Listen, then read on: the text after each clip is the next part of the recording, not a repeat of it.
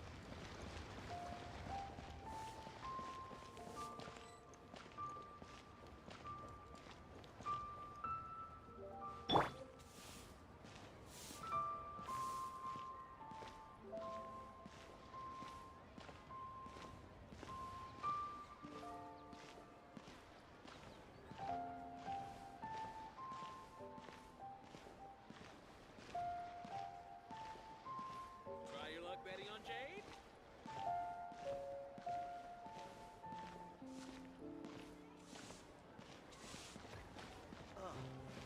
What should I try?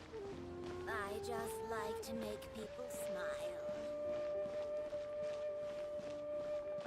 Adventurer, think you can last a round against me?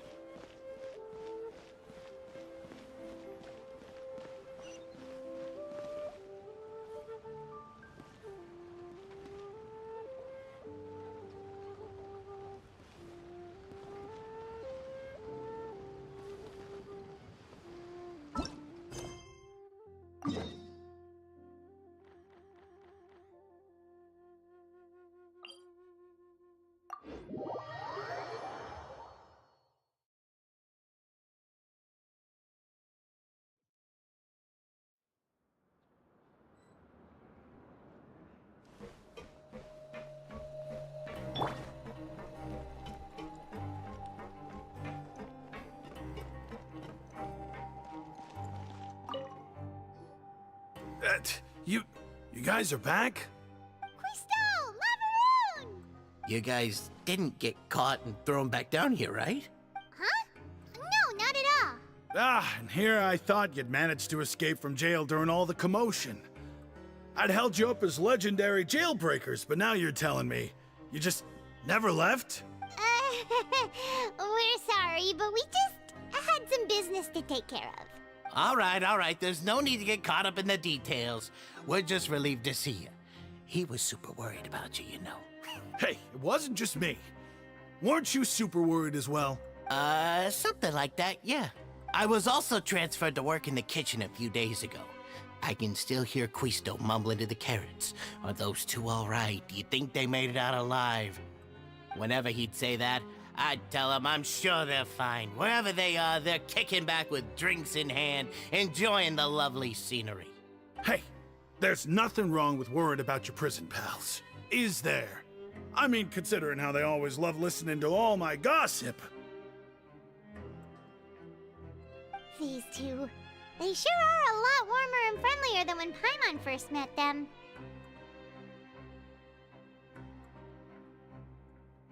Oh, well, if you say so.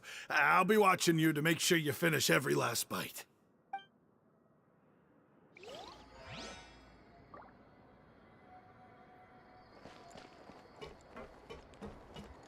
Go! I'll never get a handle on this paperwork. I need a holiday.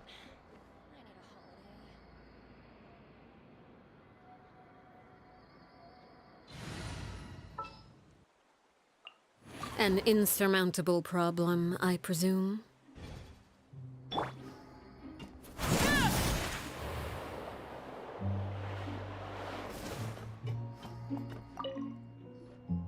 Sejuin! Traveler, Paimon, you're back! Are you still doing all right? Did either of you get hurt? We're fine, but what about you guys? It was such a huge mess. How bad was it? A few people sustained superficial injuries, but that's about the extent of the damage. Monsieur Nervulette paid us a visit. It was all thanks to him that we managed to suppress the crisis for the time being. Of course, we must also thank you for the help you provided. How did Nervulette know that he was needed here? Well, Miss Sure Nervulette has strong resonance with the hydro element. When the water level rises, he can feel the waves produced.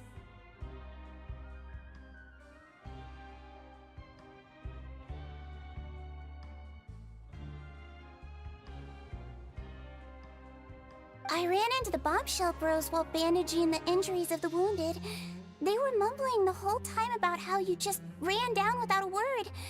I'm so relieved to see that you're both alright. If you're not too pressed for time, please stay with us a few more days.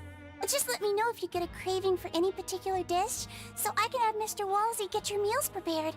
Oh, and please feel free to visit the infirmary for a break at any time. I'd like to take the opportunity to spend some more time observing your facial muscles as well. Your happy smiles are quite contagious, you know. They're so memorable, and I've missed them immensely while you were gone.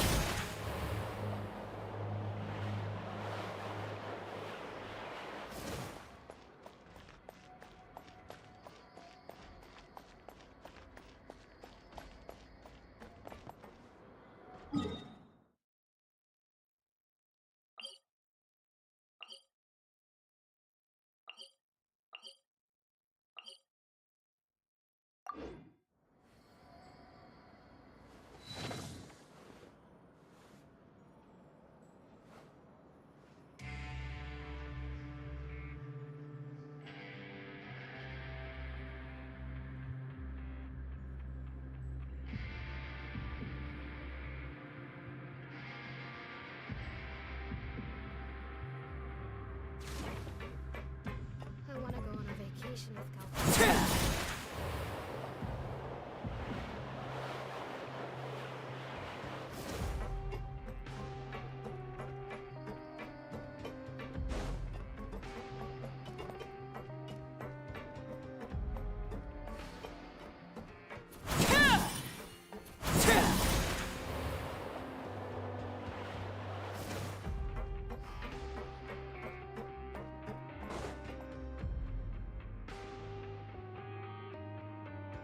Now guess, what suit will this next card be? A bare teeth cat?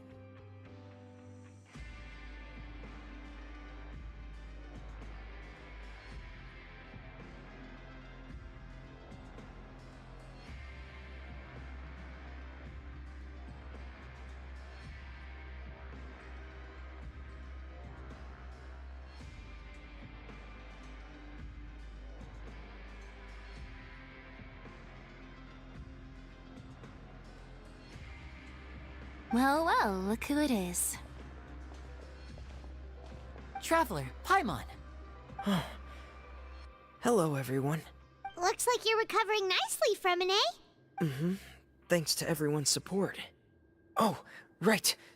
I managed to work up the courage to thank Miss Clorand in person. Whoa, how did she react? She told me that it was nothing. It was as if saving a life wasn't a big deal to her at all. She also told me not to worry about it. She didn't want to stress you out, that's all. She's right, and it's best not to dwell on it. Yeah. Okay, but check this out.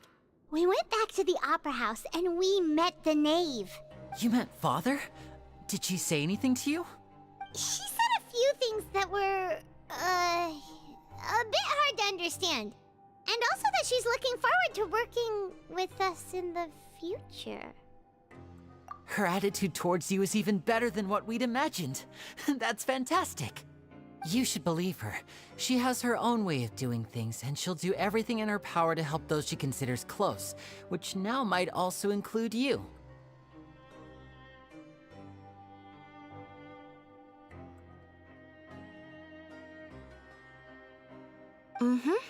Father is very capable, and also trustworthy. Oh, Paimon just remembered that she thought Lenny was a bit too proud as well. She said that you should learn how to rely on others sometimes. Got it. That does sound like something that father would say. Hey! Are you going to stay here for the next few days? Looks like it, yeah. Excellent. I will host a tea party. For real? Then Paimon wants another serving of cake. Another implies that you were already served some delicious cake while you were up there. How lovely. Well, next time, you're going to have tea and snacks with us.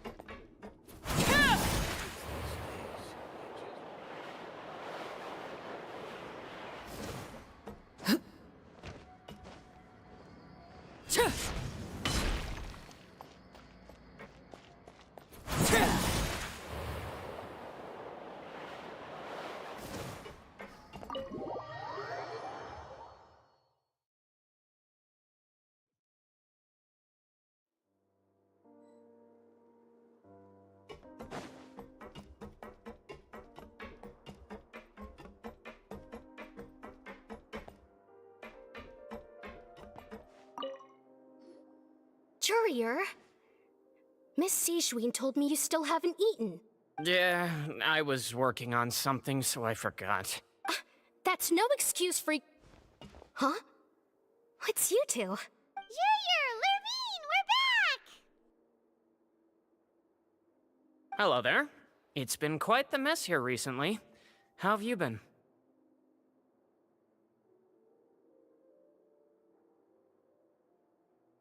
And you?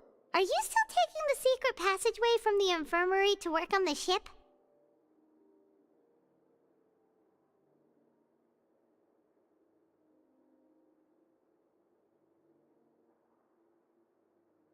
Yep. That is still top secret, though. So don't say a word to anyone. It can be a bit annoying when there are lots of people in the infirmary, but I still prefer taking that route over the one from the Duke's office. I mean, the infirmary does make it easier for you to slack off. Oh yeah? Then why are you also here so much? You two really are just using your jobs as a cover for your relationship, aren't you? Not at all!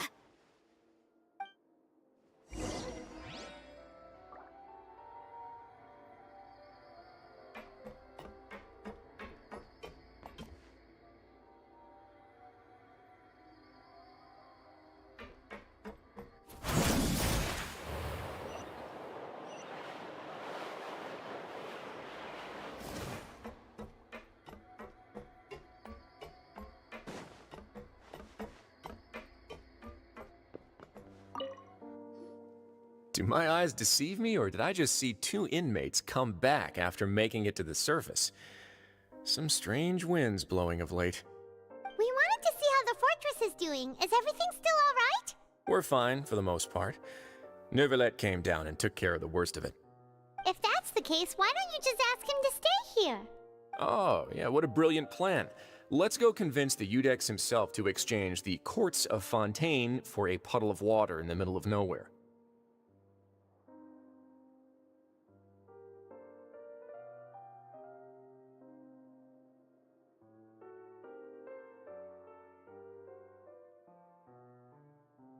He came here in a hurry and left without even stopping for a cup of tea. He did remember to take Miss Sijwin's gift with him, though. He sure sounds super busy. Miss Clorinde has left as well. She also took her gift from Miss Sijwin. Were the gifts milkshakes? Neuvillette got the milkshake. Clorinde received lipstick instead. Those aren't even remotely alike. Well, it's Neuvillette's own fault for making Sijwin worried about his health by working so much. But besides that, our head nurse is still pretty fond of picking out beauty products for the ladies. Oh, and I have some gifts here for you as well. Are these from Sijwin too? Nope, they're from yours truly. You've already wrapped up your work at the fortress, so you can return to the surface at any time. You haven't yet served your full prison term, however, so you may continue to use your cell until your term is up. For real? Then we could stay here for a really long time? You may access the cafeteria for free. Just remember to come complete your paperwork once it's time for your release.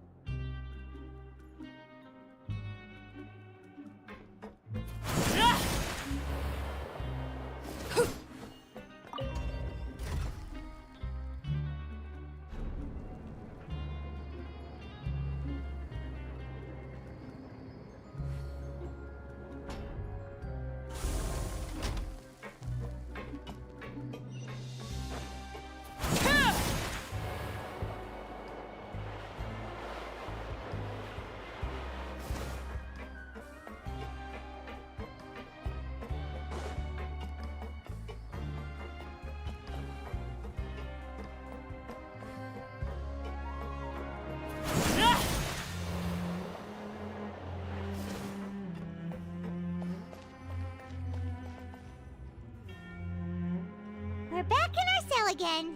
We're no longer prisoners, though, so it really doesn't feel the same. Being free sure feels pretty special now. Huh? How did you know? Hey, that's not true! All right. Okay, Paimon just wanted to say that we really are an amazing duo after all. It's like we've now gone to so many places together and become friends with so many people. We've never stopped traveling or stopped meeting new friends. There are so many bad things in the world, and we're just two people, but we've still been solving problems no matter where we go. Isn't that pretty cool?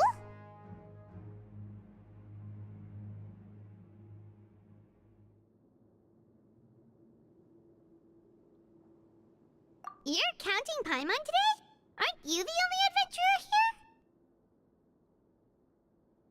Then let's ask Catherine to give Paimon an adventurer handbook as well. Paimon will also be an adventurer from today forward.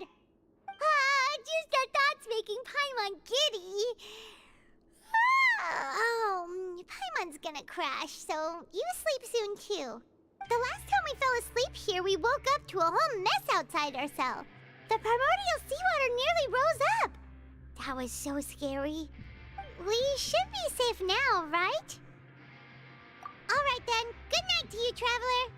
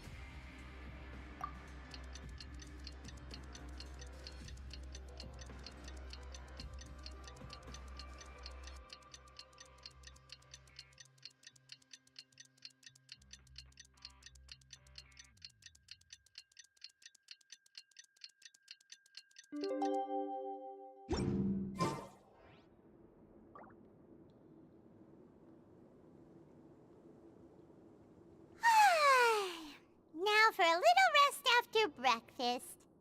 Ah, this is the life.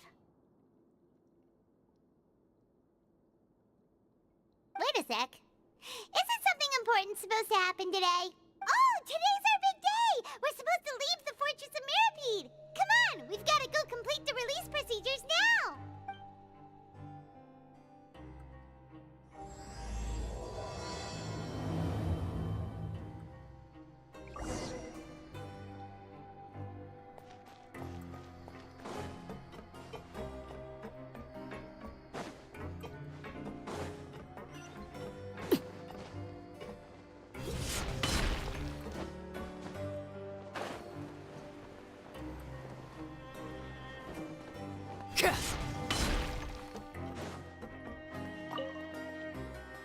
Please, sign here. This document will be effective immediately upon signing, and you two may exit the Fortress of Mirapede via the regular channels. It's been so long since we've been to the surface. Let's hurry up and...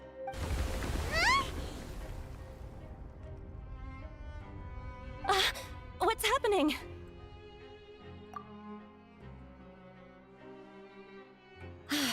I'm fine, thanks.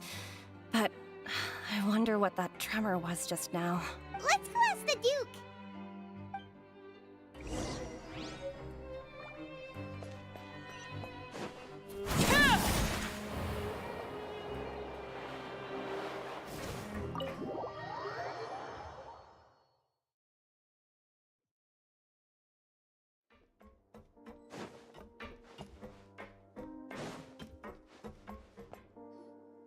Your Grace? Ah, good to see you two. Is there something you wish to see me about? Yeah, what was with that earthquake just now? Ah, that. The tremor didn't originate from the seafloor. In fact, it seems it came from the surface. Over the years of serving as the warden here, I have developed a sense for distinguishing between what occurs on the surface and what occurs underwater. Besides, the seal that Monsieur Neuvillette set in place won't fail so easily. So the fortress is okay? If you recall our last incident, if there really were a problem, there would be crowds of inmates in a panic right now. Huh, you've got a point. Okay, seems we need to get back up to the surface and ask about what happened. By the way, do you know what day it is today? I believe today is this month's pipe cleaning day. Wait, seriously? Ah, yes. Have you completed your release papers? Yep. It's you two. Are you leaving now? That's right! Today is our last day in prison! But now that Paimon says that, it doesn't feel like we were confined here. It's actually been pretty nice. Oh yeah, Paimon feels fond of this place now. Then be sure to come back and visit. I'll miss you. If you've signed the release papers, then you're free to go. The guards will escort you out. You're not going to see us off? I knew you'd ask. All right, sure. Let's go. Well, you actually agreed. No worries, you must be busy. Paimon was just joking. Ah, so you do have a polite side, I see. After being down here for so long, I imagine you must feel like you're lacking companionship. Shall I come along too?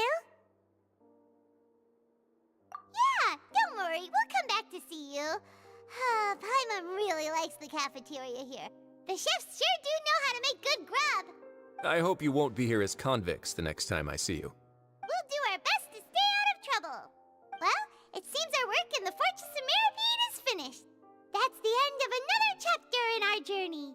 And since Neuvillette was the one who asked us to come here, we should probably go report to him now. Next up, the Palais Mermonia. You're going to see Monsieur Neuvillette? Please pass on our kind regards. I'm sure just your regards will do, no? I believe it would be the polite thing to do. You're right. I've heard the Palais has been terribly busy these days. Tell him that I hope he hasn't been overwhelmed by the recent string of troubles.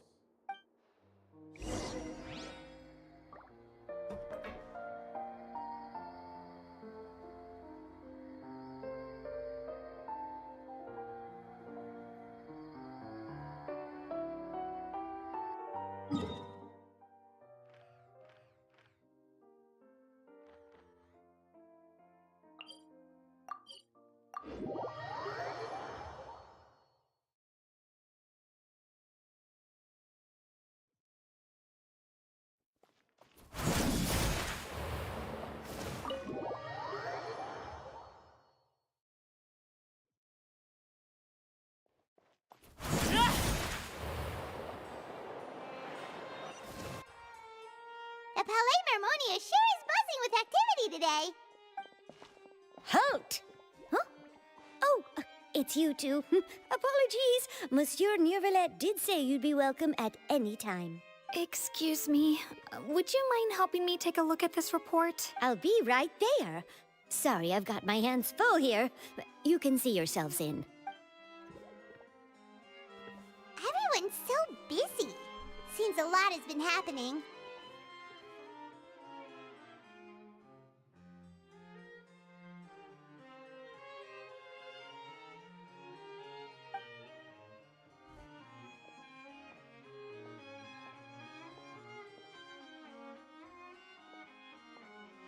Neuvillette!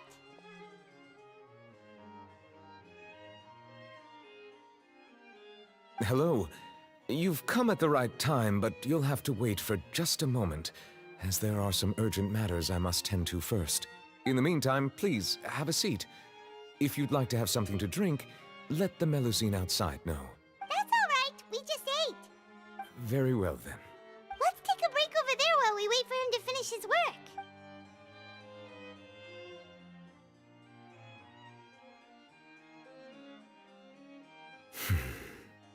All right. That should wrap things up for now. Are you done with your work? Yes, sorry to keep you waiting.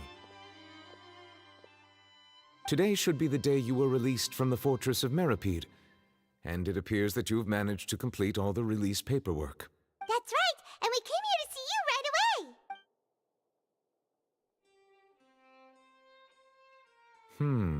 A massive whale. Do you have any idea what that might be? Judging from your description, that cannot have occurred in any ordinary waters, but rather something like the primordial sea.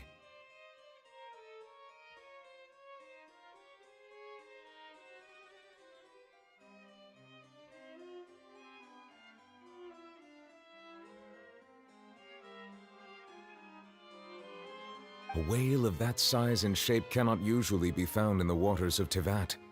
Therefore, we can only assume that Childe is presently immersed in primordial seawater. Immersed in primordial seawater? But how? Is he okay? Most people wouldn't be capable of entering in the first place. I'm not completely sure how he could have gotten there myself. Yes? What is it? Ah, right! Paimon felt it too! We asked the Duke and he said it wasn't from underwater, so we figured you might know something about it. It turns out that I have just received a report about this particular matter. In fact, that's exactly what I was busy with a moment ago. The source of the tremor was here on the surface near Poisson. After the shaking stopped, the water levels in the Poisson area rose at an alarming rate. The water levels rose? Oh no! What about all the people there? Fortunately, the water levels only rose for a short period of time, and have already returned to normal now. However, I still have a bad feeling about the whole phenomenon. If the change in water levels is connected with the leaking primordial seawater, then the situation in Poisson may be much worse than it appears. Navia should be in Poisson, right? We need to go check on her! I would also like to go there as soon as possible, but I'm afraid I can't leave just yet. We must immediately formulate disaster prevention plans for the surrounding coastal areas to avoid potential catastrophes. I'll have to ask you two to go to Poisson first. I'll meet you there to check on the situation once I've finished things here. There's no time to lose! Let's get going! Please be careful.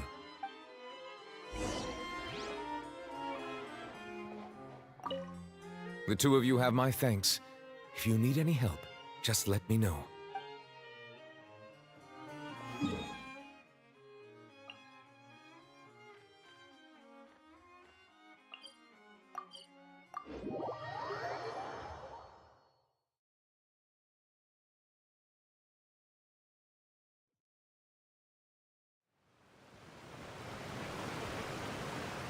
Oh no! What happened here?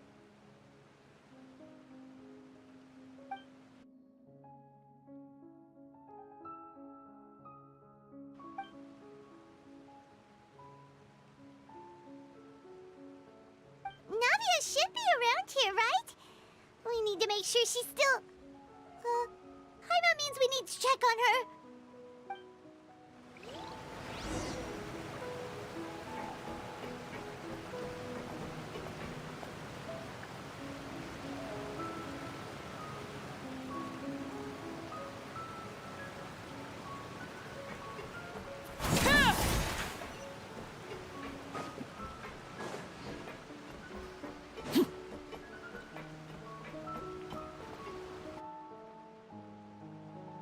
We haven't seen a single soul all the way here. Oh, this is getting scary. What will I ever do now? Look, there's someone on the roof over there. Just stay put. We're coming up. Watch your balance. All right, just hurry.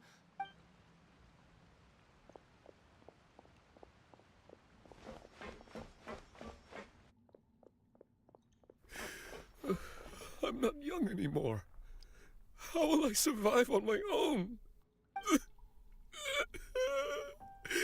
My Desiree! Oh, he looks pretty sad. My leg! My leg! How could this have happened? It hurts! Just hang in there. Help is on the way. You can hold my hand if it makes you feel better.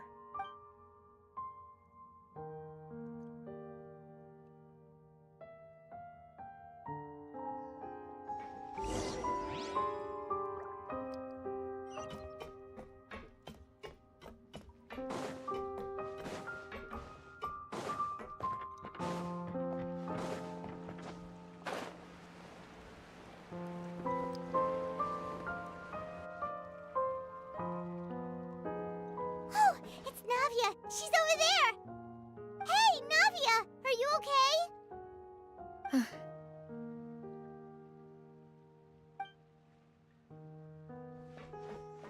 You're here. We heard there was a situation in Poisson, so we came as quickly as we could. Yes. As you can see, the water level suddenly rose. It caused quite the disturbance, in fact.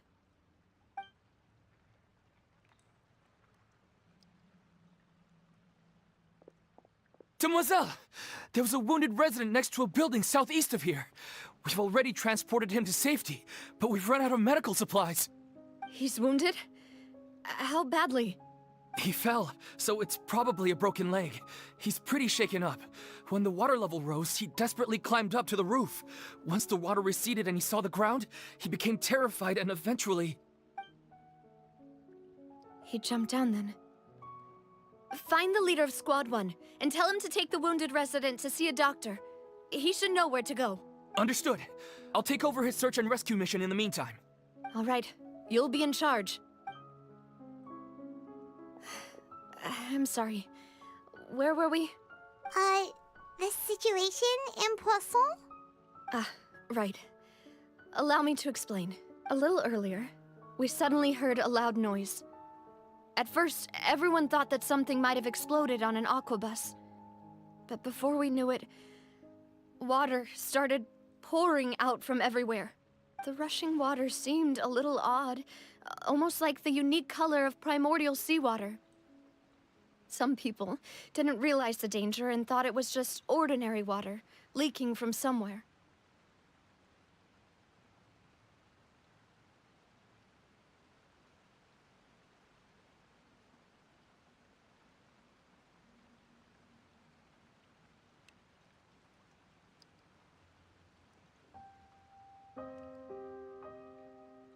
Everyone on the street who happened to be close to the water didn't have a chance to escape. As the water levels rose, they suddenly disappeared. They were all dissolved.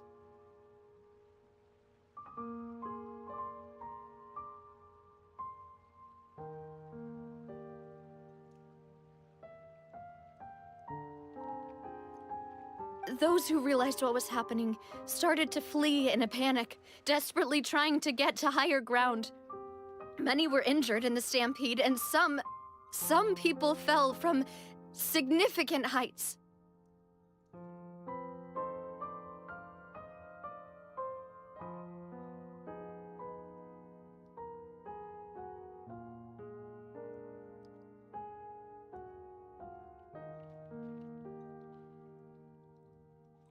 The Spina di Rosula initiated rescue operations as quickly as possible, but there have been a lot of casualties.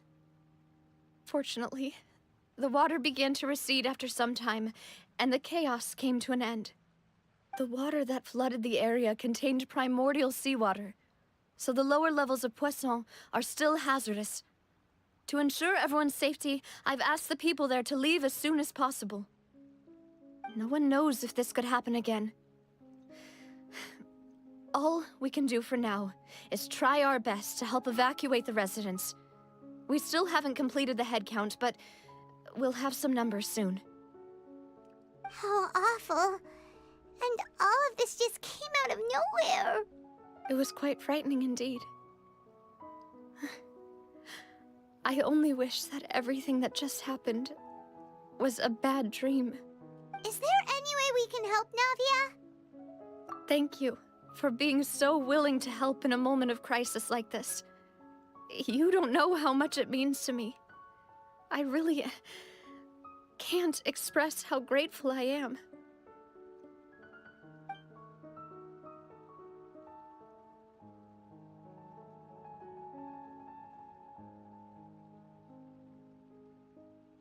Don't say that, Navia. That's what friends are for.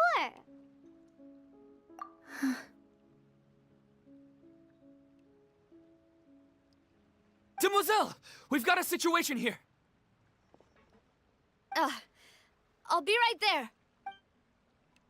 Sorry, I need to go for now. And out she goes. Seems it might be a while before she can take a break.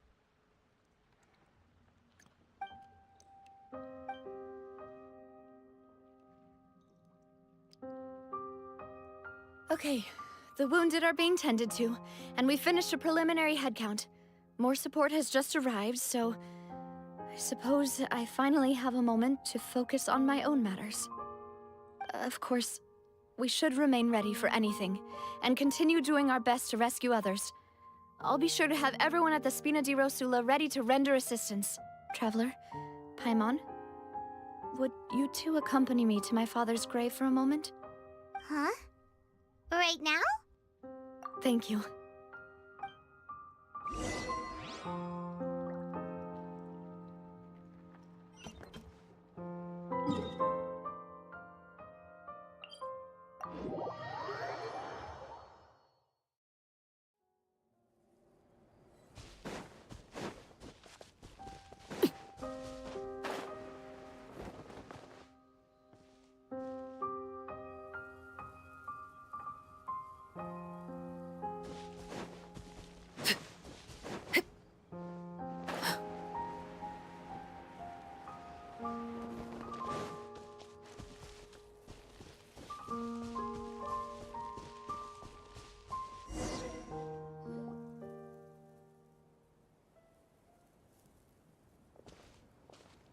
Not a lot of people here, huh?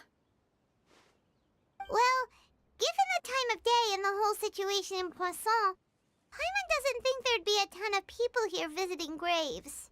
Right. That's how things are now. The living are so exhausted that they've no strength to spare any words for the dead. Navia?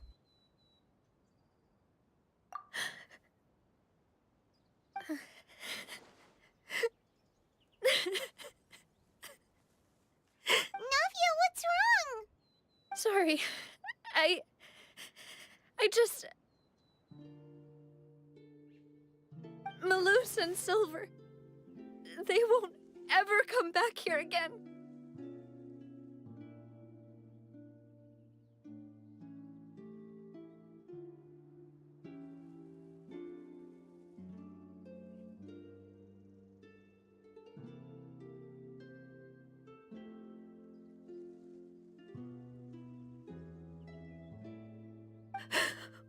What should I do, Papa?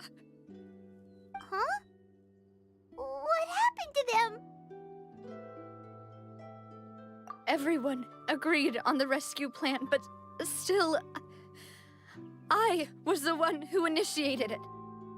They were helping evacuate the residents, but they couldn't leave in time.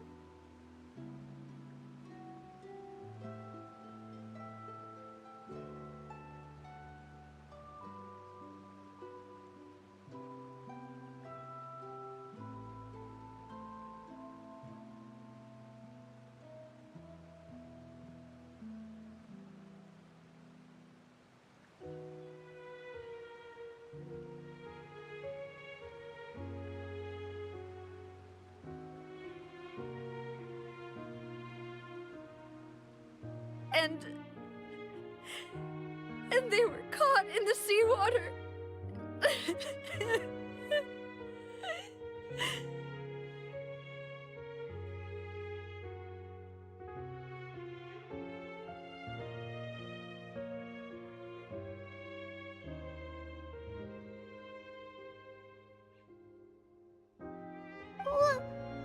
What should we do?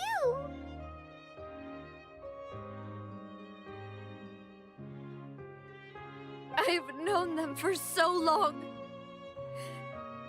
And I know they weren't afraid. But I could at least hold a funeral for my father. And I know where he rests. But as for Malus and Silver, they're just gone. I just can't.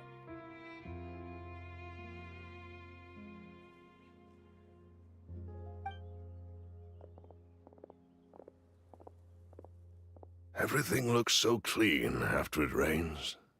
Even the gravestones. I didn't expect that you'd enjoy a glass of red wine in front of Master Callus's grave. I can understand. Besides, the scenery here isn't half bad. See, it's not just me. I always want to bring something when I visit Papa. Perhaps we might even have a picnic. He wouldn't be angry, would he? How could Master ever be upset with you, Demoiselle?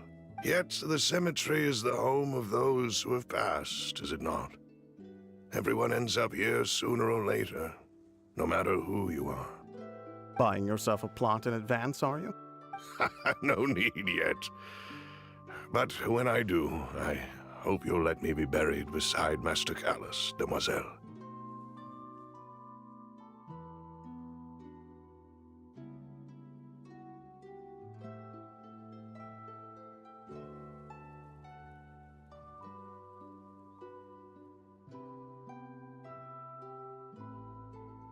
Hey, stop joking around. I'm quite serious. That way, it'll save us both the trip to see each other whenever you visit your father's grave. That makes sense. In that case, could I be buried on his other side? After all, besides you, Demoiselle, the two of us could certainly be considered Master's closest companions, no? Personally, I believe we fill those shoes just fine. Why are you bringing this up all of a sudden? Seriously. All right. I'll remember your requests. But I'd really prefer not to talk about this stuff. And what do you mean by saving me a trip? I'd make the journey even if I had to visit you two somewhere else. I'd promised to let them rest in peace here. But here I am breaking that promise. I'm sorry for letting you see me in a mess like this. I don't usually cry, really. Paimon doesn't know how to help you feel better. But, well, she understands how you feel. I had always thought I could make my wishes come true. But now that I think about it, that never solely relied on me. Many things can only be accomplished with someone else's help. Malus and Silver have helped me so much. But by contrast, I could do nothing for them. I'm so sorry. You can spend as much time as you need here, Navia. We'll stay with you. Thank you. Right now, you don't know how much that means. By the way, you can have a look at this. It's a list of victims from the incident that took place here. Obena, Khan, Burnett, Giverny, Francine, Karina, Daisy Ray, Joinville, Julianne, Esson, as well as Malus and Silver. So, everyone else is safe. But still... It's okay. I know what you're thinking. And you're right. We lost Malus and Silver. But we were able to save more than we anticipated. The overall outcome indicates that the cost was worth it. Right! Don't think that way, Navia. One person might be saved at the expense of another, sure, but that isn't something we should ever consider a trade. Malus and Silver were not the price for saving anyone. They're heroes. You're right. Thank you, Paimon. What you said just now was pretty amazing, actually. I'll remember your words. Oh, really? Seems you've become more eloquent in the time since we last met.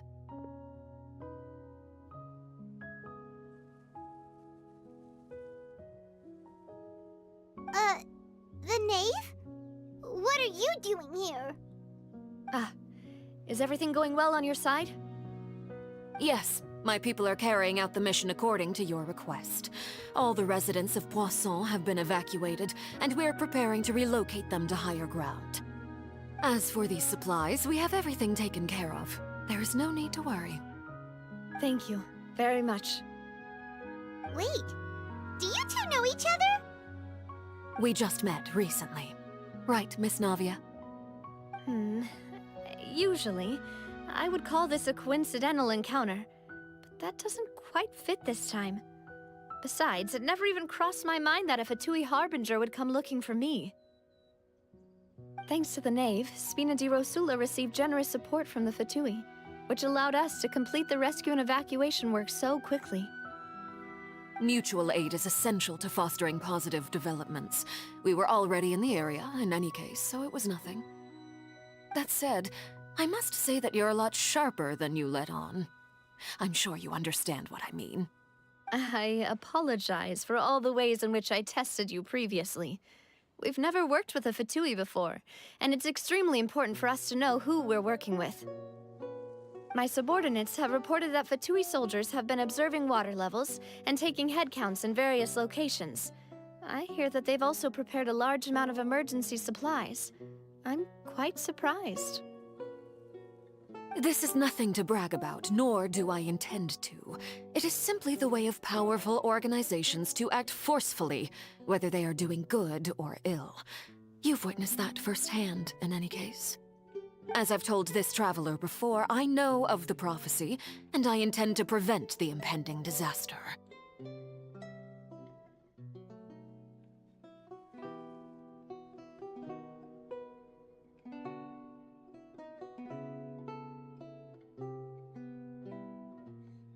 Lending your organization a hand was a natural first step in accomplishing that.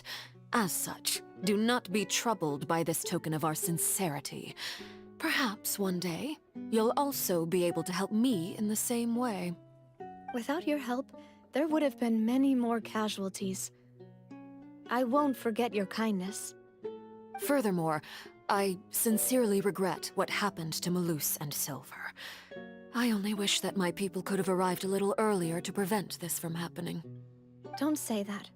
You and your subordinates did everything you could. As Paimon said, Malus and Silver didn't choose to sacrifice themselves for any specific person. And they weren't the price paid for other salvation. They chose to become heroes themselves. I've never liked hearing people put it that way. It's like trying to relieve pain by saying some noble-sounding words. But right now, there's nothing more suitable. They really did become heroes. You're right. I'm sorry for your loss, Miss Navia. Water is life to Fontaine's people, and it also spells disaster. It's no wonder that people always say that prophecies represent fate. Fortunately, I've never been one for such opinions. So, you're one who will try to change fate then? Of course. That is why I'm going to Hotel Bouffe de Thé. I still have some things to take care of, and the children need my attention. By the way, Traveler, Paimon, one more thing. Alright, then we'll just... Huh? This isn't right. Paimon thought you would ask us to walk with you for a moment so you could tell us something in private. That is a clever and useful conversation technique, which I do like to use when necessary. But there's no need today. It would not hurt to have Miss Navia listening in. Traveler, I'm sure you remember that I said we could work together when we had the chance. You and I both know that there may be issues with the Primordial Sea. Previously, it was the Fortress of Meripede's sluice gate, and this time it was the water levels in Poisson. These are both signals.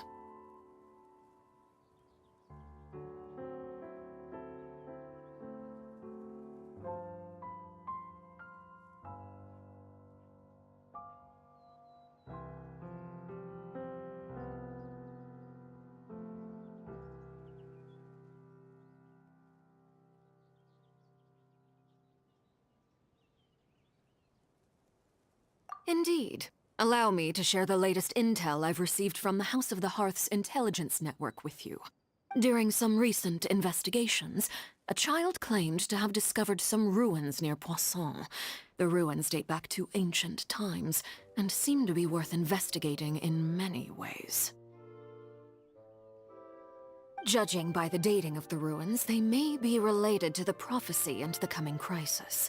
The situation is becoming more urgent, so any pertinent information will prove extremely precious. My people initially came to prepare for ruin exploration.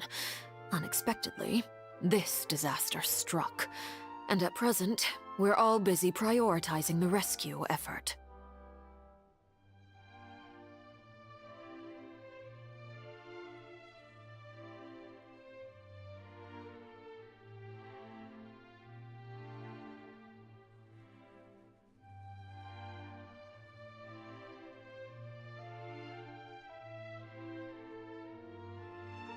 So that's why the Fatui were already in Poisson. I wanted to take the children along, but unfortunately, Linny, Lynette, and Fremine have all been dispatched to higher ground to assist affected residents. Linny told me that outside of the house, the person they trust most is you. Which is why I want to give you this task. The House of the Hearth's members see each other as family, but Linny, Lynette, and Fremine said that they also see you as such, even though you are not from the house.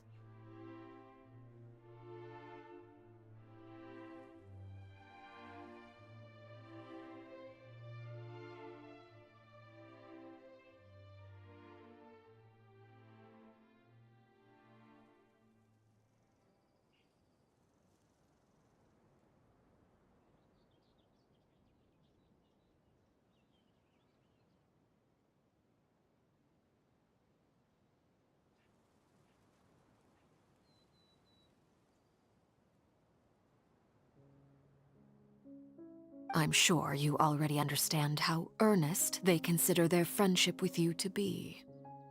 Oh! That somehow makes Paimon feel kinda happy. The intel I just shared about the ruins could fetch a high price. But since the children consider you family, it's only natural that I freely share it with you. Got it! So all we gotta do is go to some ruins, right? We can handle that. Excuse me, but may I tag along? You wish to join, Miss Navia? But are you sure you're up to exploring some ruins? You need to rest. Well, I'm sad, yes. But I can't just go back and plop myself into a chair by the roadside and do nothing. There's no point in being depressed while we still have a disaster on our hands. As my father's successor, I must live up to the hopes he had in me. Besides, I'm also doing this for myself. I need something, a distraction, to keep my mind off Malus and Silver.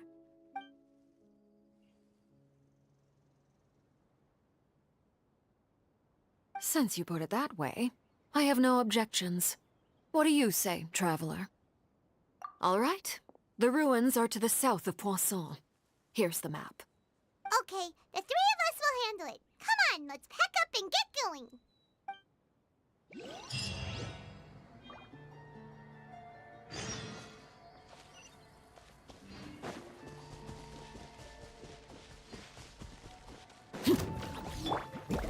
Gather!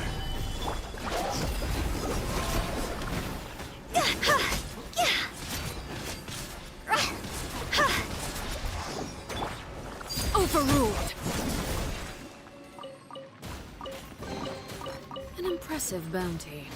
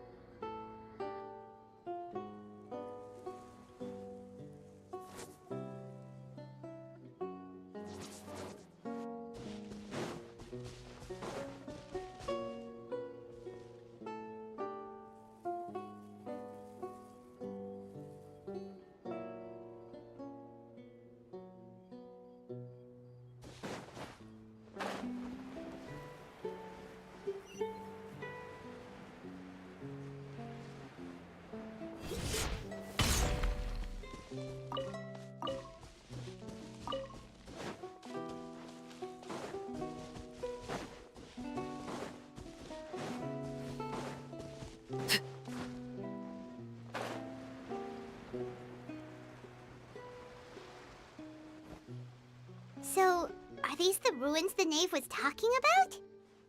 Whoa, talk about old. They seem to be pretty ancient, all right. Let's go in and have a look. Just be careful.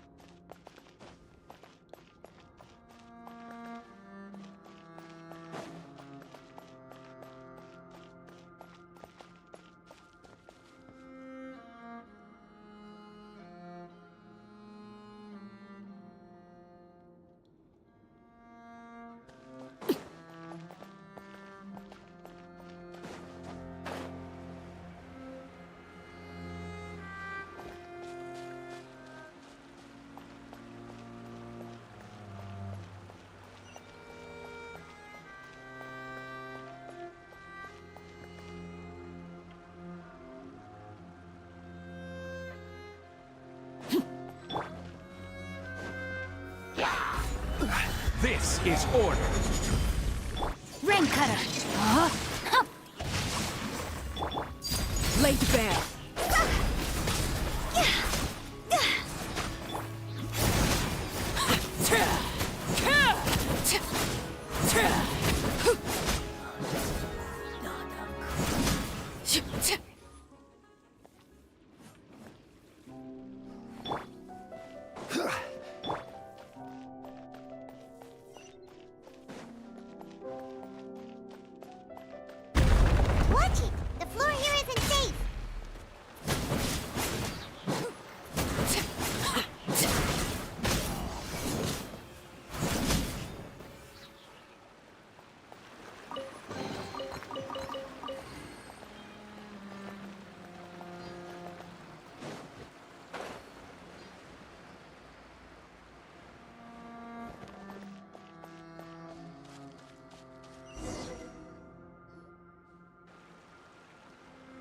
This place has also been contaminated by primordial seawater.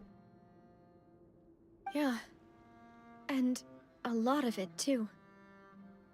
A Fontanian would most likely dissolve the moment they fell in. Right! You can't go down if there's primordial seawater. It's too dangerous, and it won't be any help for you to just stay here. Don't get Paimon wrong. We're not saying you're useless. It's just that... No, you're right. I can't do anything in this situation. I'll leave this to you.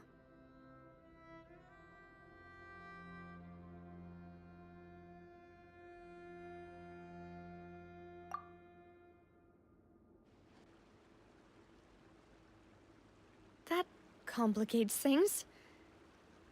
Maybe the only way left is forward.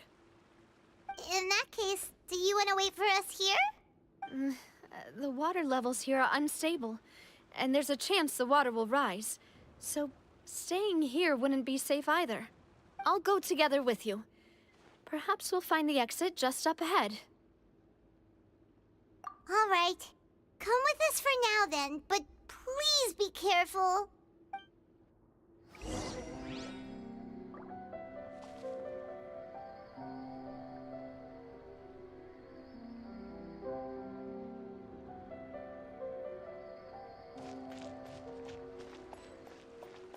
Oh no, it's a dead end! Let's try climbing over from the side.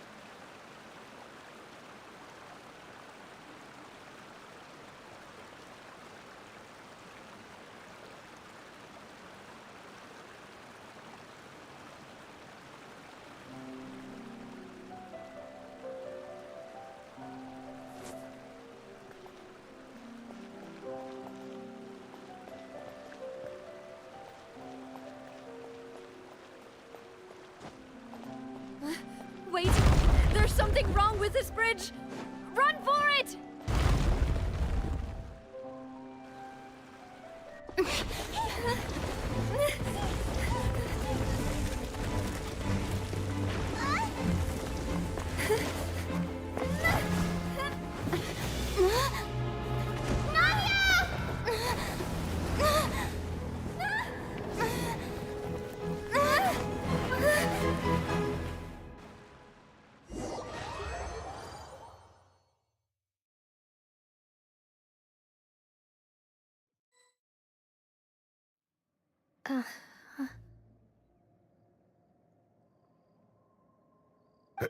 Demoiselle? Huh? Demoiselle, what are you doing here by yourself? Would you be standing here till dark if I hadn't come to get you? Maybe she just wants some time to herself, Malus. Hmm? Oh. Was I sleeping? Yes, it would appear so. I must be tired. That's quite possible. However, you were the one that suggested we go out for a walk. Oh, right. I nearly forgot. It must have slipped my mind when I dozed off. I haven't had a nap today yet. Have I? This is a familiar feeling, yet something's a little strange. Is something the matter, Demoiselle? Oh, no. No, I'm fine.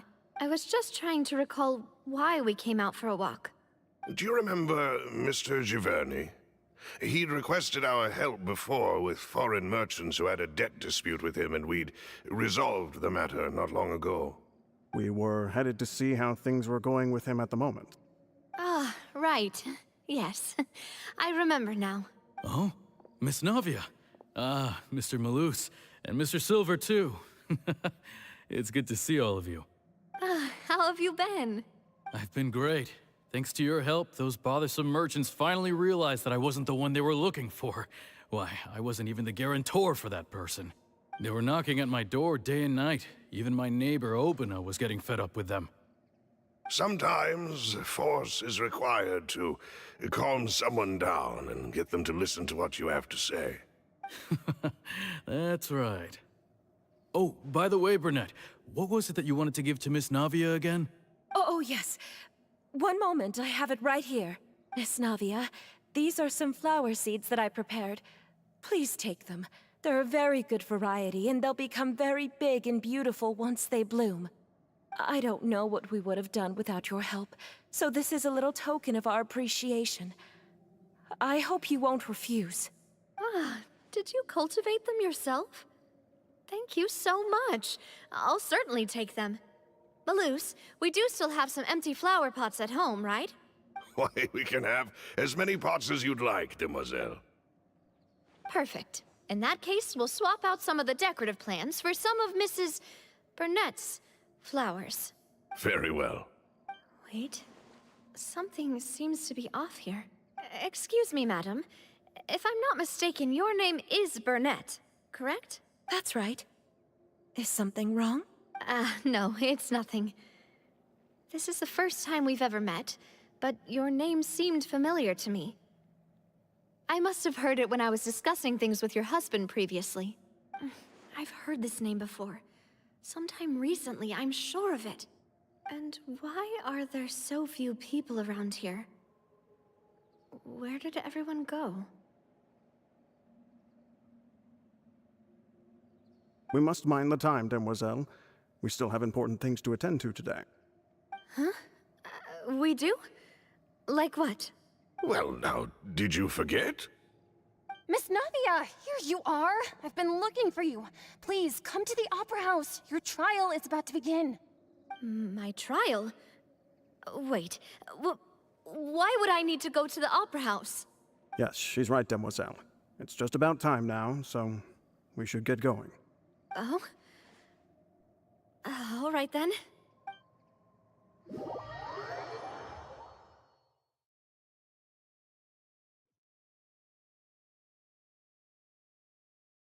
Look, it's Navia! She's here! And her two attendants are with her. Goodness. Everyone's finally here.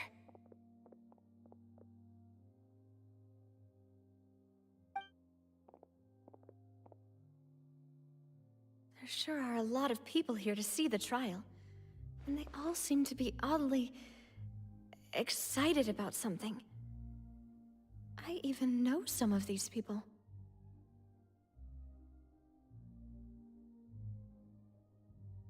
Karina, Desiree, Joyville, Jolien, Essen. Why are so many people here? And why do I have no recollection of this case? And as for the judge... huh? Where's Monsieur Neuvillette? Please sit in the defendant's seat. Don't worry, Silver and I shall accompany you. All right. But are you sure you can stand behind me? Typically, it wouldn't be allowed, but today is an exception. Hey, what kind of place do they think this is? Come on, do they have any idea what they're doing? Seriously. Enough with the whispering! Could someone please tell me where Monsieur Neuvillette is? And why I'm standing trial? My dear Miss Navia, have you not yet realized what you've done? In that case, allow me to explain. As all here know, you are Master Callus's successor, the head of the Spina di Rosula, someone held in high regard by every soul in Poisson. After you took over the Spina, you treated all of us just like the late Master Callus had. If anyone in need reached out to you for help, you responded. Not only you, but your butler, your subordinates, nearly everyone in the Spina di Rosula fought for the well-being of those in Poisson. Wait a moment. Aren't you just proving that I'm a good person? Yes, correct. Absolutely right. And that is why you stand accused. You have helped so many people get through so many difficulties. You are one with us. We are inseparable. We are one big family, all of us who are from Poisson, inextricably linked. And with you being so important, we couldn't possibly do without you. Therefore, this fair and honorable court shall declare you guilty, and you shall stay here. You will be together with us forever. Huh? What are you saying? Everything you have said is correct. I have indeed done a lot for my hometown, and I would be willing to be with you all, but what is the purpose of having me stand here like this? What is there to discuss? Ah, well, if that's what you think, then I have no further comments. How wonderful, Miss Navia!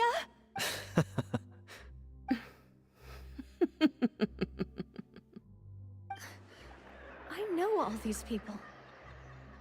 Why are they laughing? I seem to remember now. Yes, I get it. This trial is... Wait just a moment. This isn't right! Malus? What was that, Mr. Malus? Our conclusion is very clear and unanimous. Let the court judge her now. She's guilty! Stay here, Navia! You're one of us! Demoiselle, don't admit guilt. This trial means to keep you here forever. I wish to exercise my right to defend Our Lady. Mr. Joinville, you only know of Navia's goodness, but nothing of her utterly independent mind. She was born a free and independent spirit. She has never been tied down by anything. Indeed, even the death of Master Callus couldn't stop her. Her actions cannot serve as proof that she identifies herself as part of any group. She merely acted as an individual, extending her hand to help others. Please do not mistake her actions as being otherwise. Really? As an individual, you say? Don't forget, we are all Fontanians here. This is the nation of justice, the nation of Hydro. Even if Miss Navia only voluntarily rendered her assistance, that doesn't change the fact that her beautiful soul must return to everyone. Water accepts all, blends with all. It will surely accept her kindness. Everything is measured here in the nation of Hydro, and in the end, everyone shall meld together. Thus, when a unanimous opinion emerges, that opinion represents justice. Now I speak for everyone. Our opinion is consistent. Navia should stay. We and Navia are one. And you would call this justice? Preposterous. You are merely jealous that Demoiselle still has a chance to exist as an individual.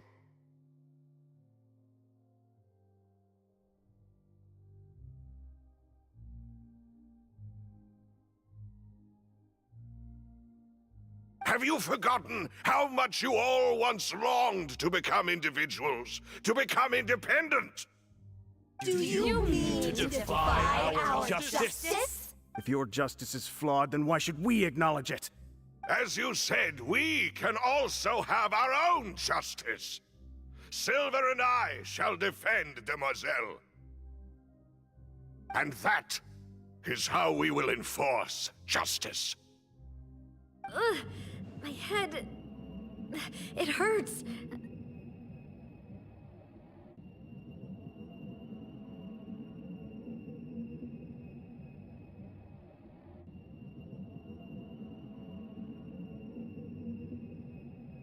Demoiselle.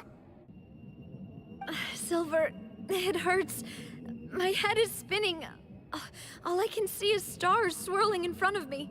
I remember now. Everything that seemed odd from the very beginning.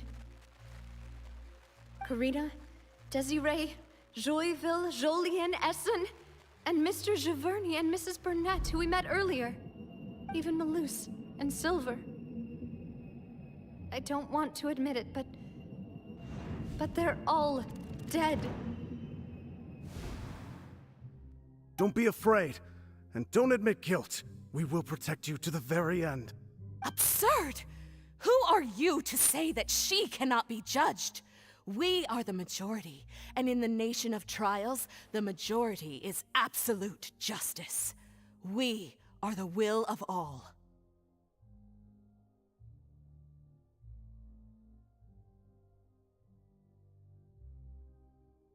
Don't let them escape! We shall keep Navia here with us! Mr. Malus and Mr. Silver, must you be so stubborn? How could the two of you possibly hope to stand against the collective? Do not resist. This judgment is fair and just. Navia belongs to us. After all that happened, she should not be left alone in Poisson. What are you saying? No more excuses! He says we're jealous. Jealous? How could she possibly be an independent individual? What's with these people? Who's jealous of her? She belongs to us! Miss Navia, she... Silence!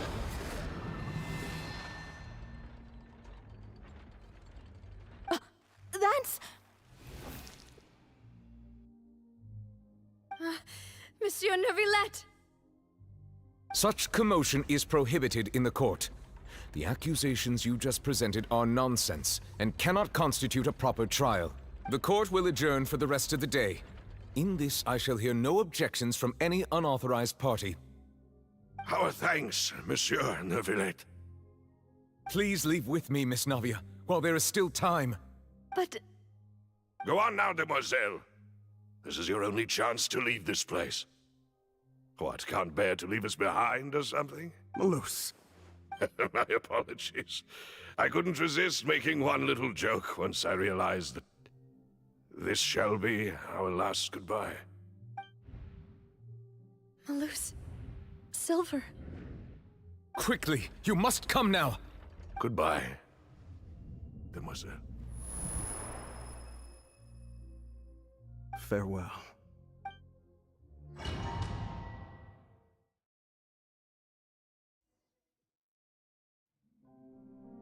No, wait! Just a second!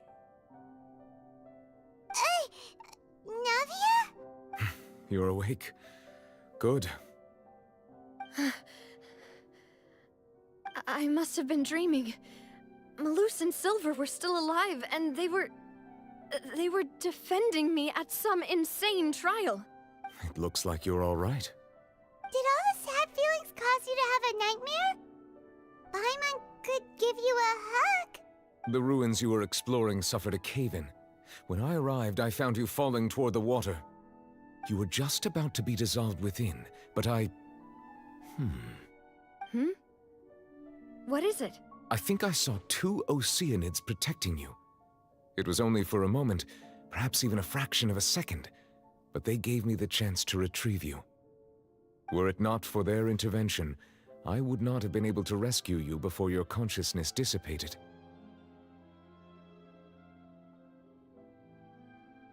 Wait, did you say Oceanids? You mean like what happened with Vache? Perhaps those 2 Oceanids were the people you saw in your dream. I always told them that they didn't have to protect me. To think that they'd keep doing so even after death. Please come with me.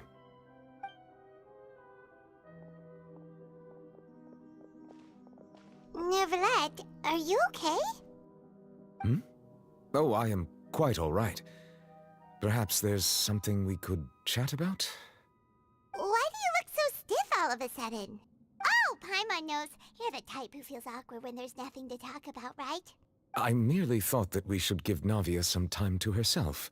Huh? Why didn't you just say so then? Don't you think it's even more awkward to call us over like this and then have nothing to talk about? I suppose so. Ah, Sigewinne. I hope all is well with her these days. Her work in the Fortress of Meropide has not been too much for her, has it? No way, don't worry. She's doing fine down there. She's an amazing head nurse. I see. Well, that is good. I have always worried that Sigewinne would need a lot of time to understand the world of humanity, just as I have. Oh, and the Duke also says hi. Even though Sigewinne made him do that. He hopes that you haven't been overwhelmed by all that's happened lately. Thank you.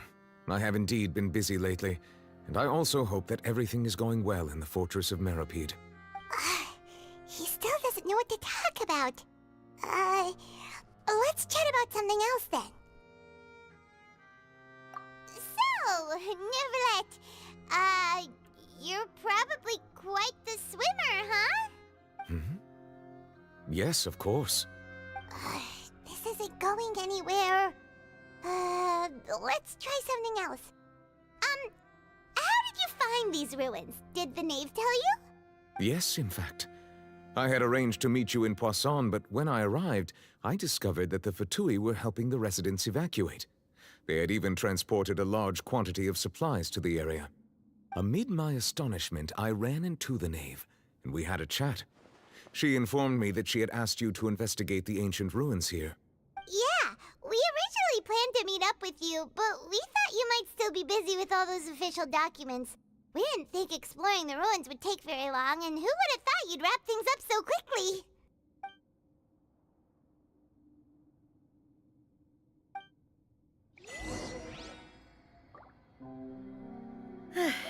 I'm sorry to have kept you all waiting like that. I'm feeling much better now. I guess we should get going again. Will you come with us, Monsieur Neuvillette? Yes, if you wouldn't mind my company. All right! Another one joins the party! Let's get going then!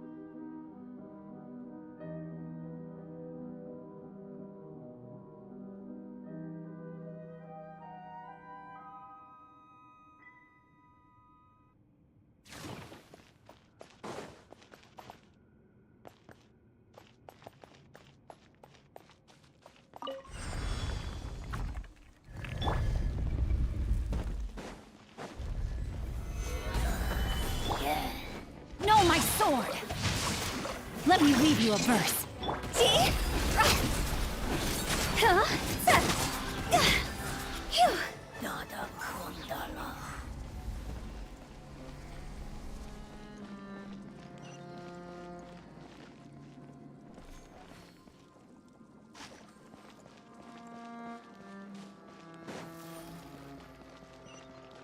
Oh no, another unstable path.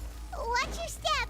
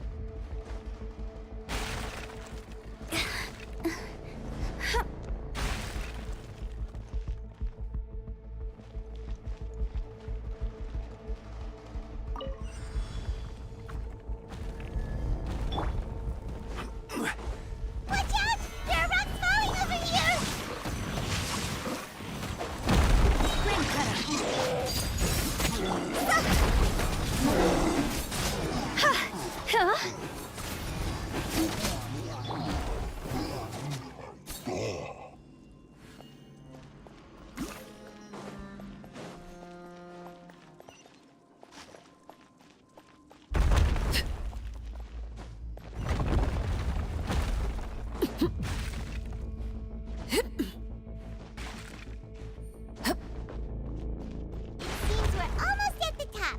Keep it up!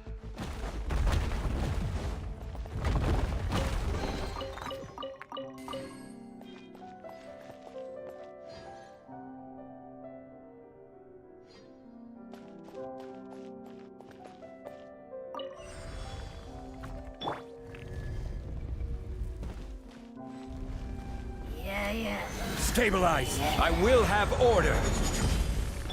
No, my sword! Rain outlines your fate. Witness the power of Gu. Time to go!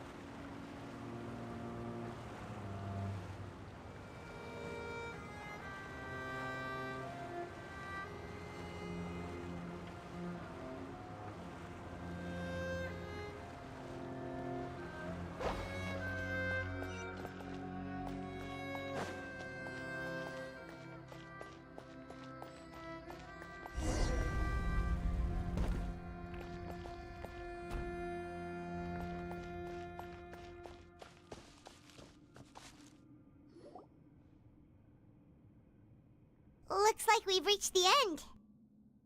This is the place. There should not be any other hidden spaces in the vicinity. The path sure had some twists and turns, but it turns out that this place isn't actually that big.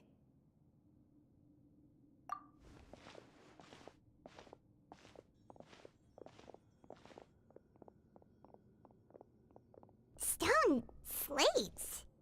It seems like they were put here as an offering. Could we take them down and have a look? Perhaps we should just leave them be for now. There are 4 locations in total, but only 3 stone slates. The slate that should be in the first empty spot is missing. The surrounding walls also show signs of damage. There's something written below. Let Paimon see. Reason dictates that this nation be destroyed. I shall record the history of its future here in its past. Say what? It feels like someone left these slates and these words here for a purpose. But does he mean that Fontaine should be destroyed? That would fit the circumstances dictated by the prophecy, yes. Indeed, the slate's contents correspond to it. Take the second slate, for example.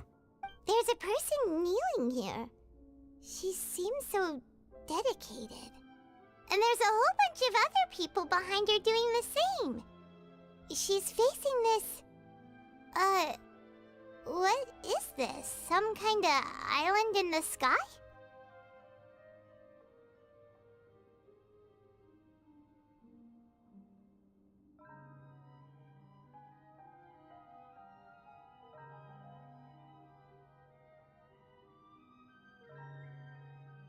And is that Lady Farina in the third image? Did the Hydro Archon fall into the water?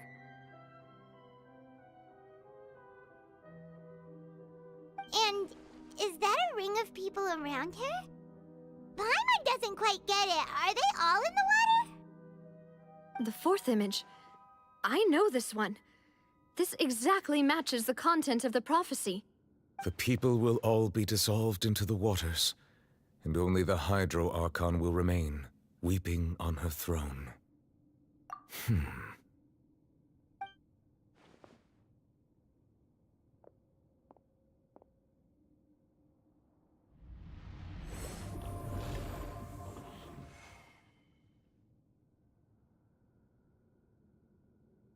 More information should be hidden in these slates, but I fear I cannot easily uncover it, most likely due to us missing the first slate. I am very sorry. Don't blame yourself, Monsieur Neuvillette. Deciphering ancient stone slates isn't one of your duties. Ooh, Paimon's getting the chills just looking at these slates. This says that it's the history of the future, right? That means the prophecy's sure to come true. I really hope it doesn't mean that.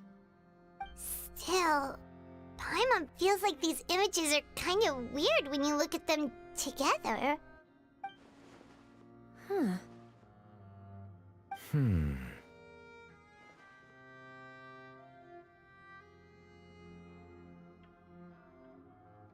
That's right! If the images are in chronological order, shouldn't the fourth, the waters drowning Fontaine, come before the third, where the Hydro Archon herself falls into the water?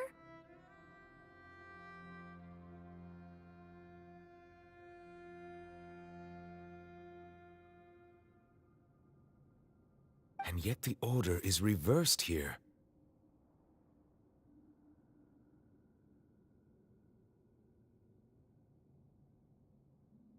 If we go by timing, Lady Farina only emerges in the third image. That means that the person in the second image might be the previous Hydro Archon.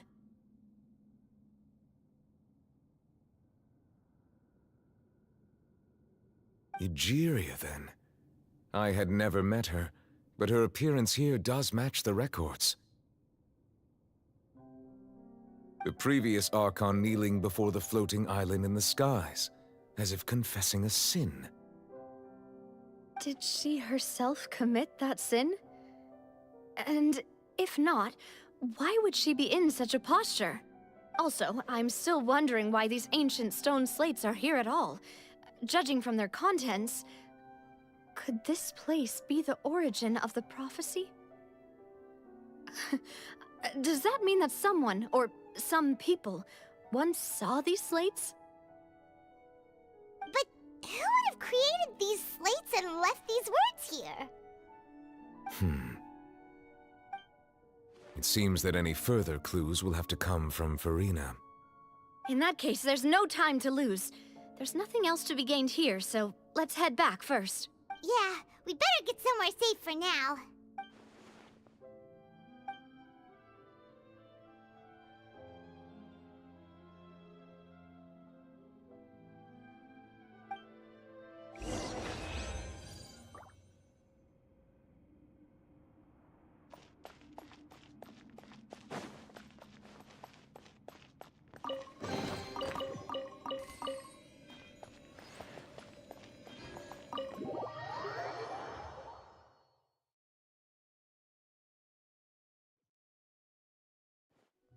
Let's split up here. I'm going to check on what's happening with the Spina. You know how it is. There's some things you just need to be there for yourself. You still have energy for that, Navia? Paimon's already beat. Just head back to the Fleuve Cendre and have a rest then. Thanks for keeping me company all this time. I'll depart as well. Thanks for your hard work today. Rest well, everyone. Traveler, I will go talk to Farina tomorrow morning to ask about the stone slates. I'm sure that you're concerned about this matter as well. If you have time, drop by my office. I will share the results of our discussion with you. Are you really gonna talk to her about this directly? Will that be a problem? Paimon's getting a little scared now that it's come to this. She has long been harboring secrets and will not give them up easily, which makes it all the more my duty to ensure that she understands the present situation. Alright, we'll leave it in your hands then. You're probably the best person to talk to her anyway. I will be carefully considering my words tonight. Traveler, Paimon, our safe house at the Fleuve Cendre is always open to you, as ever. So please don't think you're an imposition. All right. I'll be on my way then.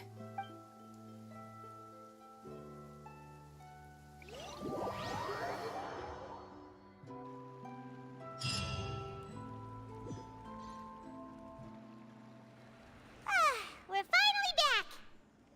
Welcome back. We've got a special menu prepared for you two tonight.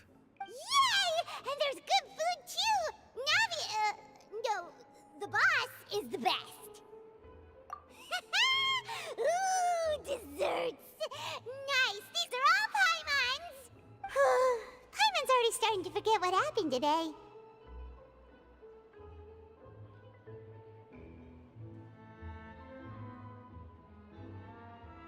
Oh, that voice.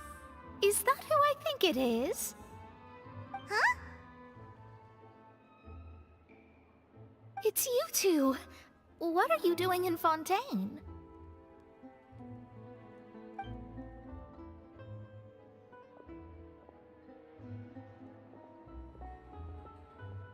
Mona?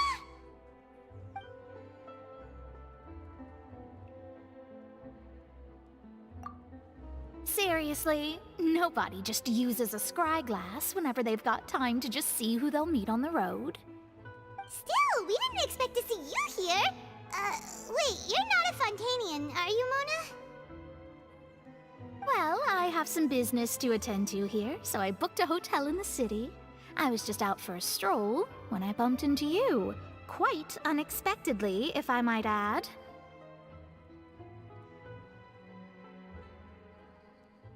Why did you think I was from Fontaine, though? Is that because Megistus doesn't sound much like a Mondstatter surname? Yeah, let's go with that. Well, I used to have my own surname, which was, well, some other thing. Either way, the old hag told me when she took me as her disciple that the first step to being a great astrologist's pupil was to change that name. There was nothing for it, really.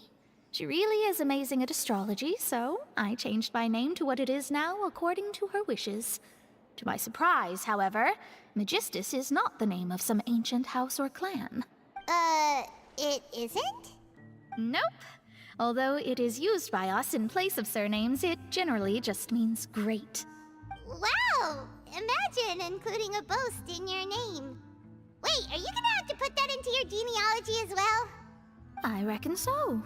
In any case, I'd give my disciple a name like this as well, if I were to take one.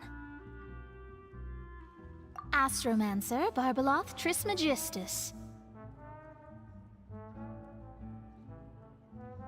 Whoa, that's a long one. Does it also mean great or something? My name means Mona the Great Astrologist. As for the old hag, hers is, in plain speech, the thrice-as-great Scholar of the Stars. Just take it as a title specific to astrologists. Thrice as great? That's so petty. I know, right? That's just how she is. She used to call herself Megistus, actually, but when she took me in, she changed her name to Trismegistus. Talk about excessive. Megistus is thus the calling card of our school, so to speak, which makes it about the same as a surname. It's all right if you don't get it. You can look into it further should you need to study astrology more deeply.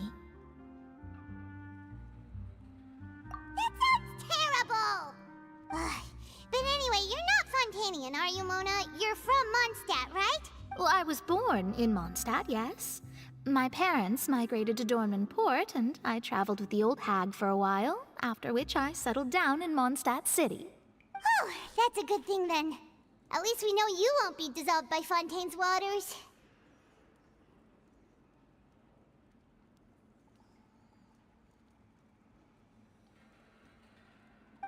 Speaking of that, I'm sure you're aware that a bunch of things have happened here in Fontaine, right?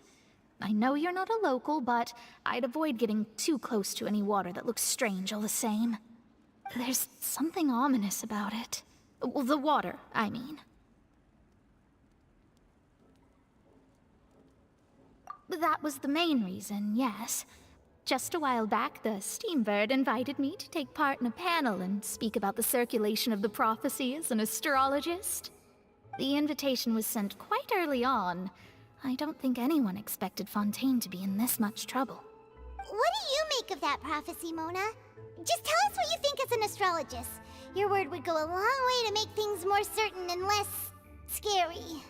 What I can tell you is that I'm an astrologist, and that this prophecy concerns the fate of Fontaine, even that of Ultivat. Ascertaining this is akin to reading the fortune of the whole world. I'm afraid that this is not something that just anyone can do. If I could do it, you would no longer call me an astrologist, but a visionary. But on the flip side, the prophecy is so huge and powerful that it must surely come from a powerful visionary. Its contents involve the fate of the world. Disregarding it would be a mistake. A visionary? Sounds really powerful and all, but does such a person really exist? Of course. The old hag could do it, and I'd bet there are others amongst those Hexenzirkel colleagues of hers who could do something similar. Huh? Are you sure?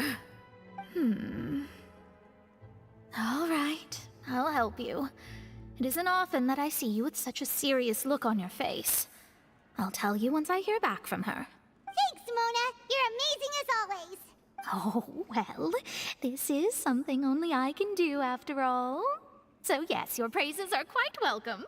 That's the greatest of astrologists for you! Of all the people we know, you know the star's the best! Indeed. That's the spirit. Oh, sorry. I came to see what all the commotion was about. If there's anything you need, do not hesitate to inform the Spina di Rosula. Oh, whoops. Guess we were getting a little too carried away there. Well, I'll go tend to my own business now. If I receive any news, I'll be sure to come find you two again. And there she goes, quick as rushing water.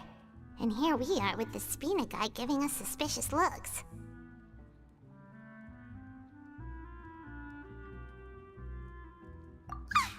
If Paimon hadn't spoken for you, it'd be you getting all the weird looks! The things Paimon does for you! That's more like it.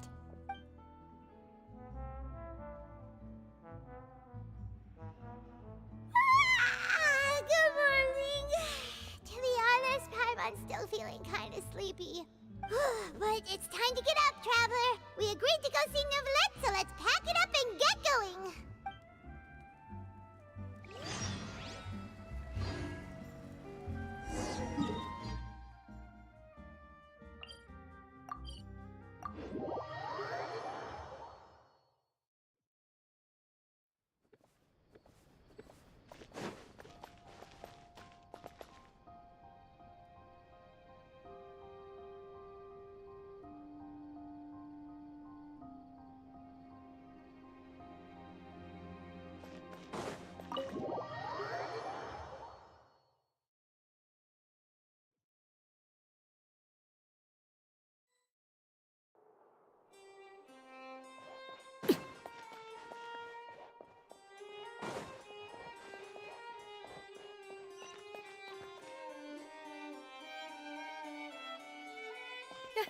You're here! Finally! Is something wrong? Monsieur Neuvillette and Lady Farina, they seem to have gotten into a dispute. Please go see for yourself.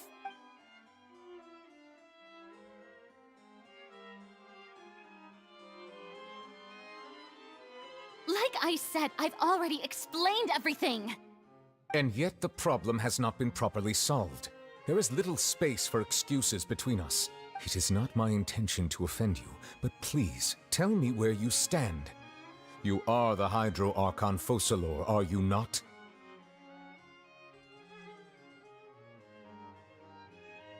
Look at this.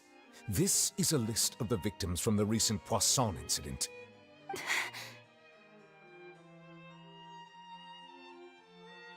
You mean... they're all... We did not arrive in time to avert this disaster, and I will not have it happen again. I will say this once more. You must tell me everything you know. Yesterday, I found 3 stone slates in some ancient ruins near Poisson. Do you know anything about those? Seriously? You're questioning me like this is a court case now. I don't know anything about that. But you found them in some ancient ruins, you say? That's correct, which is why I came to ask you some questions. There should have been 4 slates, but one of them was missing. The other 3 featured different images that seemed to correlate to the prophecy.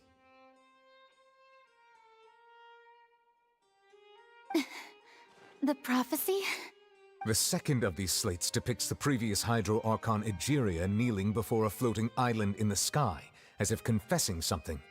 Do you know nothing of this either? I don't. I've never seen such slates. I'll ask you again.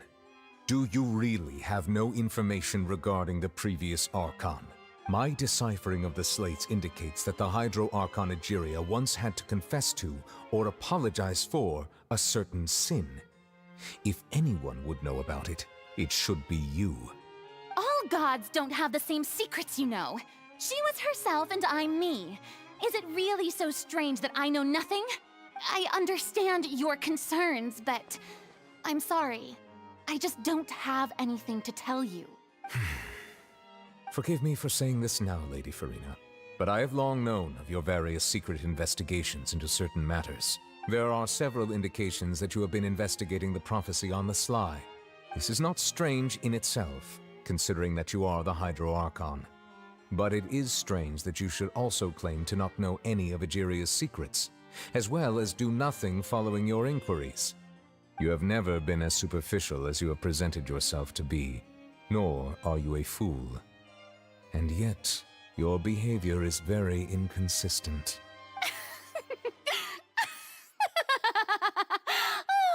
So you've been watching me all this time, have you? I didn't think you were that type. You... Well, since you know about my secret investigations, then you should know I'm actually working to take care of it. There's no point questioning or suspecting me. You're the Eudix, but you're still my subordinate. You should be following my lead. Just trust in me. You're Archon, and do as I say. Never mind whether you can truly convince yourself to or not. It'll all turn out fine. That's all I have to say. We do not discuss this matter again. Oh, the opera's about to start. Toodles!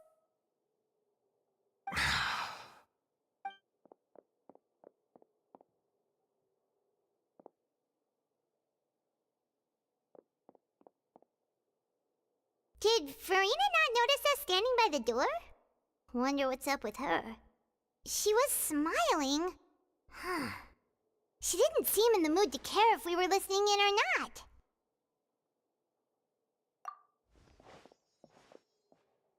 I assume you've been outside for a while now? Oh! You noticed! Seems Furina didn't even realize we were here. She was in a great panic, though I cannot discern the reason. Our discussion reached impasses time and again, a state of affairs that we cannot allow to continue. Still, I do not understand. Dialogue is the basis for understanding, so why did she keep refusing to engage?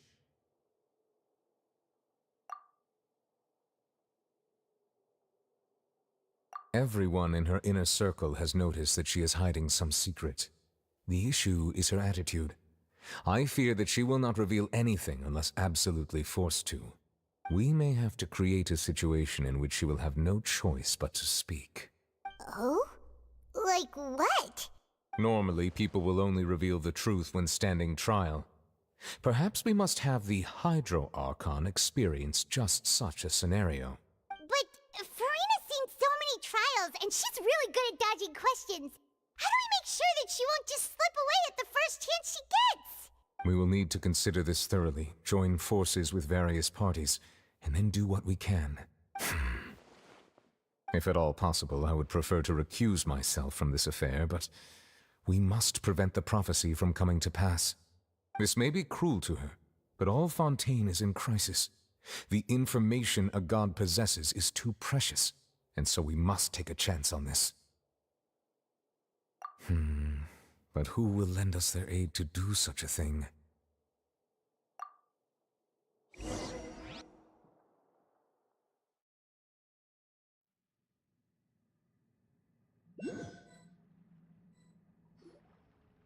Well, that's everyone, huh? Speaking of which, it was pretty smart of you to think of hiding here. Poisson was just involved in a disaster, so it's presently devoid of people.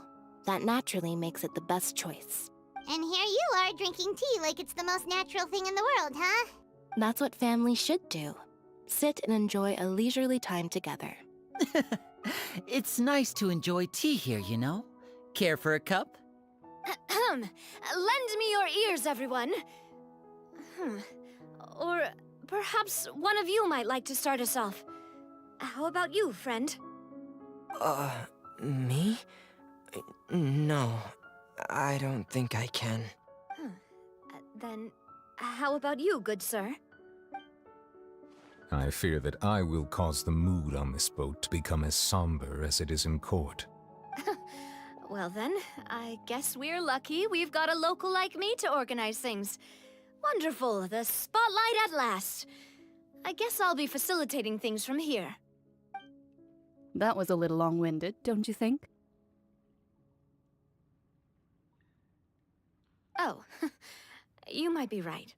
Anyway, to cut to the chase, our friend here, the Traveler, has brought us together to discuss something. As for what that is, well, let's start by saying that we'll be pooling our efforts together to create a series of traps. Oh, how intriguing. Well, it's just an expression, really. One that I just learned from Chlorand, and used on the spot. So, let's invite her to explain in detail. A round of applause, please. Huh? Didn't you say that you would be facilitating this? Oh, come now. Your work doesn't involve much public speaking, right? This is a good chance to practice. You might even pick up some fancy oratory tricks to impress your boss with in the future. I see. And what does my boss say? He is glad that you consider him your boss. Do go on.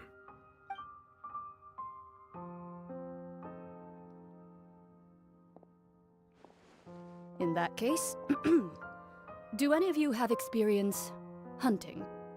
Not that I recall. Fremine and I once used a wooden stick in a basket to catch wild rabbits when we were younger. As for Lynette, oh, right. You were sick that day, weren't you? I've also gone diving to catch some fish before. Does that count? I'm afraid not. You may or may not have heard, but Fontaine once played host to a group known as the Marechaussee Hunters. Though that was their name, they did not hunt animals, but rather various monsters left behind by the ancient dynasty of King Remus. Today, Fontaine's monster population has already thinned greatly, so the hunters have blended back into society, taking up arms in other lines of work. They even left a unique methodology of hunting in their wake. A trap comprises of the following components: bait, a trigger, and a containment device. Sometimes a lethal implement will also be necessary to deal with the prey. So, if we were to build a trap together, right now, what would you choose to build it with? For me, I would prefer something basket-shaped. Pigeons and rabbits will see the bait and naturally enter the snare. Our line of work requires a deft hand, and we're some of the best in the industry, so you can count on our techniques. You used some of those techniques while moving the people of Poisson, didn't you? My subordinates mentioned that you even performed some magic for the bawling children. Yes, and I even managed to gather some intelligence in the meantime. I'm quite the multitasker if I do say so myself. I'm afraid I can't claim that as my strong suit. I prefer more stable methods, like placing bait in the water and waiting for the fish to come within reach. That's the kind of method I would count on. Calm and steady. Exactly the kind of person who would catch loads of fish. And I can be their assistant. With discretion, I'm sure. I'd probably use some sort of mechanical animal. Papa once bought me some small clockwork squirrels, mice, and such. When placed in the forest, they can attract others of their kind. I remember that you liked those too, didn't you? I did. And that would be a good way to go about it. If they're realistic enough, animals of the same kind will follow them all the way to the trap. What about you, Monsieur Neuvillette? I fear I do not have any related experience. That makes sense. You usually solve problems directly, without the use of any such tricks. But I do have one more question for you, Monsieur. If we were to create a trap now, how would you design it? I would like for it to be effective, but bring no harm to the prey. A more gentle trap would be ideal. Kind as always. However, our intention doesn't necessarily change the containment device and the type of implement we need. If we wanted to kill the prey in one strike, we would need a powerful implement. However, that also goes for prey that must be captured and safely contained. Wait, why's that? Only a hunter who's a true expert at subduing their prey can snare it without harming it. The line that divides life and death is often exceedingly thin. So are we going hunting together? Huh. We hadn't thought of seeing ourselves as hunters. It kinda works, but maybe it's still not the best metaphor.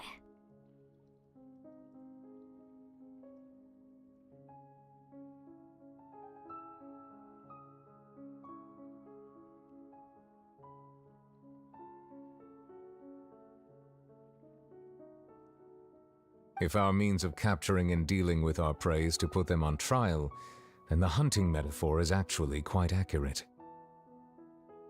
But we shall require much more courage than any hunter to judge a god, a being whose seat is an exalted throne. Oh, so that's what's going on. Sounds very interesting.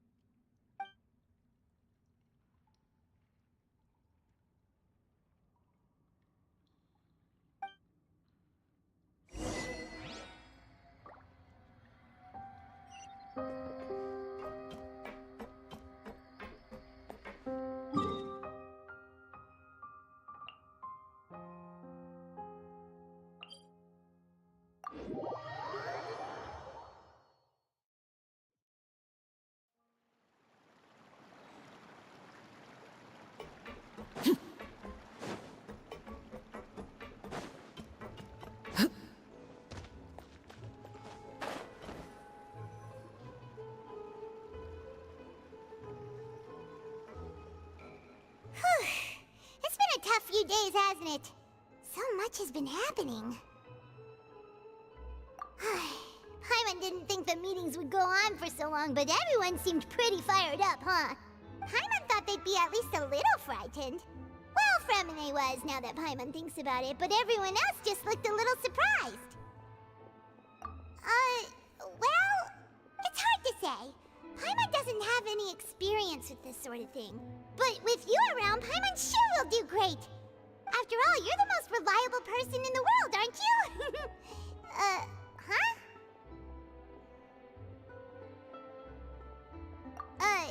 Did you just pour some tea? Paimon didn't notice you doing that at all.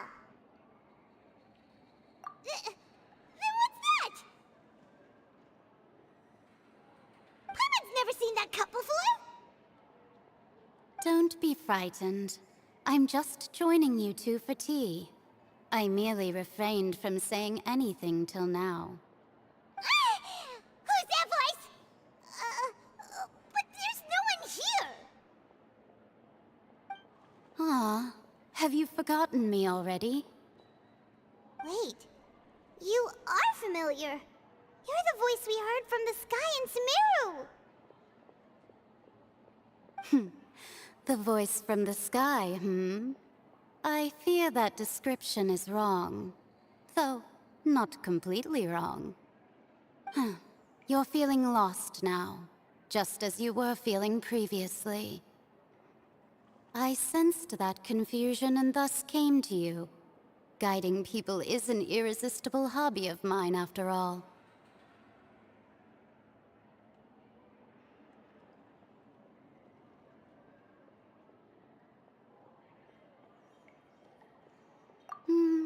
Consider me a passerby, just accepting a commission from my friend's disciple on a whim.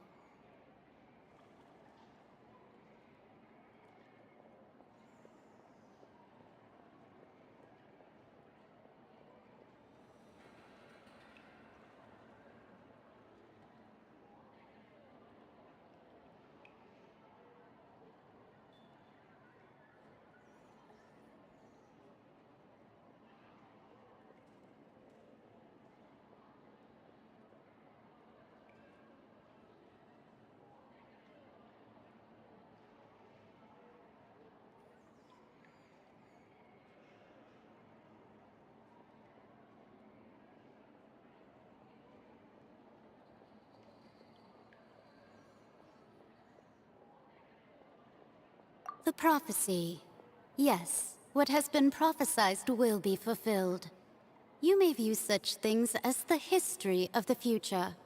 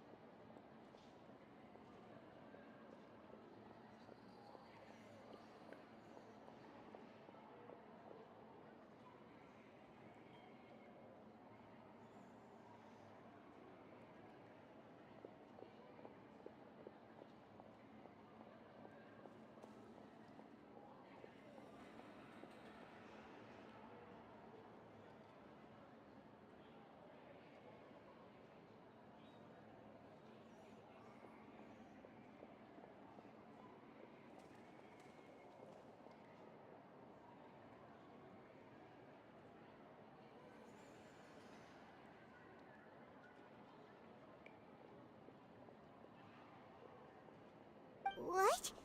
Then is there any way we can stop it?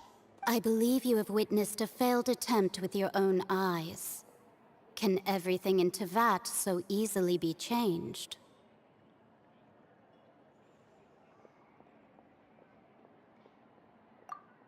Ah, so you've caught on. Just as prophecies are usually only the future as seen from the perspectives of the gods, could things be happening in hidden corners where the gods' gaze does not fall? Are the things that you shall see different from the fate that the gods perceive? What is she talking about? It all sounds really impressive and important and stuff, but it also sounds kind of scary.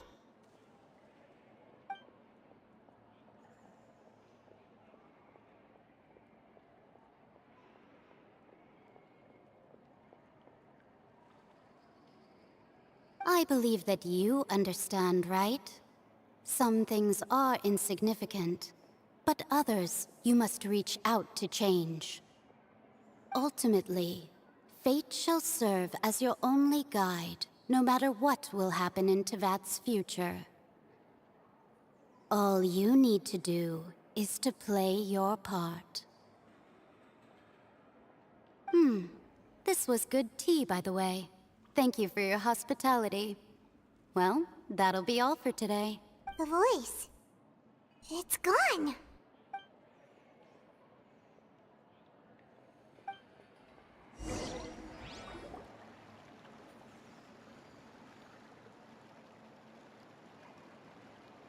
What? Paimon hears someone talking. Alright, coming! Hey, it's you who's getting lazy, okay? Well, I see I've walked in on some lively banter. Luna! Fine, just fine. I went to take part in that Steambird panel. It turned out to be more interesting than I expected. Not all Fontainians are pessimistic about this.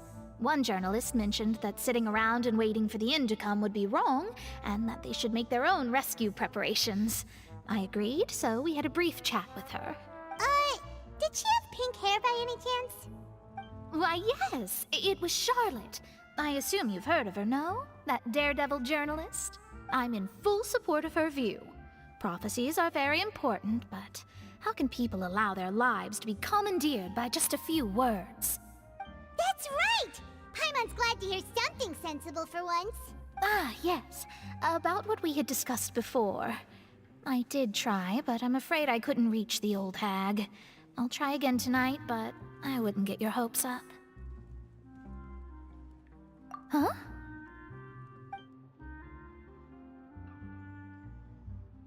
Goodness gracious. Are you serious? She said that even the god's gaze has blind spots. Pretty bold if you ask Paimon. Most people would believe the gods to be all-knowing, right? The Hexen Circle members are certainly anything but ordinary. As for the mage named N, the old hag has mentioned her a few times. She said that N's sense of direction is incredible, and that she loves guiding those who are lost. But I've never met her, and if she were still alive, she'd be...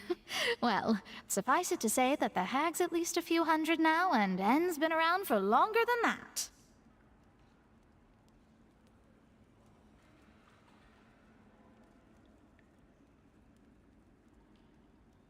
Whoa, the Hexen Circle sounds like a scary group.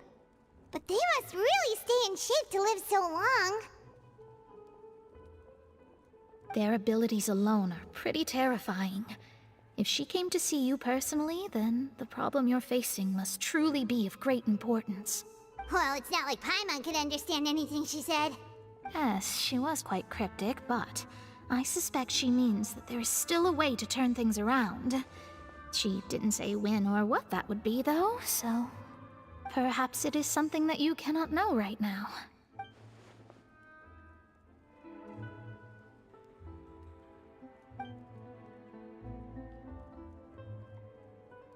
Traveler, Paimon, are you two all right? Oh, we're fine.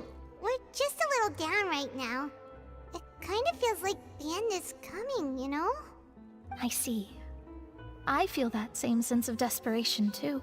I guess you could consider me someone who has often witnessed fate. So far as I have seen, it cannot be swayed. But even so, I still hope for, and believe in, miracles.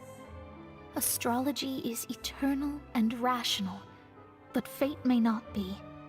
It is cruel, but it can also be beautiful.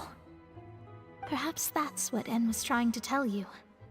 Not to lose heart, and to believe that what you are seeing playing out before you is not yet set in stone. I did originally think of steering clear of all this, but I couldn't. Even if this is all futile, I still wish to help everyone.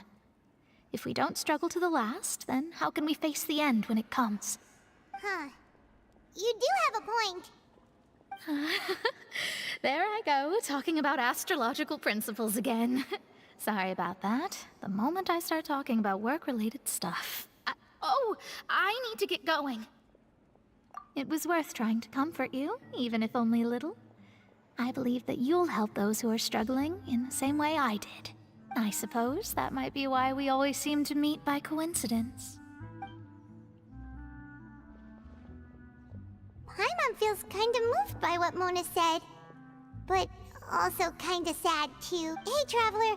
Paimon suddenly feels like going outside for a walk. Let's go. Let's walk around the city, shall we? There's a few spots we always like to walk by.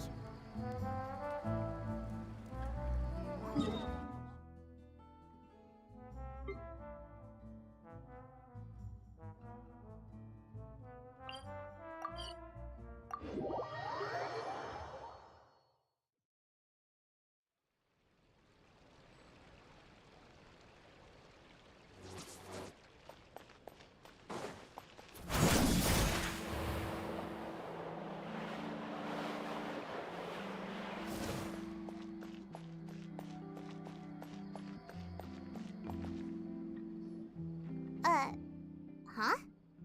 Our names are written in this newspaper. What's going on? Let Paimon see! The underwater stronghold, the Fortress of Meripede, has continued in its noble autonomy, but that does not mean that others cannot interact with it. My recent attempts to enter the fortress bore little fruit. Huh. Guess Charlotte still hasn't given up on that.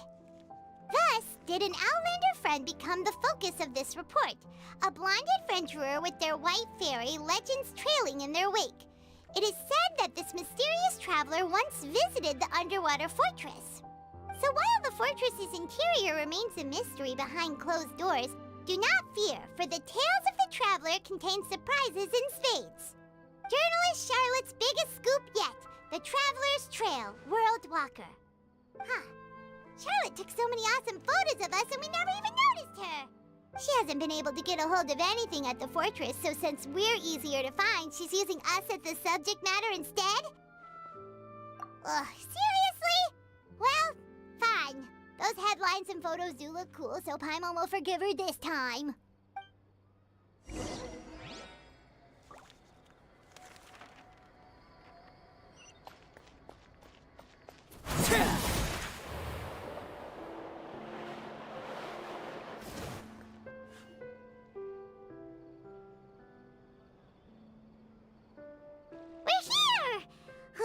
Paimon's hungry.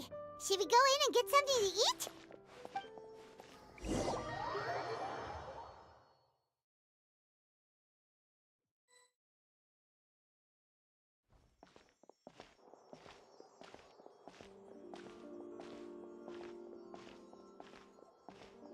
Hey, quick! Look! That's the limited edition only 16 slices a day cake! It was so delicious the last time we tried it! Despite the tense situation we were in, let's give it another go! Paimon's sure it'll be great! One slice of cake, please. Someone showed up after all! Oh, wait, you're the one from the Palais Mermonia. Oh, are you here to buy cake too? It seems Monsieur Neuvillette was right. You really can eat. Wait, did he really say something like that? That's right. Even he has his own preferences when it comes to food. As for me, I love the cake and coffee here. Do you come here often? Usually every day. Every day? It's part of my daily schedule, apart from work. I shall have my cake and coffee. Then what if someone told you one day that this place would be closing soon, and you wouldn't get to eat cake here anymore? What would you think? But why would it close? Well, Paimon doesn't know either, but maybe the waters will rise tomorrow. You know, like in the prophecy. Oh, the prophecy. To be honest, I haven't paid much attention to that. No, still, even if there'd be no more cake tomorrow, that wouldn't keep me from having some today. No, it's the same for eating in general. You might not be able to eat tomorrow, but if you can do so today, then you should carry on. That's what people call living, you know. Huh. Don't be sad. Excuse me, could I have 2 more slices of cake to go? These 2 slices are for you. Sigewinne said that this kind of expression you're making is what humans call being sad. Oh, you know Sigewinne? I sure do. She was born before me, and she sometimes comes to the surface to teach us things about humans. She said that humans are creatures that are saddened easily, yes, and you can only lift their spirits by feeding them delicious food. So please try the cakes here. I've got something else to do, so I'll be going now. You two try to stay in a good mood after eating, all right? Bye.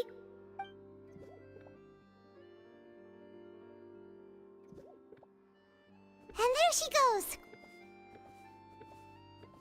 All right, let's dig in. Paimon's sure this cake will be delicious.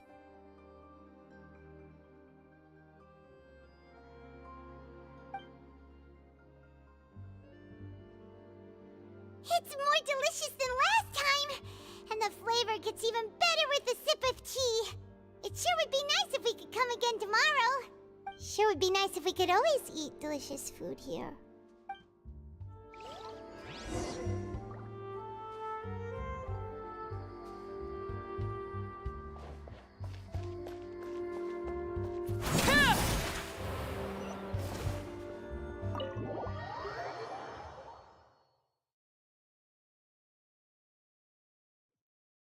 Oh, we're near the Steambird office. Let's go look for Charlotte and have a chat.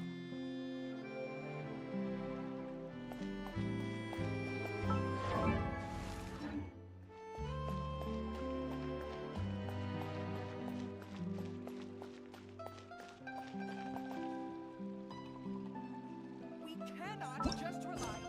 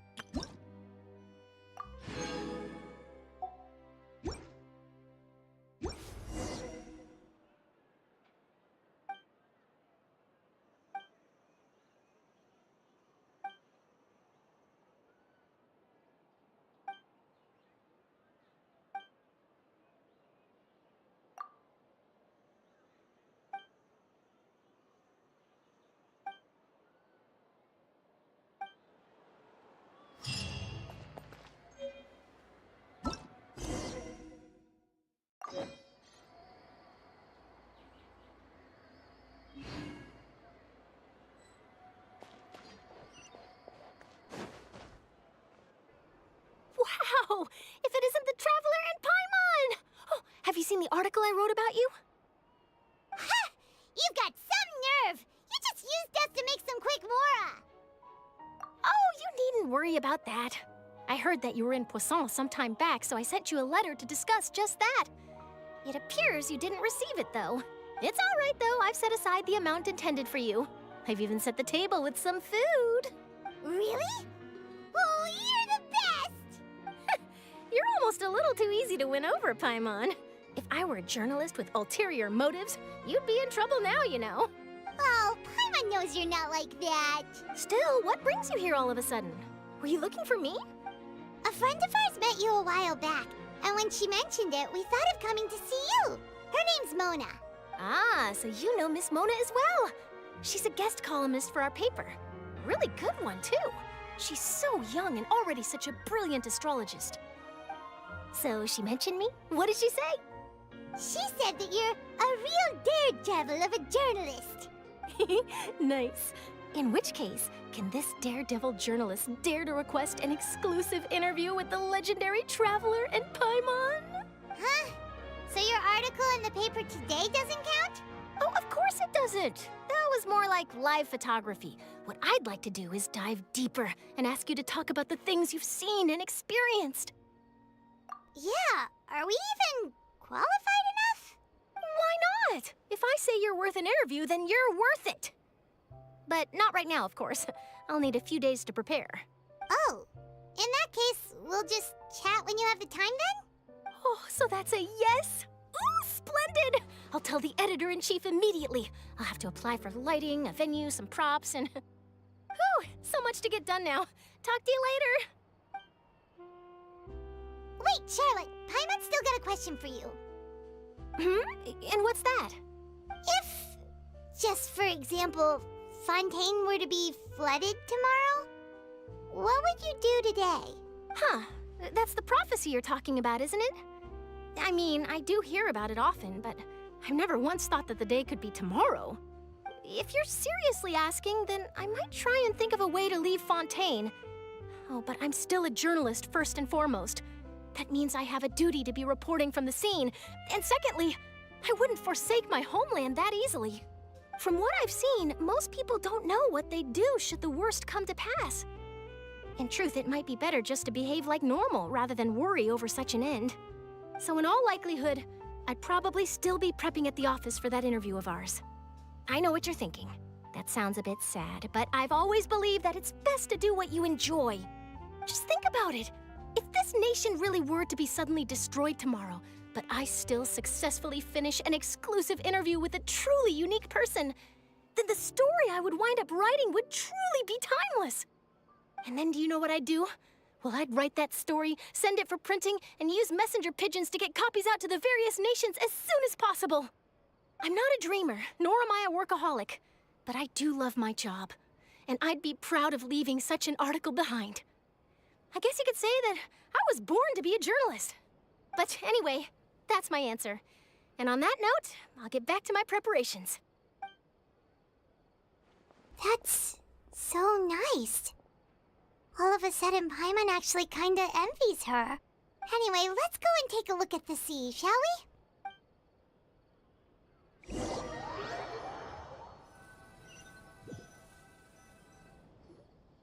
The sea breeze and scenery can be a pretty soothing combo, huh? Paimon's been thinking. If it wasn't Fontaine, but all of Teyvat that would be destroyed tomorrow, where would we go and what would we do? No, Paimon should ask, if you could choose, what would you like to do?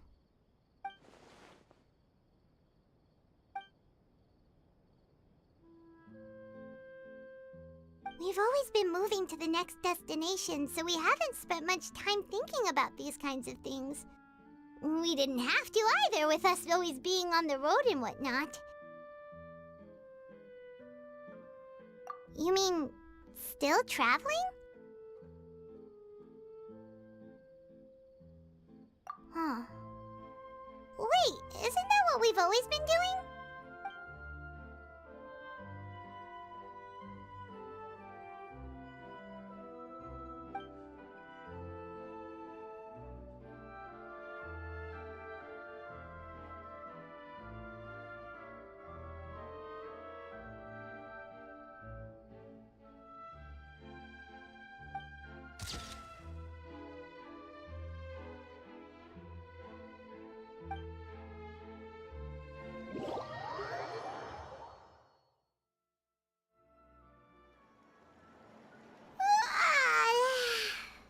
like you'll grow mold if you stay here long enough. But it's still better than the Fortress of Meropide, that's for sure. It's not only damp there, but salty too. Ah, so the two of you are still here. Wonderful. Oh, you're from the Palais Mermonia, aren't you? Yes, I'm Isadora. Monsieur Nervillet sent me to look for you two before. I heard that afterward you went to the Fortress of Meropide. Not at all. I'm well aware that you're friends of his. Actually, I'm here to pass along a message from him. Yes, inside the Opera House. The Maréchaussée Phantom has declared the incident a small-scale riot. A riot? Well, that said, I don't personally think it was that serious. Lady Farina was watching a performance at the Opera House, and while she was resting during an intermission, some other audience members suddenly started harassing her, loudly accusing her of doing nothing about the prophecy crisis. And before she could respond, others started to join in. The crowd continued to grow, and protests against the Hydro Archon started to break out. So people have started to put the blame on Farina. Guess they finally found an outlet for the pressure they've been under due to the prophecy. I agree. People will naturally rely on gods, as is customary. But the moment people feel threatened, gods are also the first to be blamed. So what happened after that? Is Farina okay?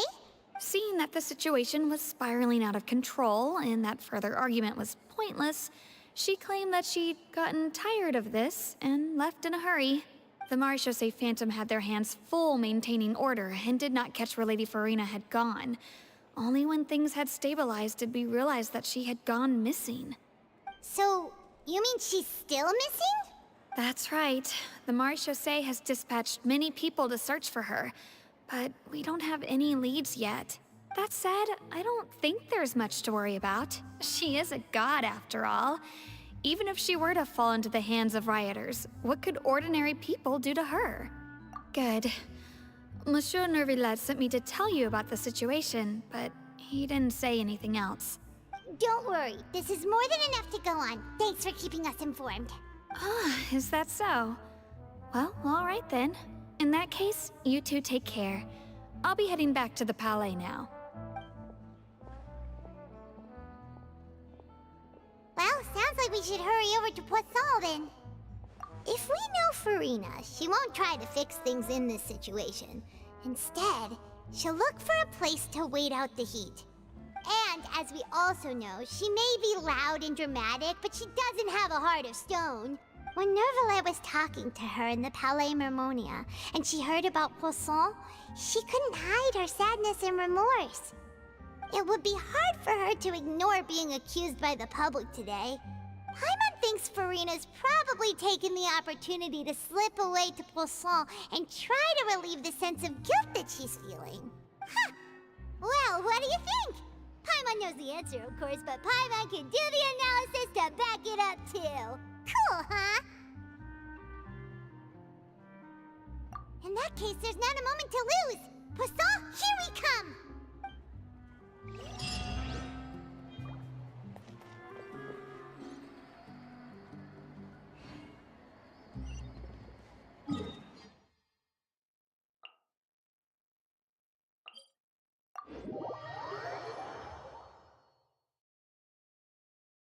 This place looks deserted. Guess all the survivors must have evacuated already. All that's left here are signs of devastation. Could Farina really be here? Let's try to find her as soon as possible.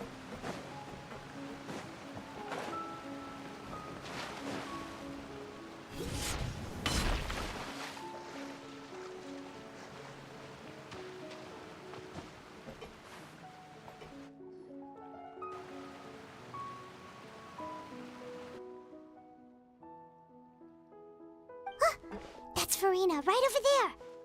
She really is here all on her own. Should I just give up? This is all meaningless. What was meant to happen did happen after all. Everyone's dead. I'm sorry. I'm so sorry. Give up, Farina. There's no point in holding out. I'm sorry. But what can I even do other than to repeat meaningless apologies over and over? Who's that? Don't worry, Farina, it's just us.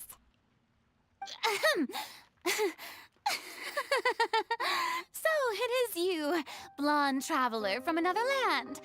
Why, I almost thought you were someone from that mob of my ignorant subjects, come to kneel and beg for my forgiveness. Farina, you were crying just now, weren't you? The tear stains on your face are obvious. What do you mean, tear stains? Oh, I remember. The show at the Opera House earlier this morning was so moving. I'm still trying to process it. Who did that uncivilized rabble think they were, disturbing my enjoyment of the arts? They even dare to tout their Archon. I must teach them a lesson. I can just imagine their twisted and frustrated faces once they realize that I'm nowhere to be found. Oh, and I'm sure Nouvellette and those people from the Maréchaussée Phantom are freaking out right next to them, too.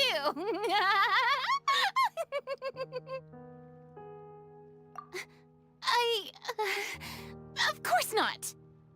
Hey, there she is! The Hydro Archon's over there! Quick, after her!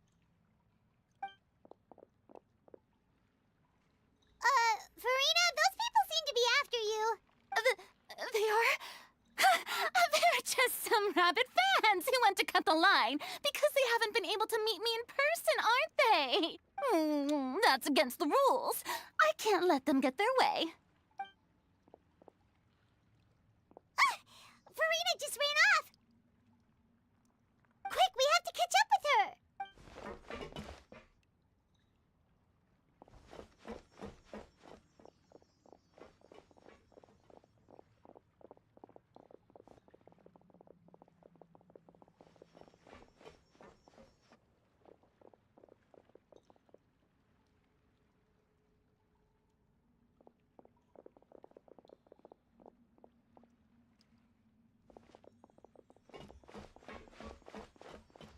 This should be the place, right? Hey, Farina! There's a good hiding spot over here. Quick, come to Paimon before the rest of them catch up to you. What is this place? Hurry, they're almost here! Fine, fine. I suppose haste is warranted. Lead the way.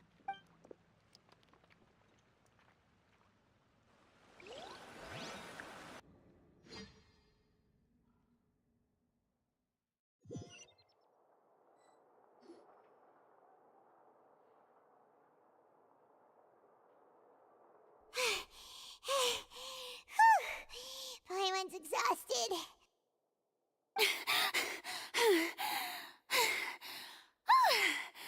I'm so tired.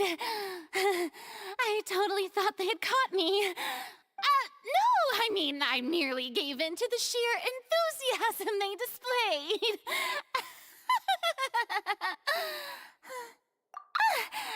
You're right. Yep, that's a good girl.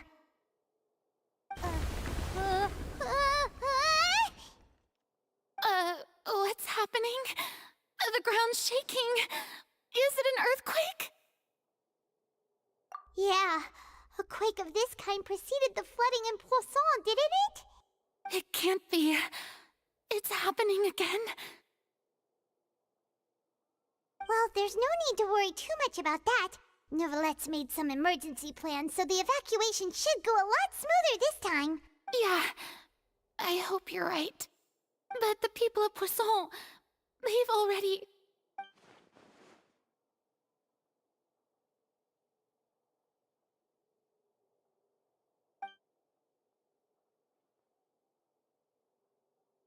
It's true.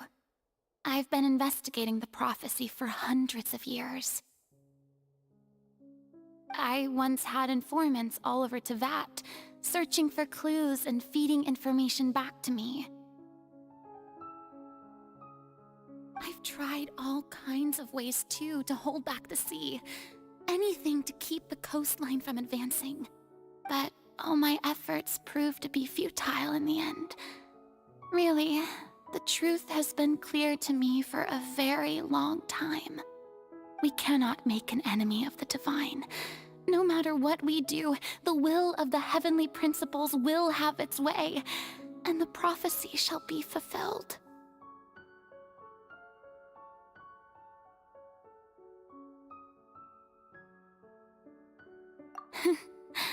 Give up. I do love the sound of that phrase.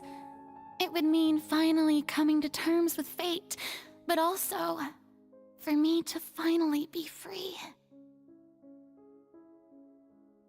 Indeed, I've thought about giving up so many times, especially after we almost lost Poisson. Fate is really unreasonable, isn't it? It has no heart and obeys no rules. The prophecy has only just started to come true, and so many people have already lost their lives. But just now, it all became clear to me. I still don't have the right to come to terms with fate on behalf of everyone else. As long as the final moment hasn't come, it's still not too late. Don't worry. I will keep hope alive for everyone until the very end. Well, that's enough for now. I got the impulse to play the stricken maiden, but honestly, considering my rank and station, that wasn't a good fit at all. Don't take any of what I just said seriously. How could I possibly let Fontaine fall to the whims of trivial prophecy? Come on! Paimon could have sworn you were actually being honest just now.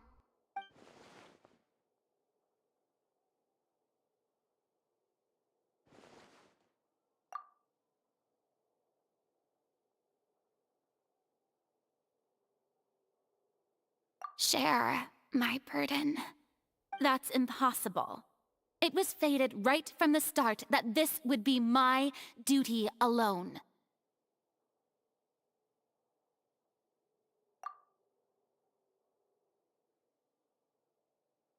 A witness. Yes, I've heard that you came to Teyvat from beyond the stars, yes. In other words, you never belonged here.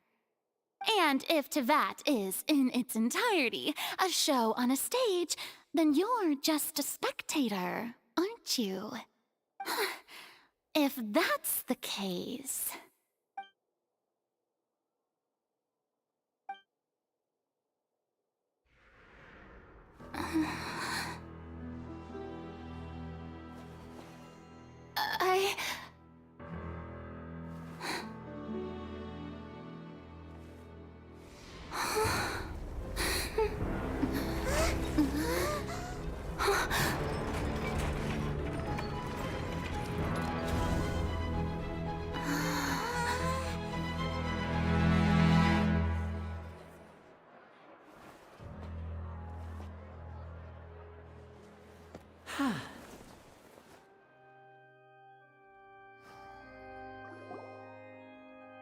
Ladies and gentlemen, this concludes my opening performance. Now, without further ado, we may proceed to the trial of our god.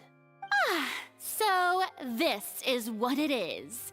Yes, you deserve praise for the effort you took to raise the dramatic stakes. Do not forget, however, that I am Focalors, the god of justice, the embodiment of justice itself. Does it not strike you as even the least bit absurd to bring the very concept of justice to trial? May I interpret these words as your refusal to stand trial? In that case, you will have the opportunity to defend your honor through a duel.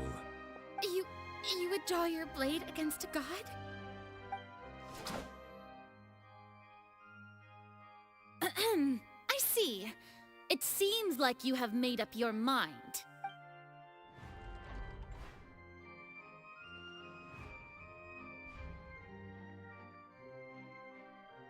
Paimon can't believe it. She just surrendered. What the heck is going on? Did I just see an Archon surrender to a human? Wow, how utterly humiliating. Lady Furina, what is the meaning of this? Shh! It would seem that there has been a misunderstanding. To be clear, the raising of both hands is not always an indication of surrender. Looking for excuses again, huh? I raised my hands just now to indicate my acceptance of the trial. No duel shall be necessary. I will admit that I've been running away for a long time. I'm sorry, everyone. I was unable to protect the people of Poisson. It is my duty to stand trial for my crimes. You are not the only ones to be disappointed in me. I, too, am exceedingly disappointed in myself.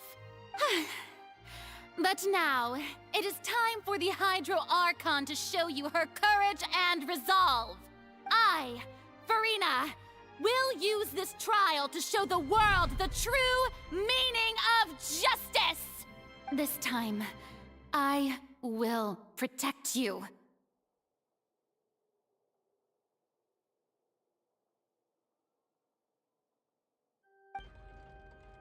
Applaud and rejoice! One of the most outrageous and fantastical arcs known to the Opera Epiclese is now unfolding before your eyes. Mark my words, this shall be one of the most exhilarating and brilliant shows ever to grace the stage of Fontaine! The trial of the Hydro Archon, Focalors, will now begin! Woohoo! Oh, now we're making history! Why does it feel like Furina just took over the whole thing? Like, come on! Didn't she just get forced to stand trial for her crimes? Also, even though she's still acting super dramatic, she is taking this seriously this time, right? All right, then. Who will be my opponent in this trial? The court asks the prosecutor to please take the stand. Is that so? Very well. Then please speak, witness of Tivat, my accuser and fated opponent.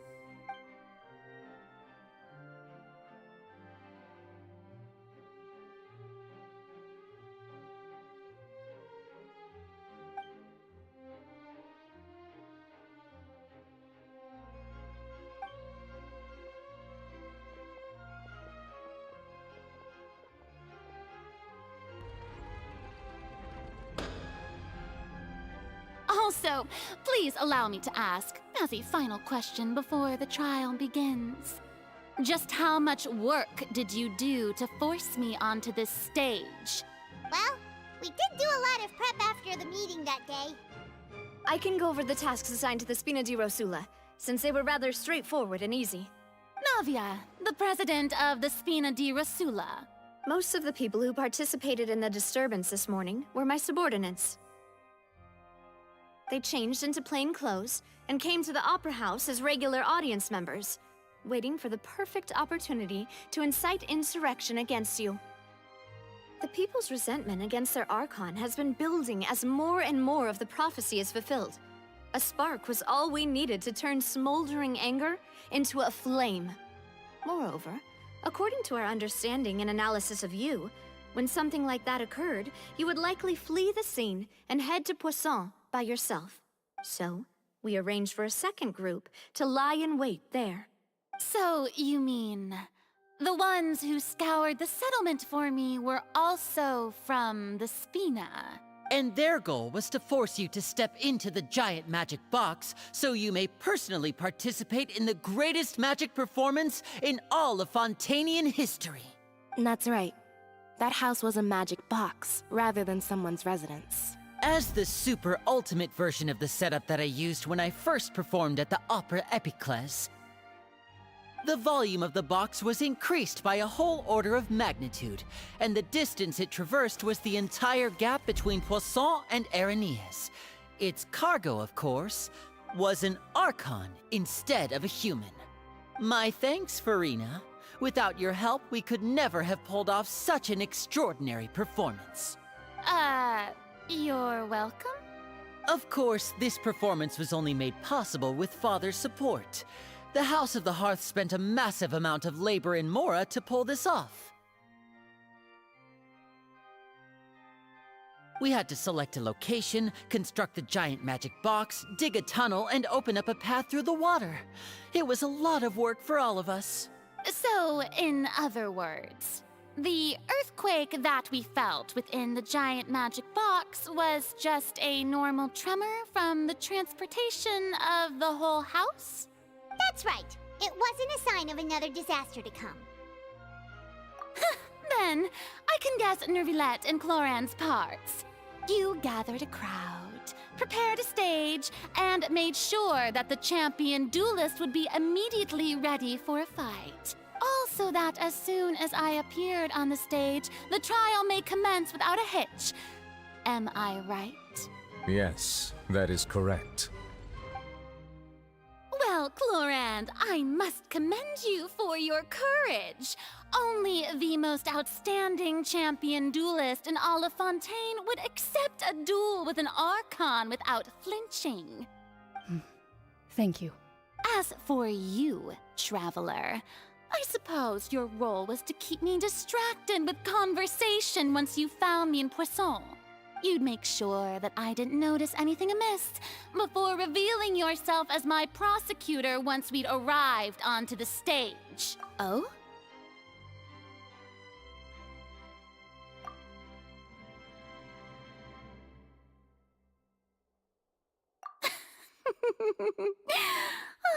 Is that so? Then I suppose I must have missed my final chance. It's fine. It matters not. What's done is done. The stage is already set, so there's no reason to disappoint the audience. Let's see this trial through to the very end.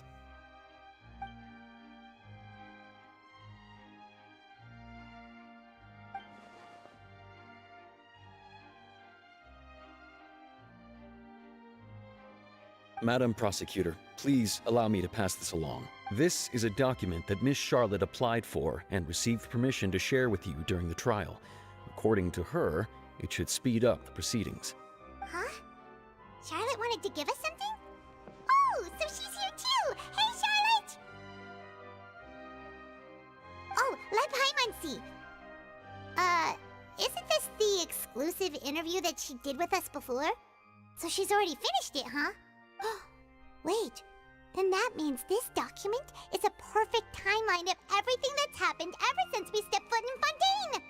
So in other words, we can refer to this anthology of evidence every time we want to use something from our journey as evidence for an argument! Let's quickly confirm the information in it. Just think of it as a refresher, alright? You defeated the Hydro Archon in the very first duel you took part in at the Opera House. That's one for the history books, all right. I didn't think that you'd wind up getting to the bottom of the case I'd been following all this time. I guess you could also see this as a happy coincidence. This is the first time Monsieur Nervilette had a difference of opinion with the Oratrice. Even the Hydro Archon can't figure it out. A Fatui Harbinger. She's an extraordinary person. Her instinct must mean something. The fortress of Meripede was almost destroyed in a single day. That I didn't witness that scene personally will always be a source of professional regret, I think. According to Monsieur Nervilette, both Child and that whale should have been in the Primordial Sea at that time. I nearly lost my awesome friend Navia. To be honest, that still gives me shivers. The words of someone as extraordinary as a witch can probably only be truly understood when something surreal happens to you.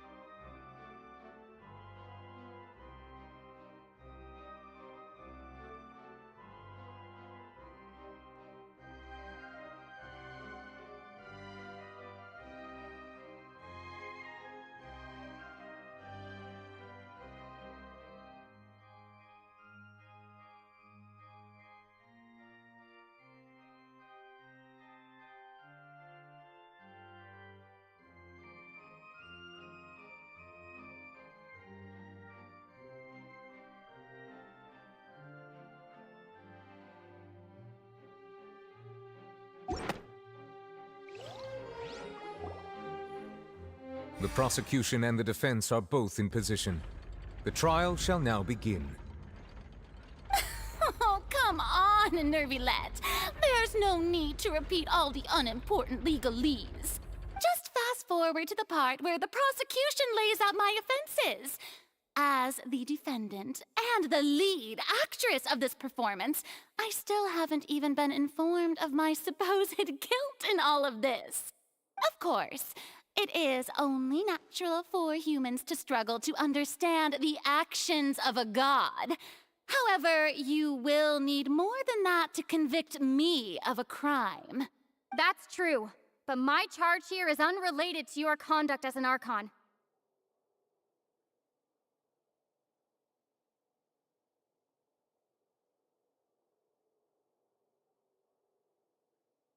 Instead, I would like to charge you as a fraud who's never been the Archon in the first place. Wait, what was that? Lady Farina's a fraud? Hey, I came here thinking that we were going to try the Hydro Archon for forsaking her duty, but did I hear that right? She's not our Archon at all? Charge accepted. Lady Farina, do you plead guilty to the charge? Lady Farina. I plead not guilty. How can I be guilty?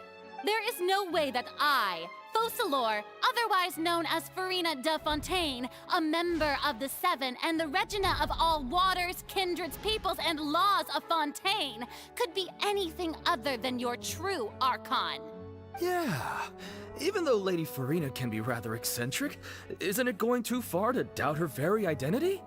Yeah, I've never questioned her identity either. Sure, Lady Farina can be super irresponsible, but what grounds does that prosecutor have to make such a huge claim? I have cause to believe that common sense will prevail in this case. Many of the members of the audience have known me as the Hydro Archon ever since they were born. There would be no fooling their memory. See?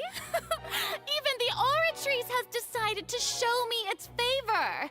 Are you sure you want to commit to a charge that will never be upheld?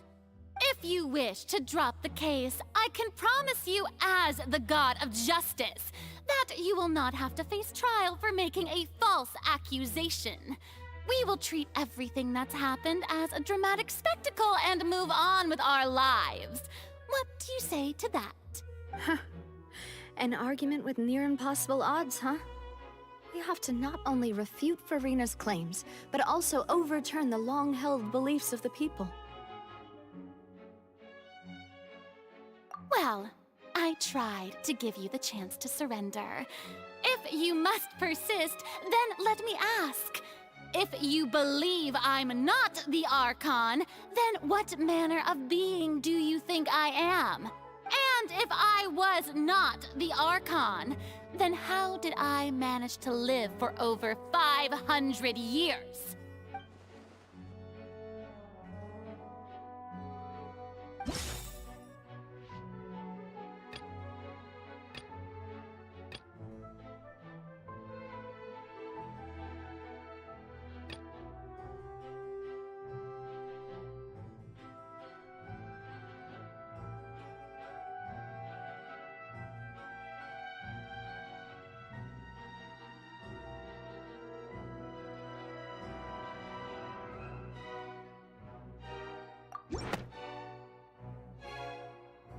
First of all, you may be a member of another long-lived race, which would allow you to naturally possess an extended lifespan. And second of all, even if that wasn't the case, there could be other ways to extend your life. Who gave you that idea? Was it the knave? You'd sink so low as to use a harbinger's words against me. A curse? I once thought it possible that the aura of an Archon might naturally resemble a type of curse. But in light of this claim, perhaps what I sensed was not your divinity, but a curse after all. Neuvillette sensed it too, huh?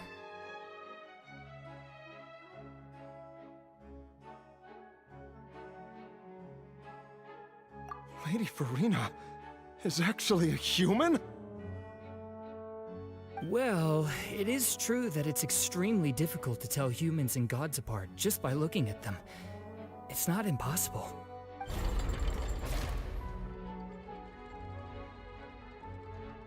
Well, don't start celebrating too early now. Even if I have been carrying a curse like you said, how does that prove that I am merely a human being? Besides, everyone knows that the main difference between a human and a god is the possession of authority. Gods can do what humans cannot. That's why they're worshipped as gods. For centuries, manifestations of my authority have served the nation of Fontaine. One need only to turn their eyes towards the Oratrice Mécanique d'Annalise Cardinal in this very opera house, or consider the indemnitium that is used in every aspect of life.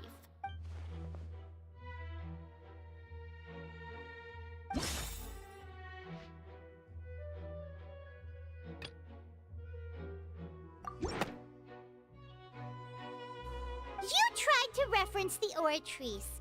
But weren't you as confused as all the rest of us when the Oratrice declared Child to be guilty without any proof? Otherwise, you should have come up with a good explanation for that by now. Didn't I make myself clear at the time? The decisions of the gods are naturally difficult for humans to comprehend. There is no need to provide an explanation. Lady Farina, I believe a reminder of your current circumstances is in order. While the court is in session, the principles of justice and the law must come before all else. While you are an Archon, you are also first and foremost the defendant in this trial. You will prove yourself unable to defend against the prosecution's charges if you continue to withhold vital information against the rules of the court. I never thought you'd use that kind of rhetoric against me. That was no trick of rhetoric, Lady Farina. I've merely reiterated the rules of the court. Rules that all should respect and follow. So, you neither knew why Child was declared guilty, nor did you understand the structure and operations of the Oratrice. Instead of having been created by you, the manifestations of authority you mentioned have been made by the real Hydro Archon, haven't they? The real Hydro Archon? Well, now you're really losing me. It is true that I did not know why the Oratrice gave out a guilty verdict that day. But the Oratrice handed out that verdict unilaterally, and it has been operating independently ever since it was first created. You can't argue that just because a divine creation is flawed, that the god behind it must also be no god at all. She's still throwing out all kinds of excuses. Seems like she's confident that we won't be able to produce proof that she has no power over the Oratrice.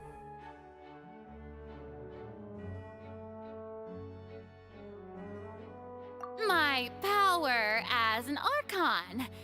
There are many ordinary citizens in the audience. How can I just carelessly demonstrate the formidable power of an Archon?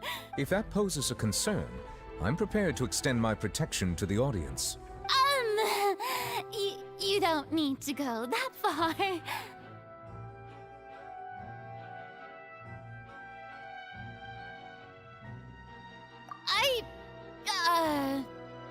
Aren't you the Hydro Archon? Or is it that you can't even wield the power of Hydro, much less the authority of a god? Indemnitium! Yes! It's all because of Indemnitium! All Archons derive their power from the faith of the people, and I've converted the people's faith in justice into Indemnitium! Thus did I give up all of my divine power to provide everyone with energy for their daily lives. Have you ever seen a more magnanimous god? Isn't that a huge stretch? Yeah, no matter how generous an Archon can be, how could they give up all their power? Can a god with no power even still be called a god?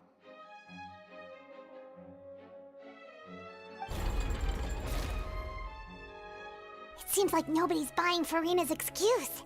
Hey, come now, everyone. Please don't stare at me as if I was a liar. I'm still the same Farina you knew, right? The one that you loved. Shouldn't you want to believe in me? Please? You've got to believe me.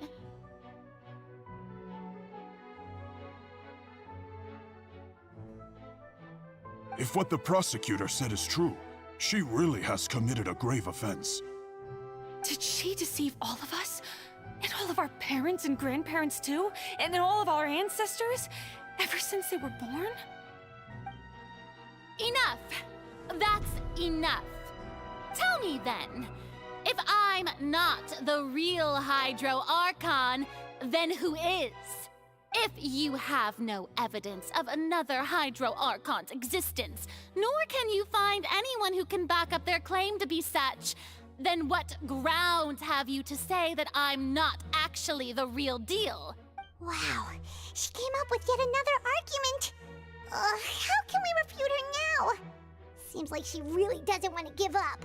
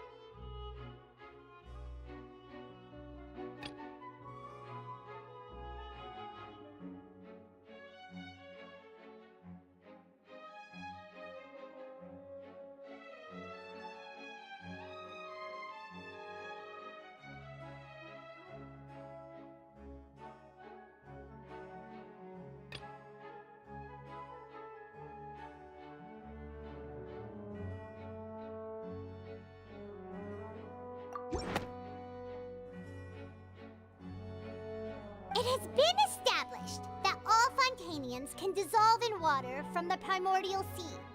And that means... Since you insist on claiming to be a god and not a human, then there's a method that you can use right here and now to eliminate all suspicions of you being the latter. Miss Navia, please apply to serve as a temporary attorney for the prosecution before addressing the court. Though you act in partnership with the prosecutor, you must still adhere to proper procedure. Super sorry, Monsieur Chief Justice. I swear this really will be the last time that I'll speak out of turn. Now, I've brought some seawater from Poisson. As everyone knows, a massive flood struck the area not long ago, taking many lives, including those of some of my closest friends. So, Miss Farina, would you dare to touch some of this seawater? If we are to believe that you are indeed the real Hydro Archon, touching this seawater would have no effect on you. All it should do is strengthen your case.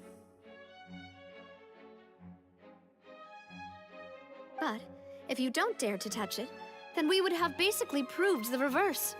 Oh, and I must remind you that after the disaster at Poisson, nobody wants to see any more people dissolve. I do hope you'll act prudently and choose the simpler path of admitting guilt. Navia from the Spina di Rasula. The Spina has governed Poisson for many years. I guess her suggestion is valid. If Lady Farina is indeed just a human, she's probably Fontanian like all the rest of us. Would she really dare to try?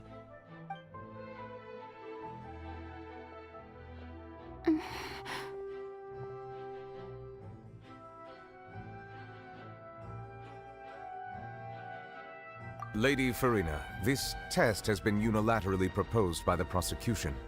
As it falls outside the realm of standard court proceedings, you possess the right to decline participation. Well, of course he had to tell her that. But refusing to participate is basically the same as a confession of guilt. She's just staring at the water without saying a single word. It really does seem like she's quite terrified of it. That could only mean... What's going on? Is she really planning to... that's not what we thought she would...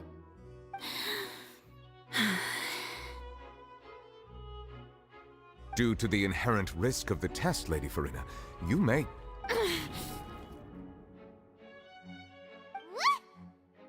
Hey!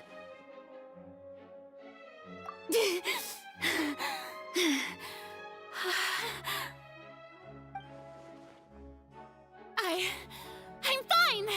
Look at me, everyone! My hand is still here! I haven't been dissolved! Will you believe me now? I really am your Archon! I'm nothing like a normal human who would fall apart as soon as they touch this water! Really, was this not the most obvious thing in the world? Miss Siegewien? If you're present, Miss Siegewien, please come forward and attend to the defendant. Siegewien? Don't be nervous. It'll just take a few seconds. Let me see. That should be enough. Please announce the results of your evaluation to the court, Miss Siegewien. As everyone doubtlessly saw, Miss Farina was displaying symptoms of hyperventilation and flushed skin. These indicate that she was experiencing the adverse effects of exposure to primordial seawater. The extent to which she was affected is the same as other humans when exposed to primordial seawater of a similar concentration. Thank you, Miss Siegewien. Lady Farina, you may return to the defendant's stand.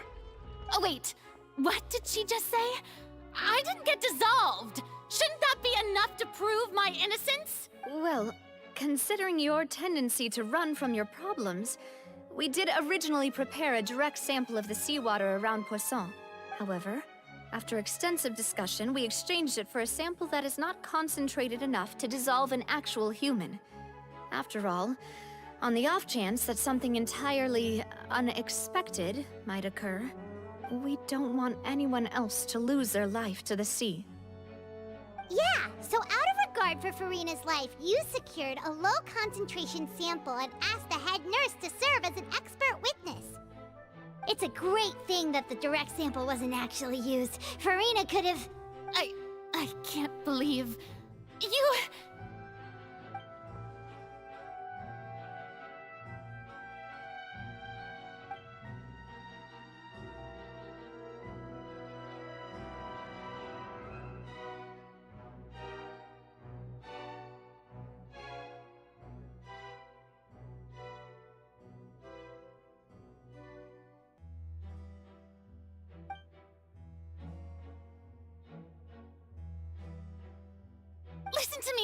Listen to me, everyone! Please don't give me such cold and disdainful looks!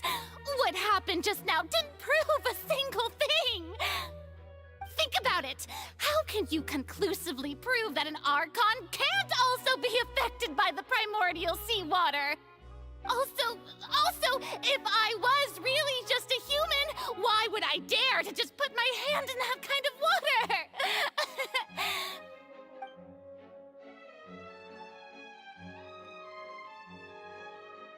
Please, everyone, anyone, just listen to me! I swear, I really am your Archon!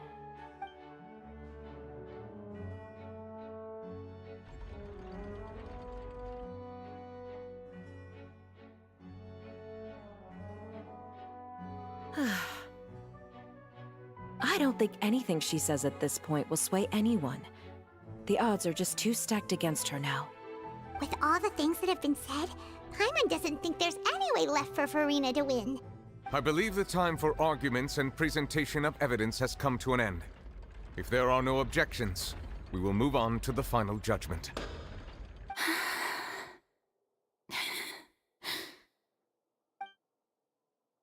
I don't think anything she says at this point will sway anyone. She's too stacked against her now.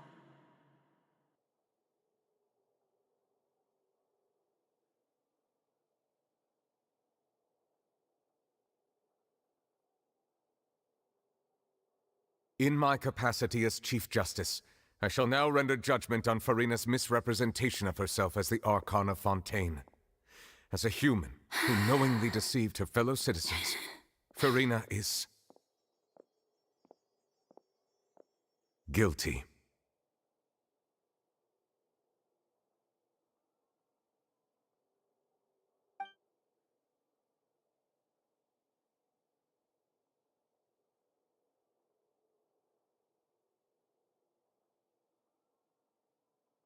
We shall now turn to the Oratrice Mécanique d'Analyse Cardinale to render the final verdict on the charges.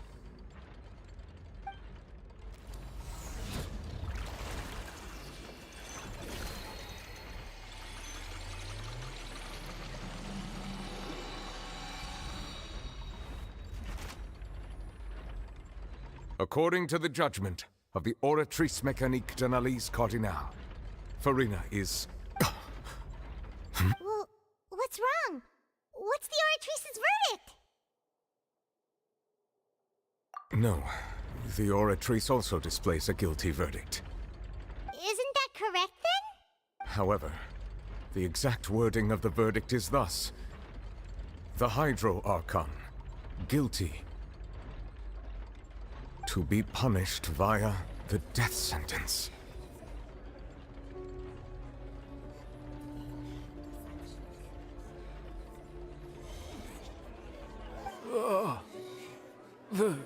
The death sentence? That's actually one of the available sentences? I've always thought that it was just a myth. The one and only time the death sentence has been handed out at the court, and it's been given to the very person we've worshipped as the god of justice? What an unexpected twist. Furina's been sentenced to death by the Oratrice? We just wanted to use the trial to show her the seriousness of things so she'd tell us the truth. How did things escalate this quickly? This outcome is indeed quite strange. According to Fontaine's current definitions of justice, as well as its recommendations for criminal sentences, is this sentence really appropriate for the crimes that have been committed? Yeah! Even Vacher wasn't sentenced to death by the Oratrice. You know, the real evil mastermind behind the serial disappearances case.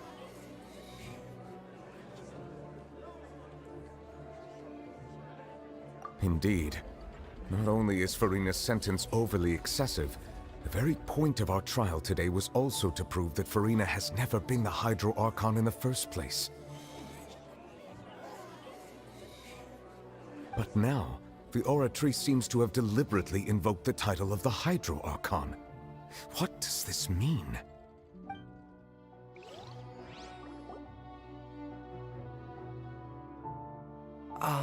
Excuse me, if I may interrupt. Is the trial still going? Freminet! Oh, you finally made it. I assume this means you've completed your mission? Mm-hmm. Any mission Father assigns to me will always be top priority. Is that the first prophecy slate? Huh. So the knave privately arranged for Freminet to try and find the missing slate.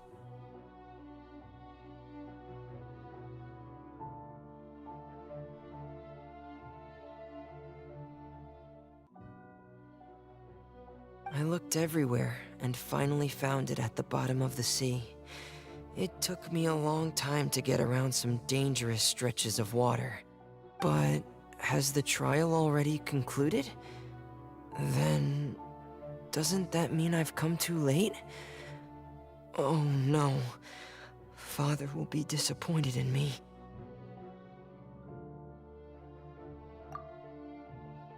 Thank you for your hard work, Mr. Freminet. Please allow me to review the record left on the slate. Traveler, I believe that you have already seen the other existing slates, and would like you to come here and confirm their contents. Huh? So what do you see? What is it?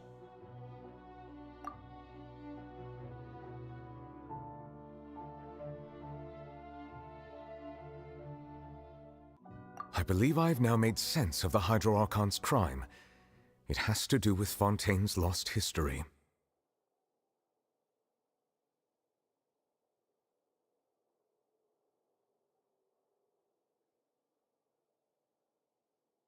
Huh? Isn't the Hydro Archon just guilty of deceiving her people? Oh, wait, no, that's Farina, and we've already proven that she's not the Hydro Archon. So when you say Hydro Archon, do you mean the real Hydro Archon we've been kinda talking about? In truth, everything that you've encountered in Fontaine up until this point can be traced back to the contents of these stone slates. However, I'm uncertain as to how much sense they currently make to you. Okay, let's try to recall the contents of the other 3 stone slates. Paimon will do her best to help you remember.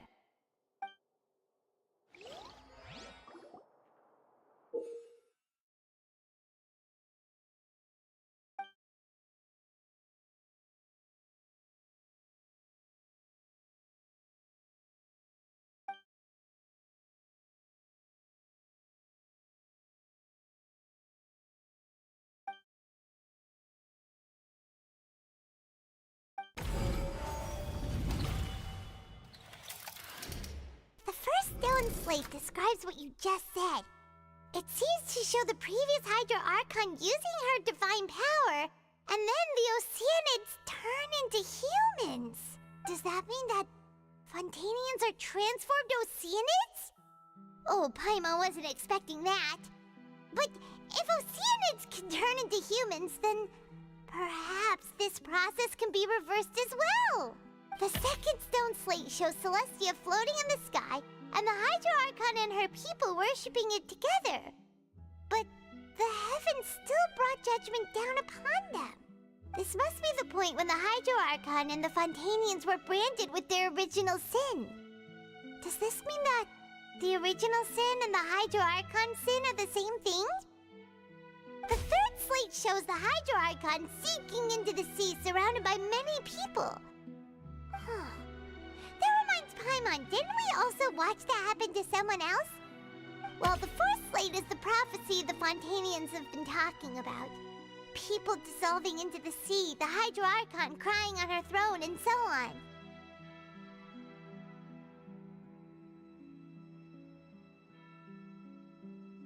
We didn't believe that such a crazy disaster could happen at first, did we?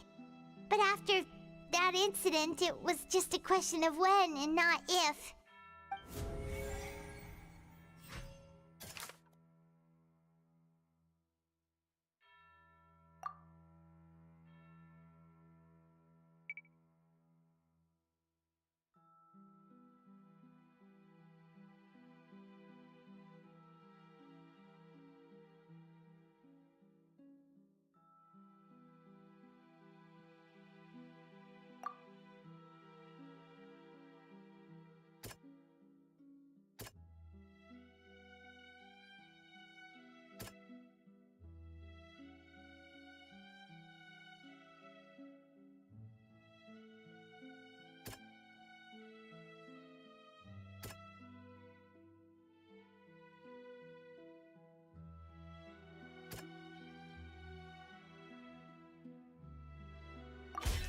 We know from the case of the serial disappearances of young women that Fontanians can be dissolved in primordial seawater. And the first stone slate tells us that long ago, the Hydro Archon used her power to turn Oceanids into humans.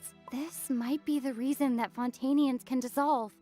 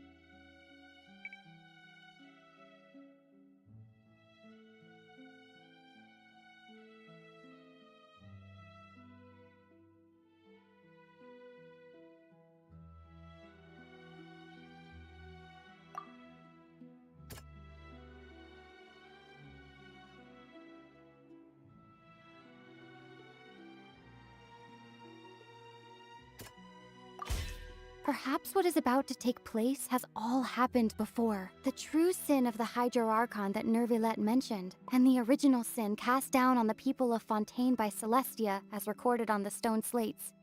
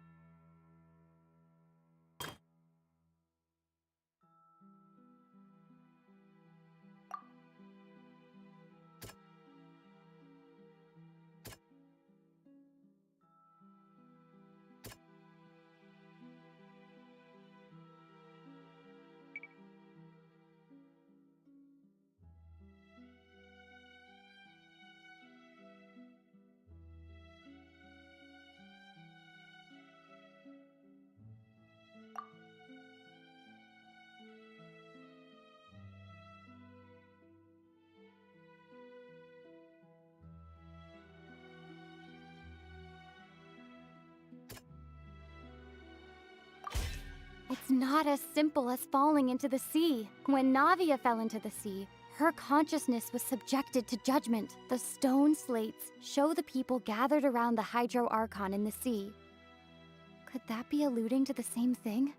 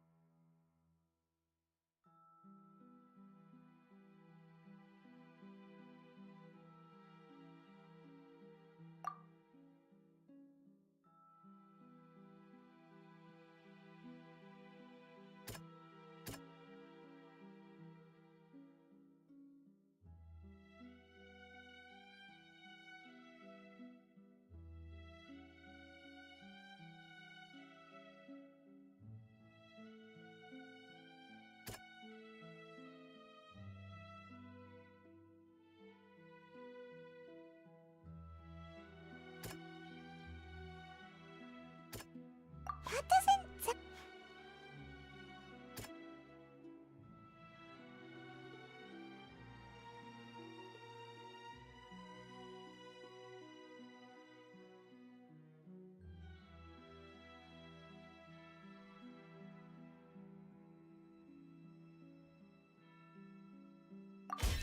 The prophecy from the stone slates found its way into society, but not many people believed it at first. The fortress of Meropide was nearly flooded with primordial seawater, which we know can cause Fontainians to dissolve. It seems increasingly likely that the prophecy may come true. If we hadn't dealt with it in time, things could have gone very badly. They'll dissolve into the primordial sea, but won't cease to exist. their essence will flow in the seawater, converge, and take the form of an Oceanid. The Hydro Archon was sentenced to death in court, shocking everyone present. Perhaps this means that her sin was actually Fontaine's original sin. Navia fell into the water inside those ruins, and she nearly dissolved. She was surrounded by the people of Poisson in a court within her consciousness, and was forced to take part in a trial meant to make her stay. The eruption of the primordial sea at the fortress of Meripede was the surest sign that the prophecy was about to come to pass no matter what. The stone slate's contents can all be verified by recent events. If we combine what we know together, loads of truths should come to light.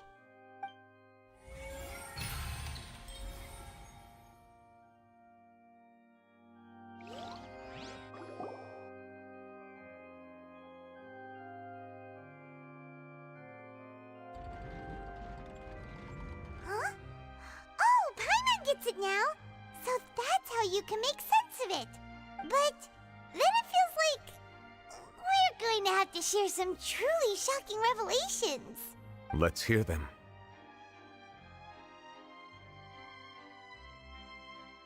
Incredible. Linny, did you hear that? We're not real humans. All Fontanians were originally created by the late previous Hydro Archon, with Oceanids as their basis. The evidence for that can be found in how only Fontanians could dissolve in primordial seawater, and how all the girls Vacher dissolved were also turned into Oceanids. Oh, and according to Navia, when she was about to get dissolved, she also saw everyone gathered around for a trial, all of them in the shape of Oceanids. Indeed.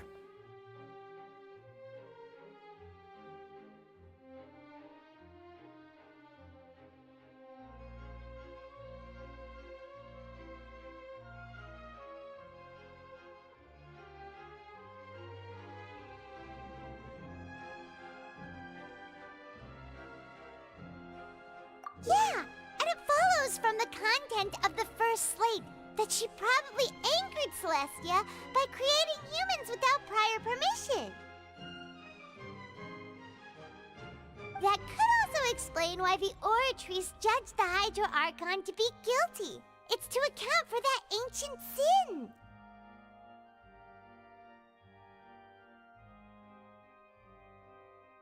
The Hydro Archon's true sin was creating us? And yet, after many hundreds of years, the Hydro Archon's creations have turned around to try to judge the Archon within the Opera Epiclese. The twists of history are often the most unexpected of all.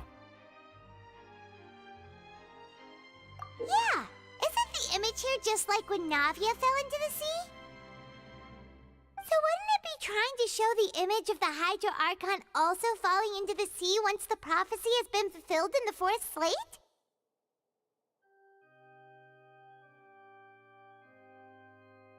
In the end, the people will all be dissolved into the waters, and only the Hydro Archon will remain weeping on her throne. Only then will the sins of the people of Fontaine be washed away. Did Paimon get all that right? You've made some keen deductions. I must say, given how much you still don't know, it is impressive that you've already managed to connect so many pieces of the truth. However, while you were able to decode all the information on the slates, they've also been etched with an additional layer of hidden information using a different power source. When we were at the ruins, I tried to decipher the hidden information recorded in the slates. But since we only had 3 slates at the time, I was unable to come to a full conclusion.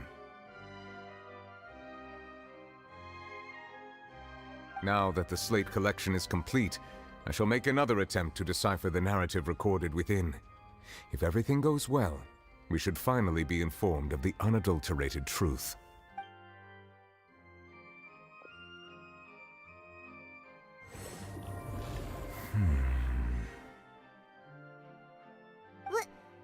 Well?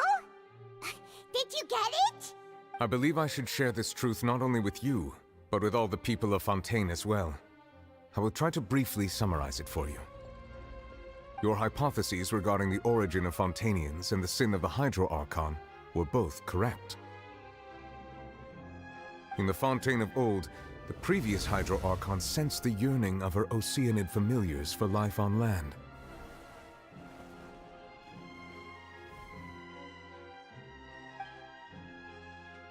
The Oceanids were enamored with the beauty and romanticism of human beings, and wishing to have those experiences for themselves, expressed to the Hydro Archon their desire to become of a similar kind.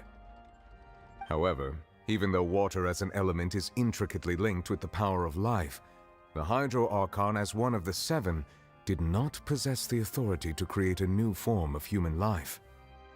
Not one to give in, she eventually found a way to create permanent humanoid bodies for her familiars by appropriating the power of this planet's primordial sea. She poured primordial seawater into the Oceanids' blood vessels, creating humanoid mimics in the process. But if Fontainians were to ever come into direct contact with water from the primordial sea, the power within their bodies would escape these artificial restraints and return to the sea. As a result, their forms would collapse, and they would be reverted to their original forms as Oceanids. Of course, the Hydro Archon never received permission from the heavenly principles to create a new human race. And thus, the Hydro Archon and all of her creations came to shoulder the original sin of appropriating the power of the primordial sea. That is the true history of how the people of Fontaine first came into being. So we were all Oceanids before we turned into human beings? That's way too much information for me. I think I'm just going to pretend that I never heard a single thing. Wait, but if that's the truth, we can't let the Hydro Archon be sentenced to death.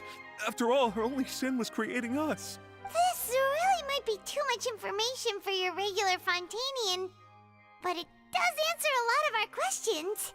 Alas, your hypothesis regarding the third and fourth stone slates was inaccurate. The slates' respective positions are, in fact, correct. A key point of the visual on the third slate is how all the individuals depicted in the water are humans rather than Oceanids. They have not been dissolved, which implies that the water depicted in this slate is not water from the primordial sea. The nation of Fontaine is the nation of Hydro, as well as the nation of trials and justice. Instead of being the literal element, the water in the scene symbolizes judgment and justice. You may also recall Navia's experience. When she fell into the sea, her consciousness was surrounded by that of many others who intended to hold a trial to determine her fate. Therefore, the meaning of the third slate is that the people of Fontaine shall try the Hydro Archon at the court of justice.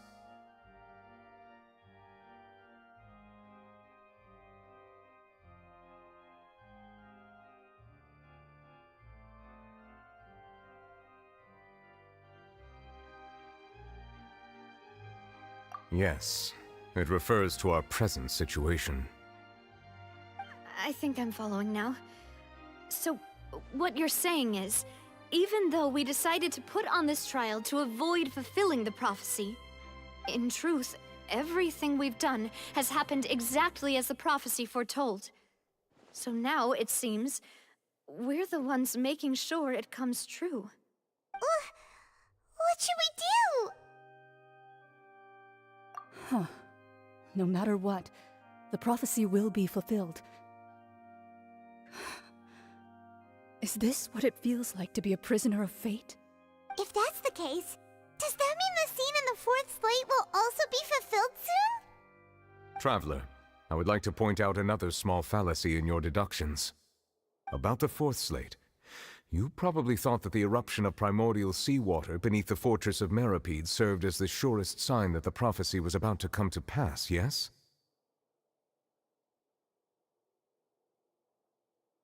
However, I believe that rather than being a sure sign, that eruption could in fact only be a small warning of something far worse to come.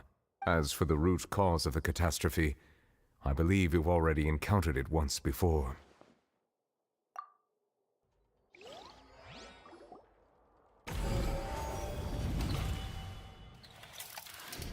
This eruption was just a small warning of the things to come. We must find the root cause of the disaster.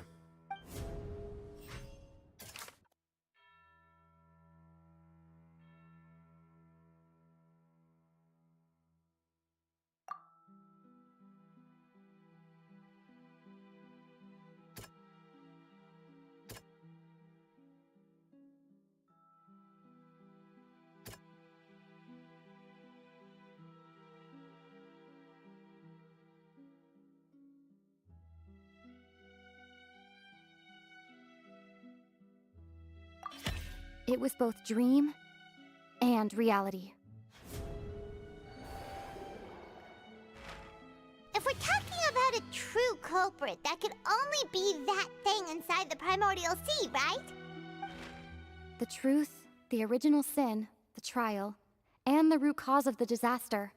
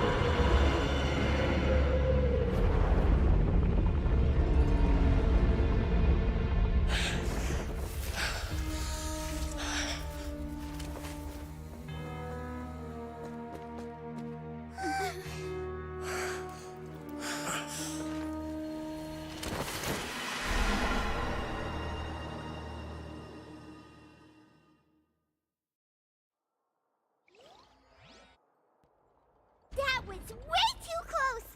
How did that thing just burst into the Opera House? Wait, was that the huge whale you saw in your dream? So we've met it at last. I understand very well why it has chosen to make an appearance here. That whale does not belong to Teyvat. It is a monster that has traversed the stars, weeping all the while. It has been greedily consuming the energy from the planet's primordial sea, using it to grow. That is the main cause for the rising sea levels. And once it has finished consuming all of the energy contained within the sea, its next step will be... You said that when the Hydro Archon first created Fontanians out of Oceanids, she filled their blood vessels with primordial seawater. Precisely. That whale finds the blood of Fontanians nigh impossible to resist. Therefore, when it left the primordial sea, it decided to make its next stop a packed opera house full of food. Food in the form of Fontanians. We just barely managed to push it back, right? In that case, won't it come back to target the people again once it's managed to recover its strength?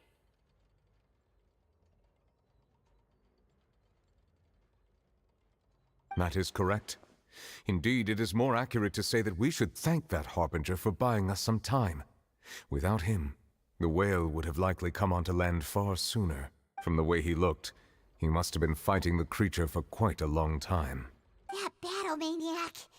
We've always known that he had a special connection with that whale, but we definitely didn't expect it to help us out like this.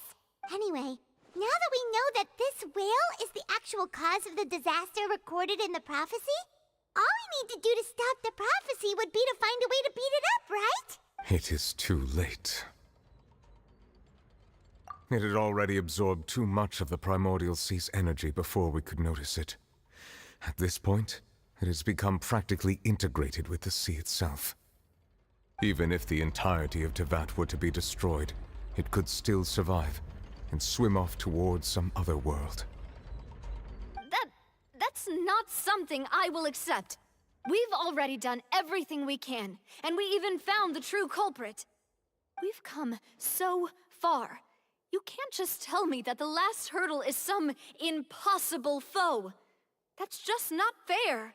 Indeed, that's not how a grand performance should end. I'll fight it to the end, no matter what. So the prophecy will be fulfilled no matter what, huh?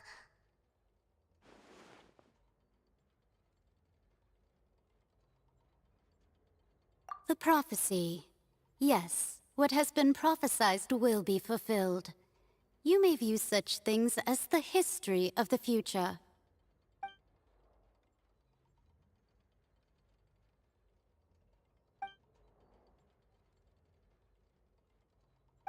Just as prophecies are usually only the future as seen from the perspectives of the gods, could things be happening in hidden corners where the gods' gaze does not fall? Ultimately, fate shall serve as your only guide, no matter what will happen in Teyvat's future. All you need to do is to play your part.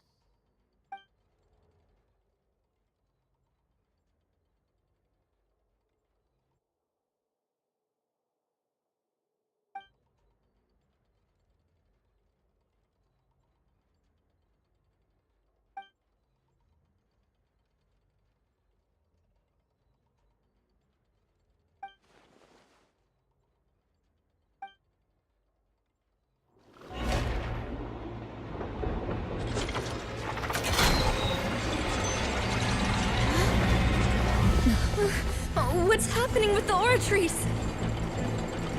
I believe it is preparing to carry out the death sentence.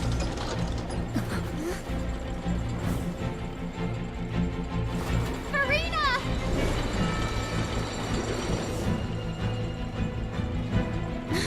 No, I still need answers.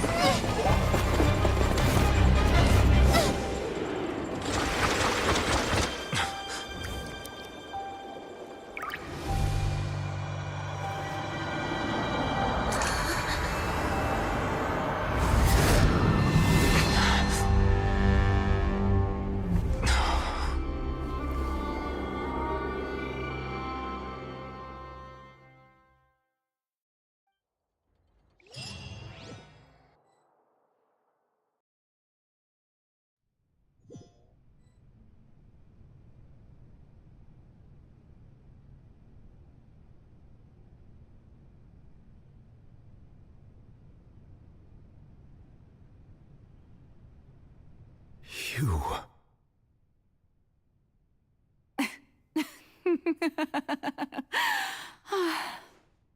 Sorry. That shocked expression on your face is just too amusing. I couldn't help myself. You are not Furina. Who are you? Ah, the sweet sound of bewilderment. Marvelous. A sure sign that my attempt to deceive everyone was a resounding success. But to answer your question, I am Focalors. You know, the god.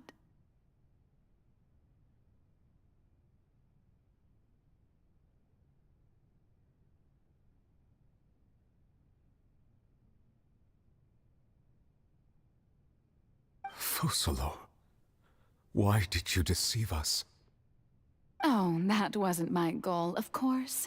Goodness, no. But I had to fool everyone else too, if I was to stand any chance of deceiving the heavenly principles.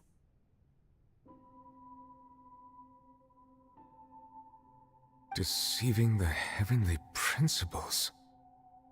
It's all because of that pernicious prophecy. Dreadful, wasn't it? Everyone doomed to dissolve. Fontaine condemned to be flooded.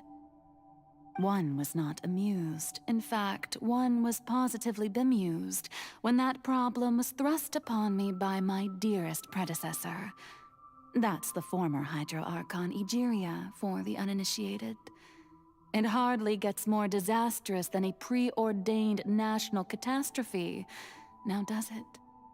She knew full well that the prophecy would surely come to pass. And as one of the seven, she also knew full well that one defies the heavenly principles at one's peril. So yes, as you have no doubt surmised, it was a rather impossible situation that I found myself in.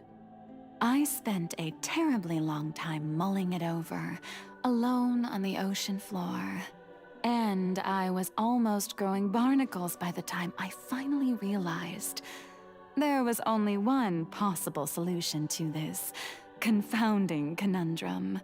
I had to outwit the heavenly principles, allow the prophecy to be fulfilled, ostensibly at least, while saving everyone at the same time.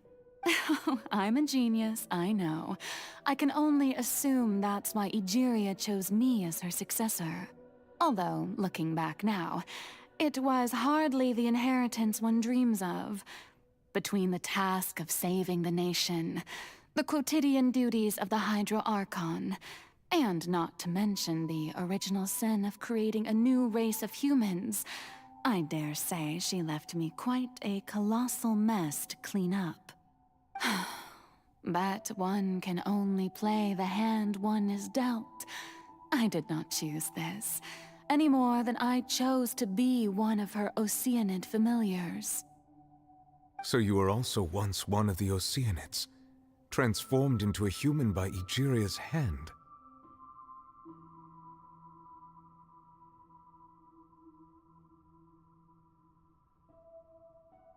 Yes, I was. I always dreamed of becoming human. And I still do, even now. In my eyes, to be human is to be part of the greatest opera ever known. After becoming a god, I separated my divinity from my body and spirit, leaving behind only a self that was as naive and bewildered as my past self on her first day as a human being.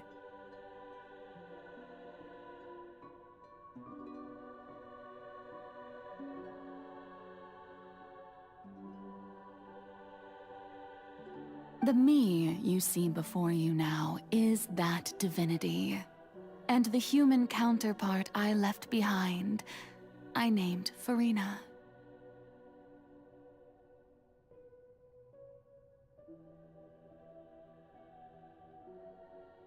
She could feel joy, sorrow, and everything in between. She could be as vain and conceited, or as meek and vulnerable as she wished. Her strengths were of a kind only a human could possess, as were her shortcomings.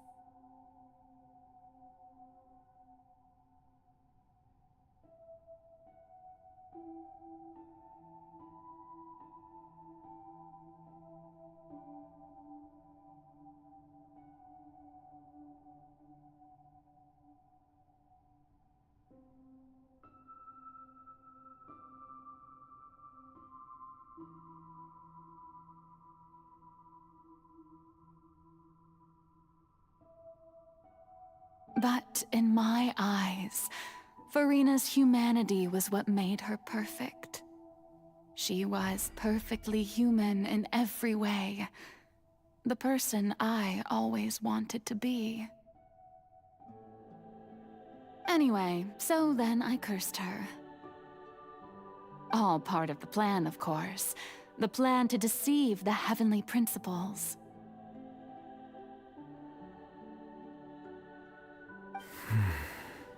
Do you still remember the final scene of the prophecy? The Hydro Archon alone, weeping on her throne. In order that the prophecy might appear fulfilled, I invited Farina to be an actress, to play the part of the Hydro Archon in the prophecy. Under the curse I placed on her, so long as I, Focalor's divinity, continued to exist, she could not die. But nor was she free to live her life in the pursuit of happiness.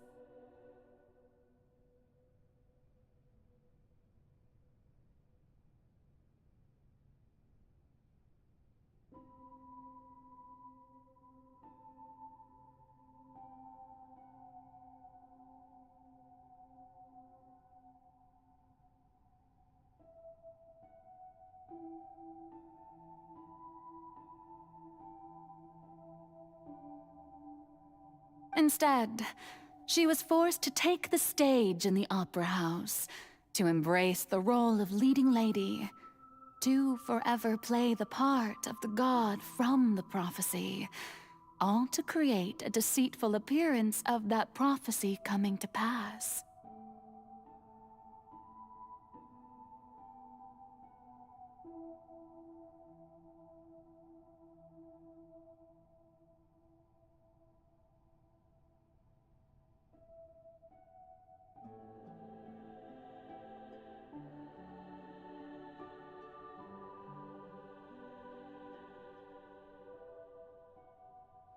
I suppose now you probably understand why your court is called the Opera Epiclese.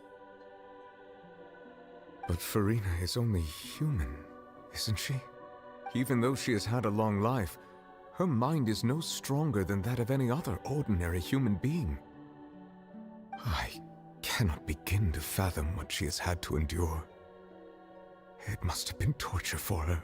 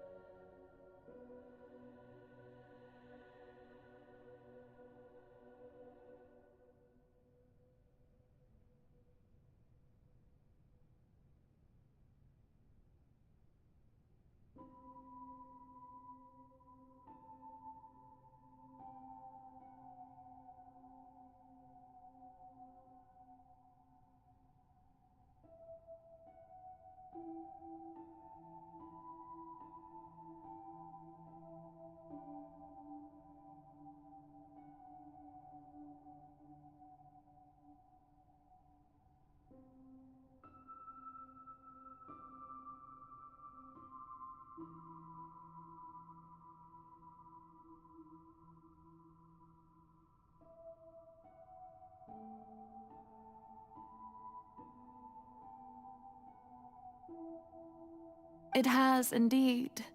And although she is, in a sense, me in human form, I most definitely owe her an apology for it. It's been 500 years.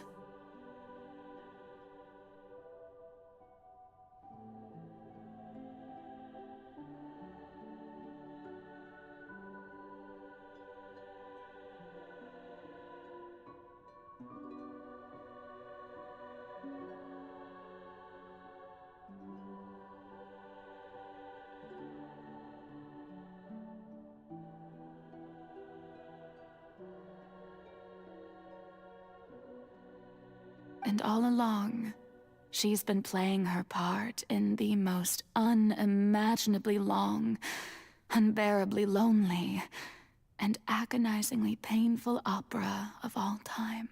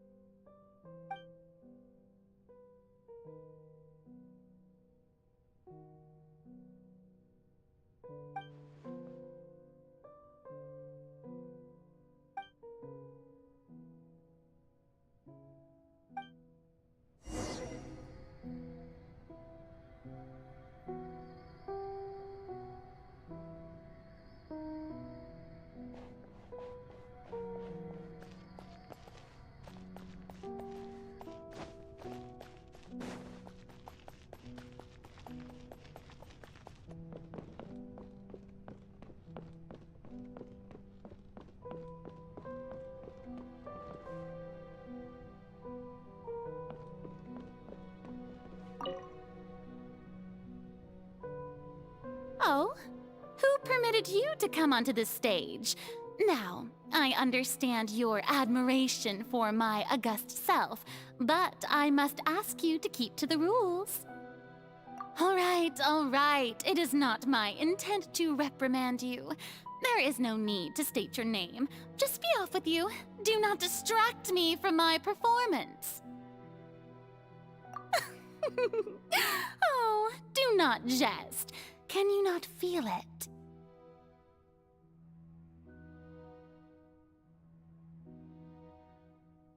I am Focalor. The eyes of countless Fontanians are upon me.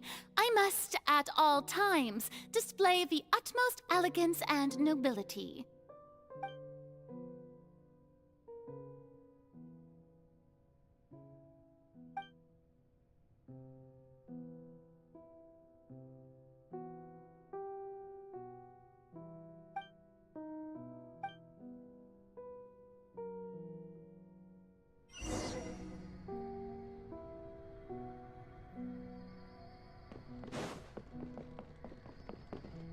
Dear audience, the performance is experiencing a technical difficulty, but worry not. The guards shall resolve it soon. See? Go!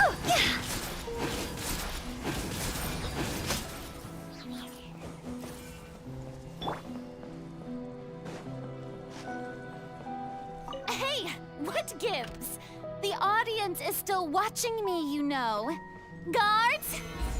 Wait, where are the guards? Guards!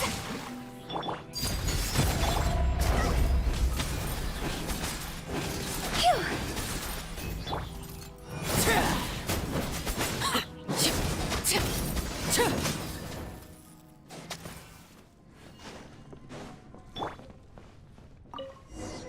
Crumble!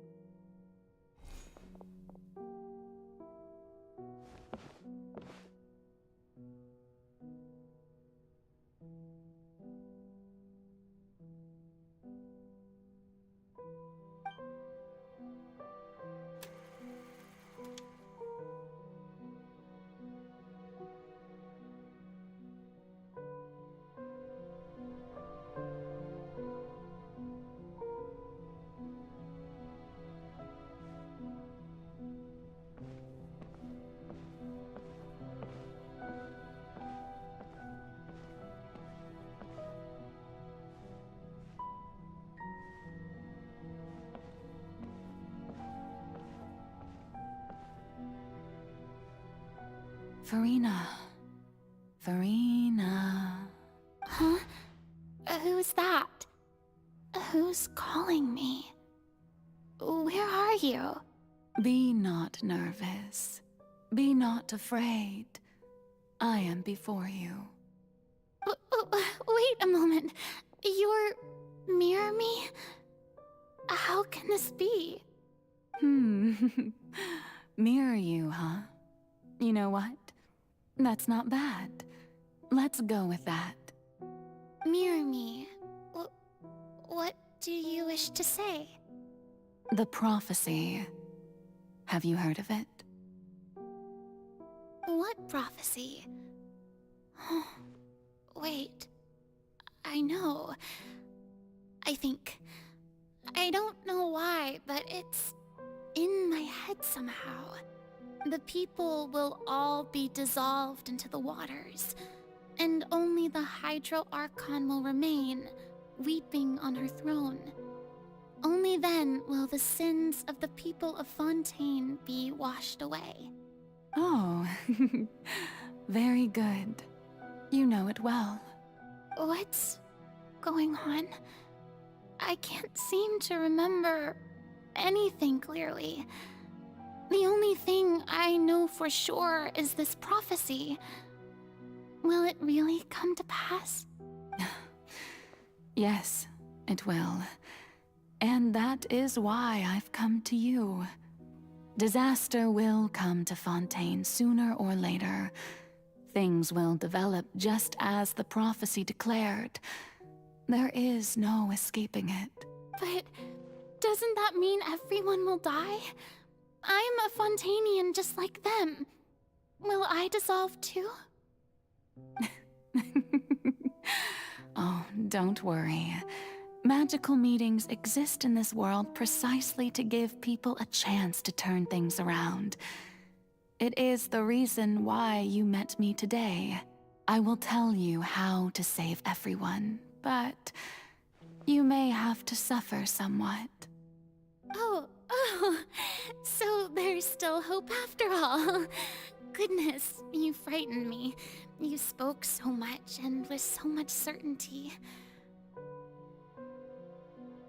As for the suffering, well, I will admit that the first thing that came to mind was, why do I have to be the one to suffer? But if the prophecy will come true, I'll also die anyway, right? So if I've already met you as my magical meeting in this world, if there were scales, with all the people of Fontaine on one side, and my pain on the other, is it not obvious where the scales should tilt? You truly are the perfect human. My ideal. I suppose this would also be the justice that belongs to you. Huh? Don't worry, it's nothing. Listen well. Fontaine has just lost its Hydro Archon. I need you to play a role. That of the new Archon.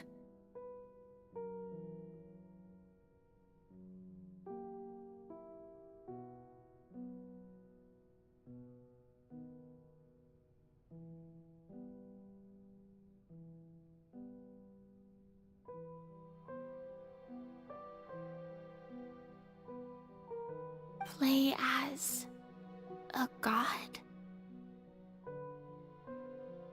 That's right. You must begin a never-ending masquerade. You must never let anyone suspect your identity. If you can keep it up, then I shall have my way of defying this prophecy. But should your identity be revealed, then all hope will be lost. But how will I do this? A human assuming the role of a god without being exposed. Don't worry. What you must do is not to turn yourself into a real god. You simply need to play the role of a god as humans imagine them to be. Being a human yourself, I'm sure you already know what such an entity would be like.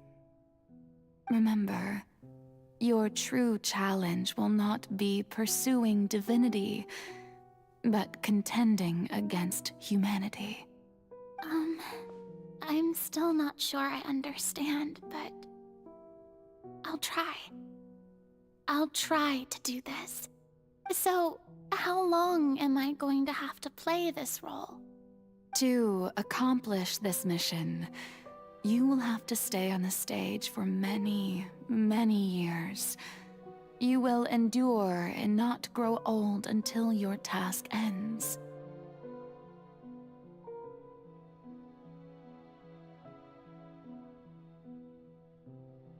But I promise you, all will eventually end in a magnificent and dramatic trial, and everyone will be saved. A trial, huh? How exciting. I'll be looking forward to it.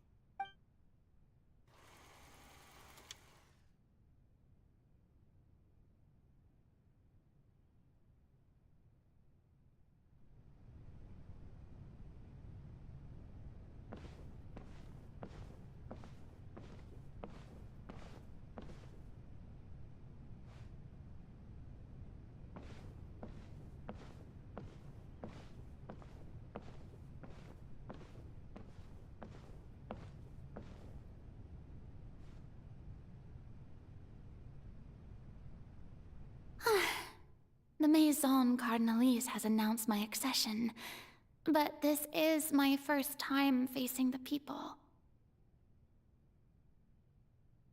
What should I say to most appear like a god? To be honest, I still don't know. Perhaps I should first try to act natural. Ladies and gentlemen, good evening, and welcome to the Opera Epiclese.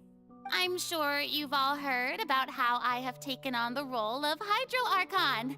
Indeed, I am Verena de Fontaine, your new Archon. In truth, I know little about becoming a nation's new god, but it will be my honor to guide you all. As the god Focalor, the god of justice, I shall do all within my power to lead you into an age of fairness and justice. Once again, thank you all for coming. If you should have any questions or suggestions, please send them to the Maison Cardinalise. The future of Fontaine will require us to work together, after all. This should do it. I thought I might stammer, but thankfully, I was able to convey my thoughts just fine. Okay, and next. That's the new Hydro Archon. Is this some kind of joke by the Maison? I would have thought that a being that surpasses humanity would be a bit more assertive. Hey, did you hear that? She even told us to send her suggestions there at the end. Shouldn't gods be all-powerful? She's being so modest. What's the difference between her and an ordinary person, then? If you ask me, perhaps the succession didn't actually happen. She might just be a Maison-back puppet. Wait, what's going on? Why is everyone suspecting me of being a fake? Oh, this is bad. If I get exposed here, there'll be no saving the people from the prophecy. Right. Mirmi said that I just need to play the role of a god as humans imagine them to be. Calm down, Verena.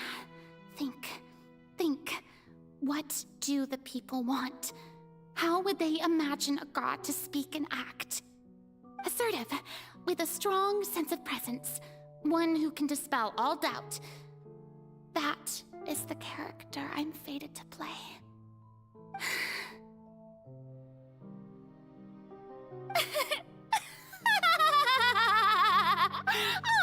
Oh, very good, my people. Only ones such as you are deserving of my rule. Now, I was wondering if some weak puppet were to one day come onto the stage and claim ownership of this opera house, would the children of Fontaine follow them? Well, it seems that you would all see right through them. Having passed my test, you are qualified to witness wondrous trials alongside my august self, here in this opera house.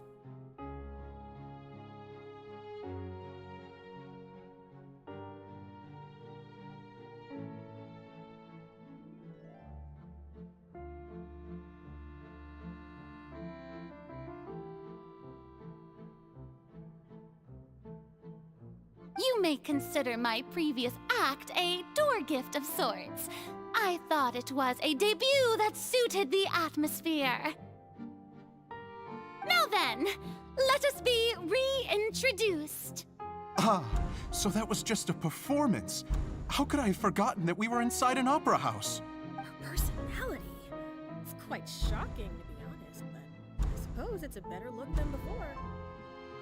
Such a fascinating and bold deity. How wonderful! Our future may yet be bright after all. It seems I've turned them around. Best follow this flow and restart my accession speech. My dear people, whether you acknowledge me or not, whether you trust me or nay, I say to you, keep faith in your ardor for justice. We have heard it said that this nation's sins can no longer be washed away. Well, I say that justice is most fragrant when it blooms amid sin. No, this won't work. They'll suspect me again. I'm must play the role that they want me to play. The scales of justice should not weigh heavy in the hands of its god. On one side, it must carry fairness and justice. And on the other, praise and applause. May law be the prayer on our lips. May judgment be our worship. Let us light the fires and drink to the future of Fontaine! No, this won't work. They'll suspect me again. I must play the role that they want me to play. There is no trouble in this world that justice cannot solve. All that is needed is for you, my people, to believe in it, heart and soul. So long as I, the Archon Focalors, stand within the Opera Epiclese, so long as I stand before the Oratrice, I shall even judge the gods of this world!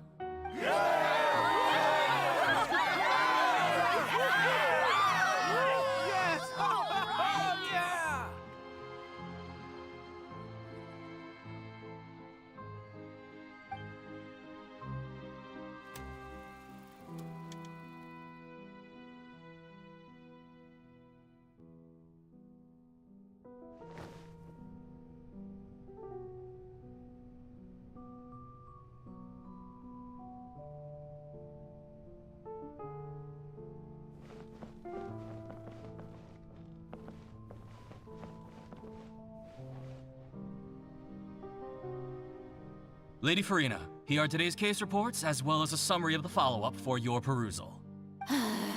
Come now. Was I not just at the Opera House in person? Leave these kinds of things to Neuvillette.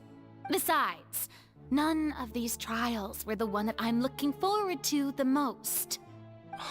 If I may be so impertinent, what kind of trial are you truly looking forward to?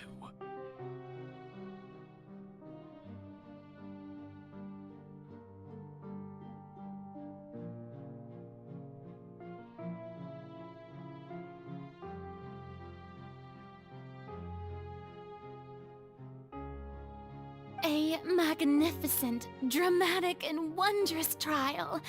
A trial to end all things. How could you hope to understand? That's true. I fear I lack the ability to grasp your divine thought, Lady Archon. No need for fright, and do not take what I said before too seriously. Go now, do your duties. The trial I await. It will come one day.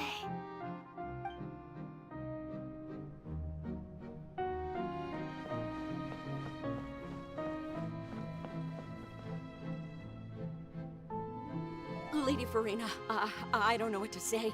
Thank you for agreeing to see me. No need to thank me. Or rather, thank your own sense of perseverance instead. Long have you stood in line to meet me, have you not? Oh, I'm afraid that's just an inevitable consequence of my divine charm. All right, Deuteria, is it? How is your son's illness?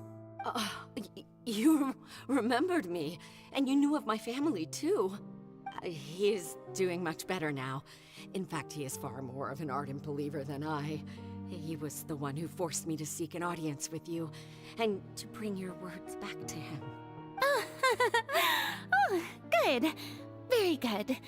If this should happen again in the future, please do not hesitate to come and tell me. Going down to citizens' homes every so often, while not usual practice, should serve as a fine change of pace. You're such a gentle and wise god. Thank you once again, on behalf of my son.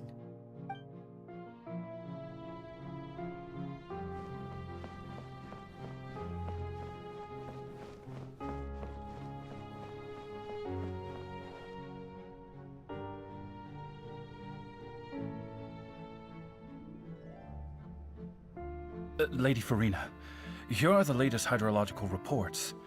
As for the specific parameters you asked to take note of, I'm afraid things still don't look good. I see. It's as I thought, then. as your god, I did already expect this, but I wanted to see how far your human wisdom would allow you to analyze it. All manner of signs indicate that the prophecy will still come to pass. Forget it. That's not something you need to worry about right now.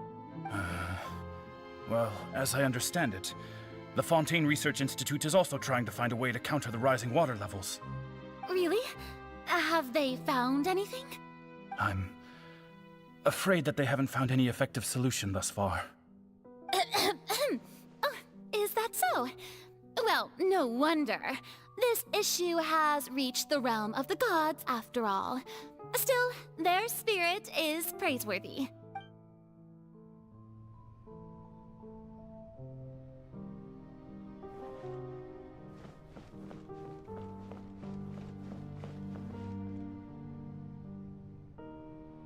The day is finally over. I haven't had a moment to breathe this whole time. But it's good to see that everything's getting on track. There are no longer any voices of suspicion.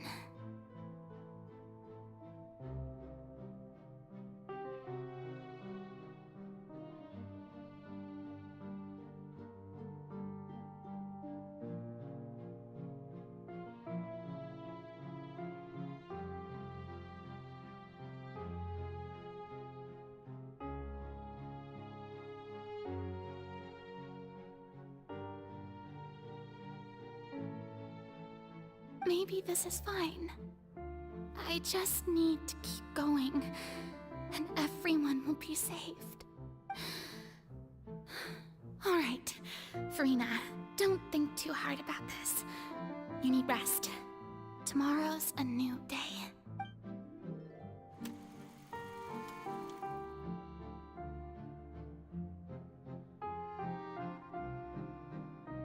Lady Farina, here are the new trial reports for the latest cases, as well as a summary of the follow-up.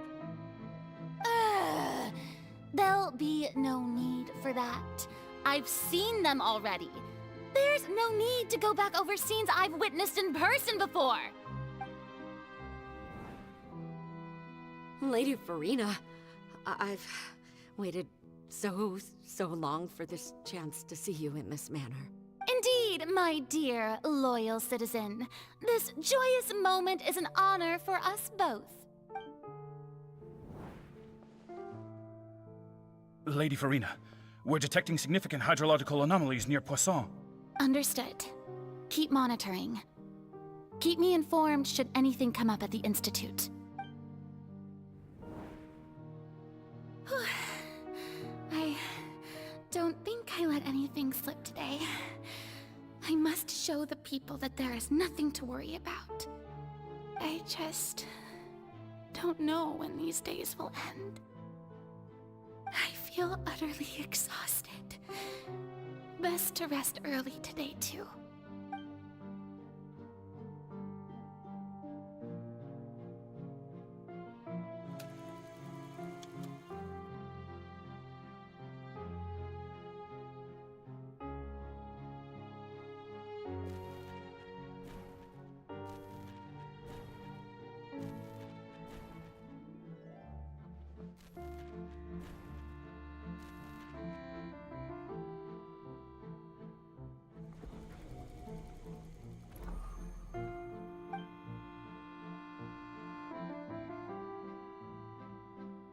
Lady Farina, it's like a dream being able to speak with you up close like this. I've heard that the first member of our family who was honored to receive an audience with you was Madame Deoteria, almost 20 generations ago. And what a fine family yours is indeed. It brings me great joy to meet such a faithful believer. A descendant of a line most ardent. Surely you exaggerate, Lady Farina. My lady? What is it, good citizen? Are you crying?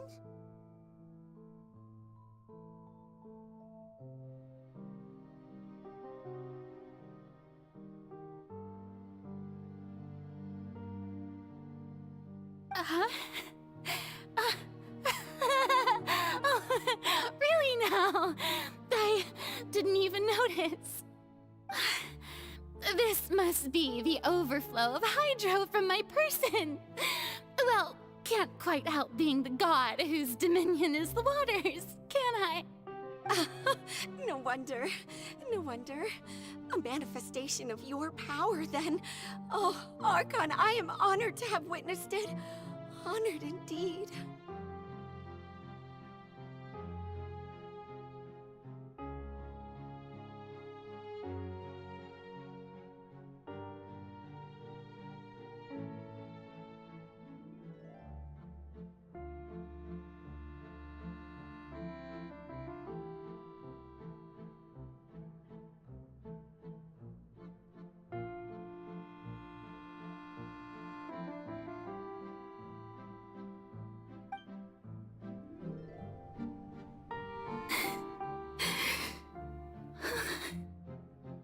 So interminable.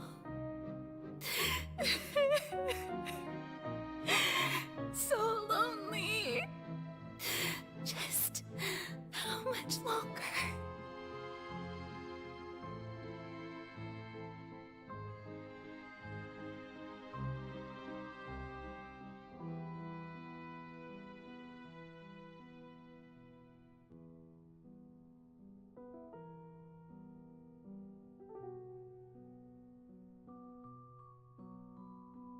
Hundreds of years must have passed by now. Perhaps the show must go on for hundreds more. I never imagined that it would hurt so much. Have I reached my limit? No. Perhaps I reached it long ago.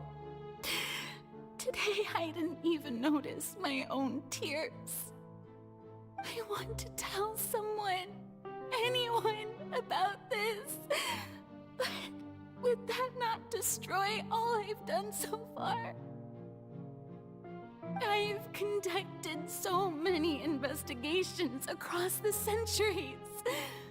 But there's not even a sliver of hope that we might break the prophecy. All I can do is keep heart. I must maintain this act. It is the only way to save Fontaine. Please, mirror me. You have to succeed.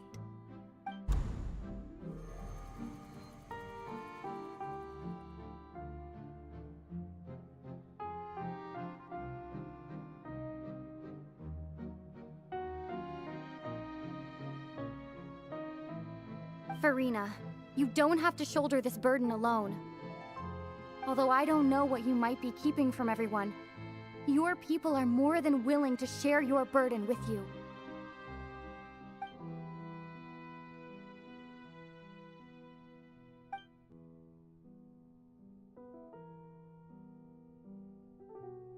Share my burden. That's impossible. It was fated right from the start that this would be my duty alone. But even if your burden doesn't need to be shared, you can still choose to confide in someone. Just share it with me. I'm what you'd call a witness. A witness? Yes, I've heard that you came to Teyvat from beyond the stars, yes. In other words, you never belonged here.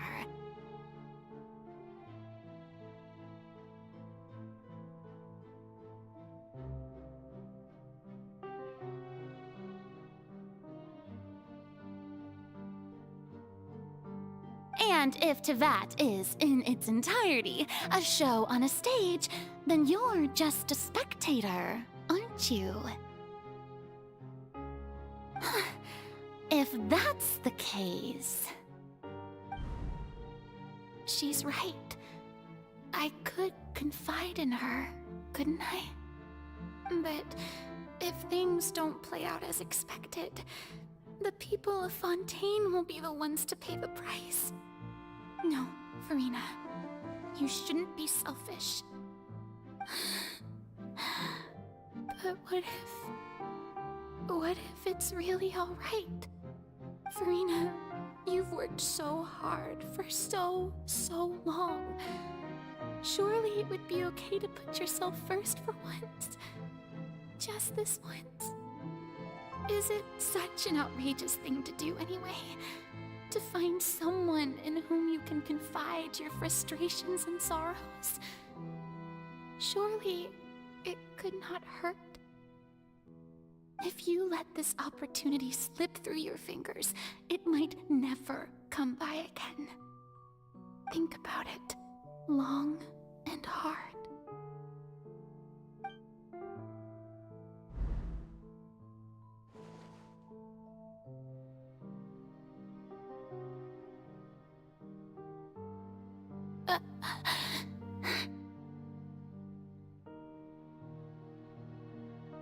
No, I have nothing to say. I am Farina, the Archon of Fontaine. Everything will surely get better.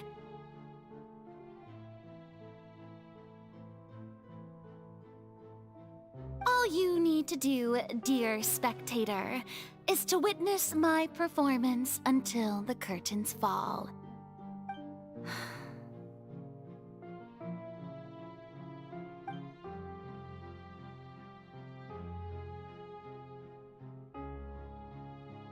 Fine.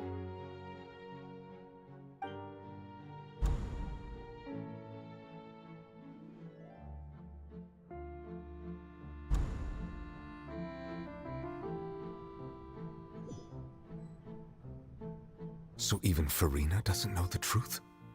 You've never once let her in on the full plan? Yes, it had to be done. To deceive the heavenly principles, you must first deceive yourself.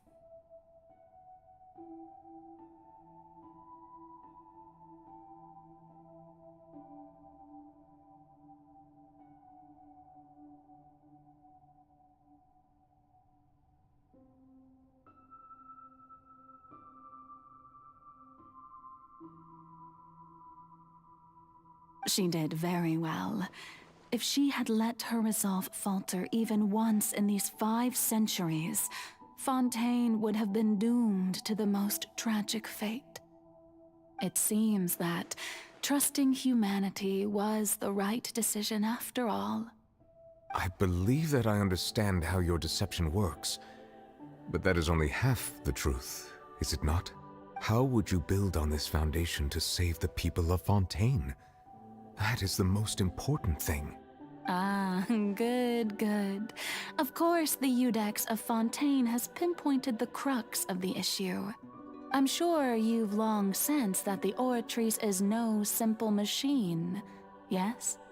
I've always suspected that it had its own consciousness. And Lenny did mention that he heard a human voice within the core chamber. It now seems that that person was you, hidden within the machine all along.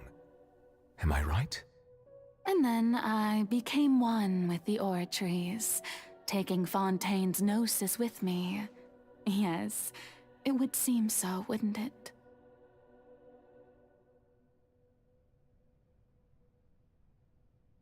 Alas, your understanding of this device still lacks sufficient depth. In truth, it is no enactor of justice. It is, in fact, a device created to kill the god of justice.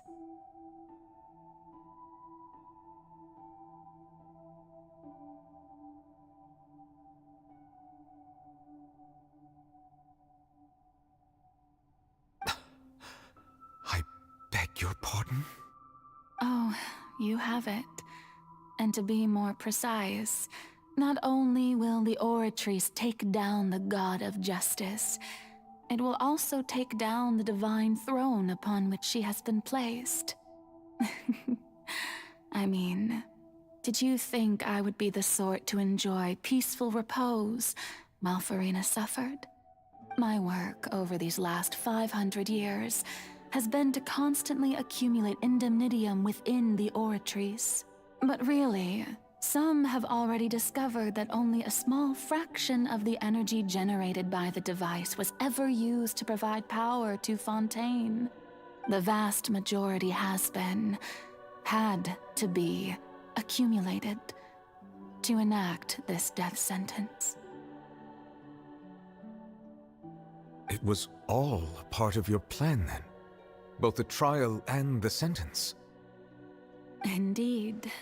This power, accrued over 5 centuries, could have sustained Fontainians for millennia had it only been used for that purpose. Almost all of it has now been stored within the oratories. But only power of this magnitude could hope to destroy the Hydro Archon's divine throne, shaking the rules established by Celestia, and breaking through the institution that is the Seven. So the Oratrice's call for death was for neither Furina nor Focalors, but for the Hydro Archon.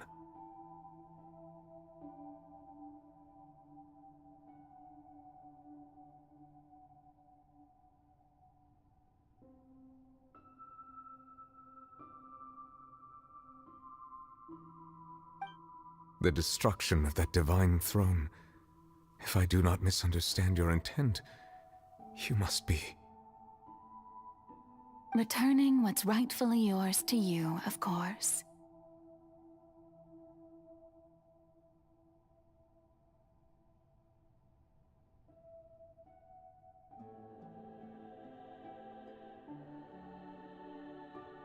In other words, this was all done to return the authority of the Hydro Archon to the Hydro Dragon of this planet.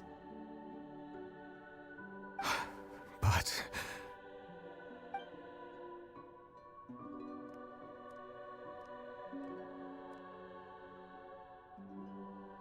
Oh, what? Getting sad again, are we? The authority of the ancient dragons shall soon be yours once more, O Hydro Dragon Sovereign. And this is the face you make. all you've done throughout the years is just so you can sacrifice yourself at the very end. I've never quite seen it that way, you know. Even now, I'm quite pleased at how well my deception worked.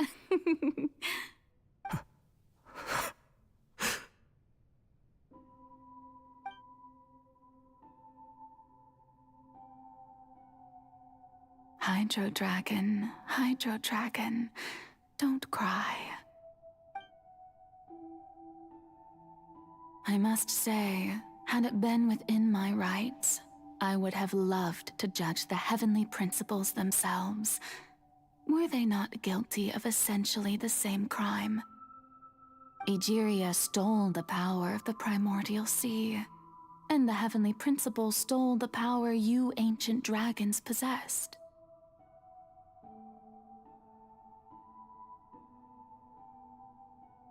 I, for my part, am the god of justice. And is it not just that your original powers should be returned to you? Speaking of justice, I have always believed that justice lies in the process of pursuing human existence itself. So, if the theft of the primordial sea's might was Fontaine's original sin, then, leaving matters of procedural right and wrong aside, the descent of the Fontainians as humans and their right to exist in this world would be Fontaine's original justice.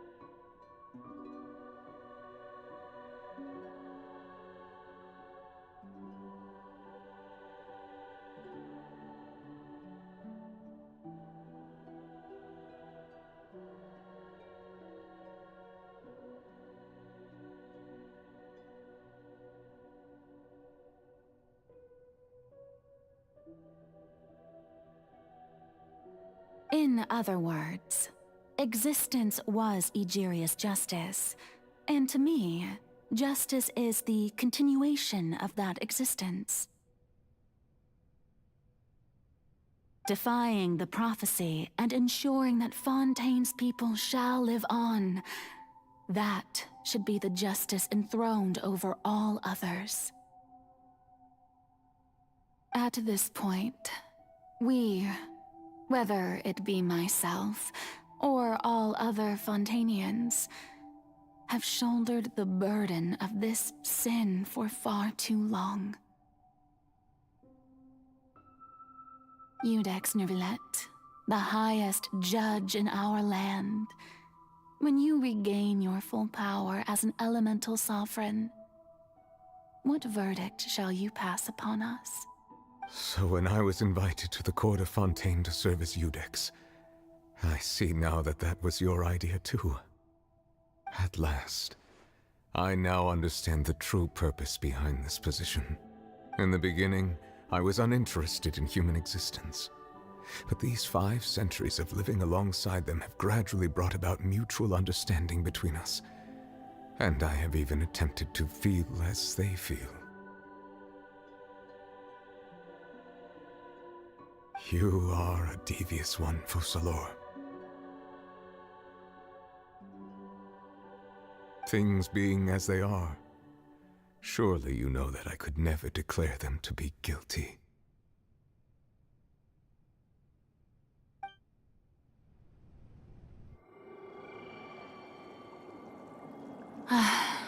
The hour of my execution is almost here. For the sinner, the curtain call has come. I know I may not sound it, but faced with death, I find myself a little afraid. Perhaps this is one thing both gods and humans have in common.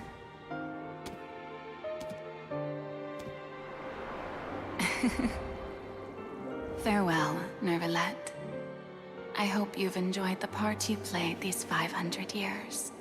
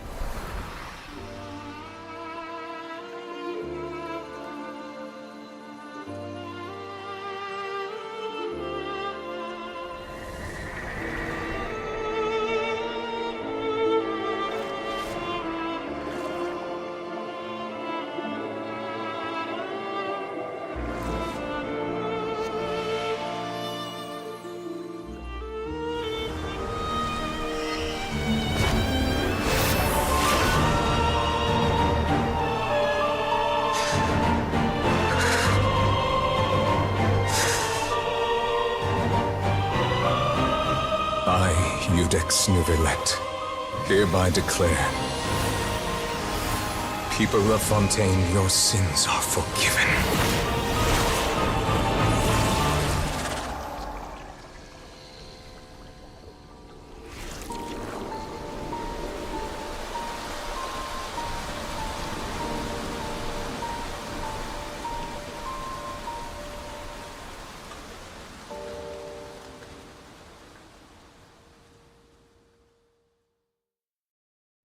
Where do you want...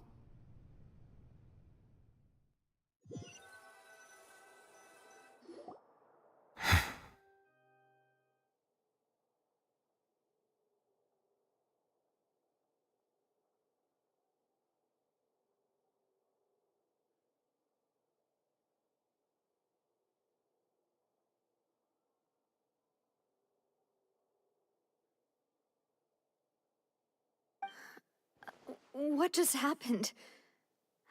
Has the death sentence been carried out? Was that bright light some sort of misdirection?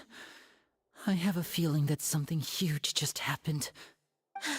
But since we're all still alive and haven't been dissolved, I assume whatever happened was good for us. It's time to end this. We must mete out punishment to that beast. Didn't you say just a moment ago that it can't be defeated? I have gained the strength sufficient to deal with it. Through certain means, I now have the ability to separate the power of the Primordial Sea from that creature. We should seize the opportunity to pursue our quarry. Traveler, now that the oratories can no longer function, I require an executor to help me mete out justice. The root of the calamities befalling Fontaine, the beast that enacts the prophecy. Its name is the all-devouring Narwhal. Come with me, traveler. The hour of execution has come.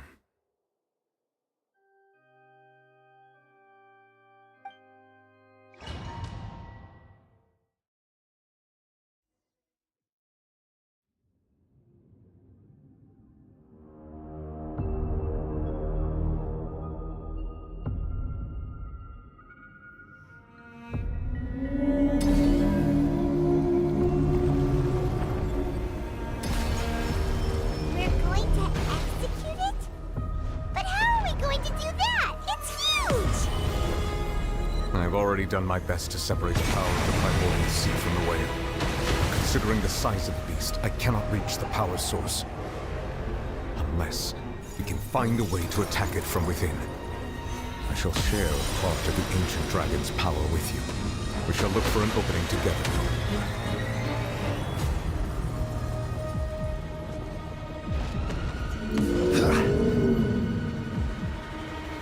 Stabilize! Feel its sorrow turning into hostility.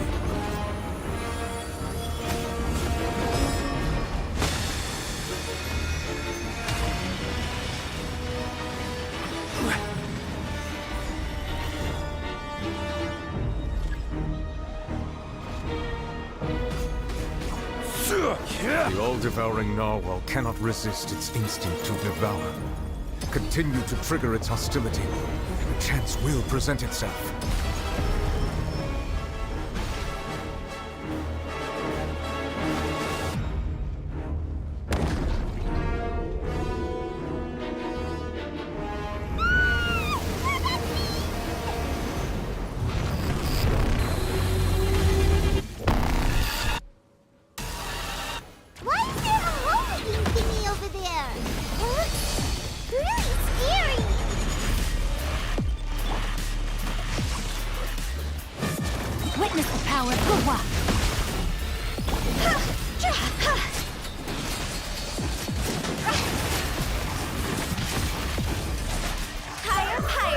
Granted you my protection.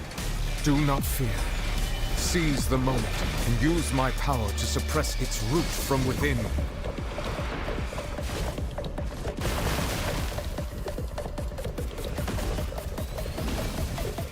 Solidify! Rain outlines your fate.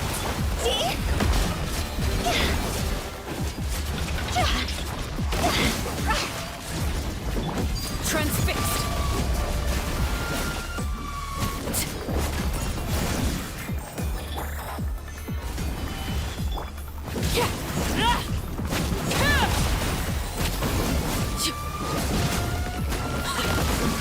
Witness my rise.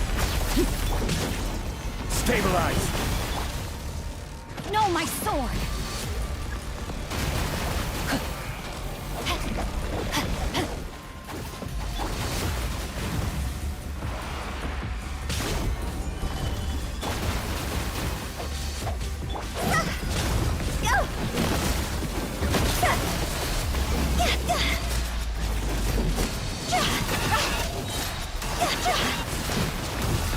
Time to go! Let me read you a verse.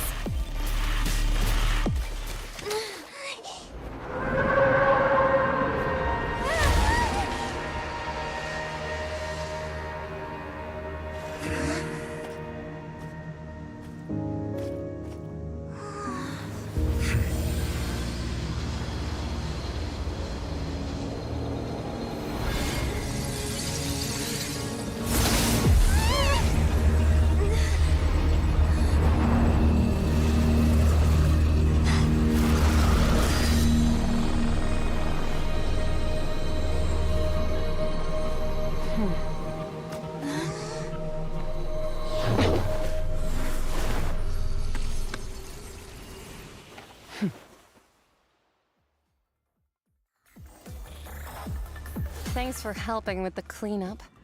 It should have been my job, but... oh well. It was just supposed to be a short private training session for me. I didn't think that my disciple and my master's pet would start brawling in the meantime. Well, actually, I had a feeling that it would happen at some point, but they bumped into one another earlier than I thought. What a blunder. I suppose I'll have to swing my sword 3 million times as penance. That power.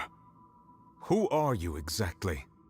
Paimon has an idea. From what she said earlier, she must be Child's master. Skirk, right? It's just that he gave us the impression that she was the less talkative person. I simply did not have anything to say to the weak. But you, on the other hand, managed to defeat the all-devouring narwhal without using power from beyond this world. So you may speak to me as equals. I have to agree. It's a strange use of a planet's primordial waters just to raise an all-devouring narwhal. That kind of power is wasted on it.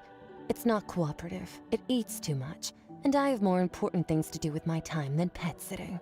The only thing that creature has going for it is its looks. All in all, it fails as a pet. Miss Skirk? I think you might have missed the point. The point being? Well, being that this pet almost destroyed an entire nation. So what sort of person is your master?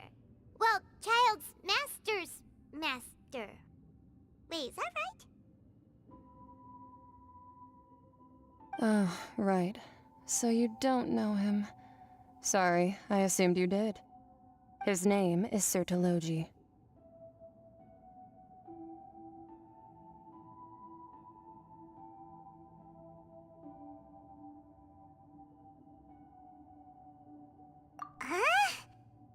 I am unfamiliar with that name. Huh. So Master isn't sufficiently famous. How should I describe him then? Have you heard of the name The Fowl? The Fowl? Still nothing? Well, how about the Visionary? Vetterfulnir then? Or Gold Rhindaughter? Ooh, that one we've heard! Rhindaughter's part of the Hexen Circle. She's Albedo's mom, right? Oh, so you do know that name. To be honest, I also heard all of those names and titles from my master. I don't actually know them either. But I suppose you understand now, yes? My master is likely a similar sort to Rhindaughter. They are both pursuing some form of perfection. Wait, didn't you also mention a visionary person? Paimon didn't quite catch their name. Actually, never mind that. I believe it expedient to inform you that the all-devouring narwhal used up nearly all its strength fighting you. Such roiling hydro energies will prove difficult for the planet's deep seas to digest. As such, the Fontaine back on the surface has most likely been thrown into chaos.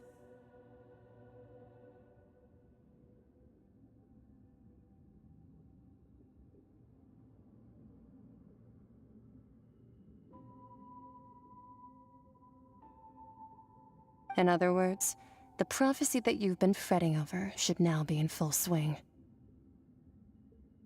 What?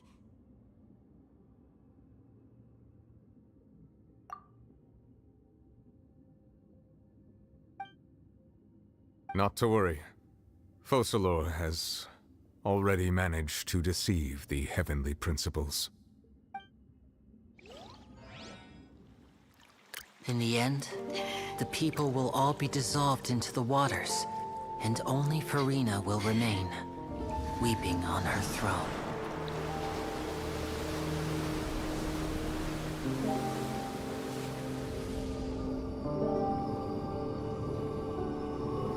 Only then will the sins of the people of Fontaine be washed away.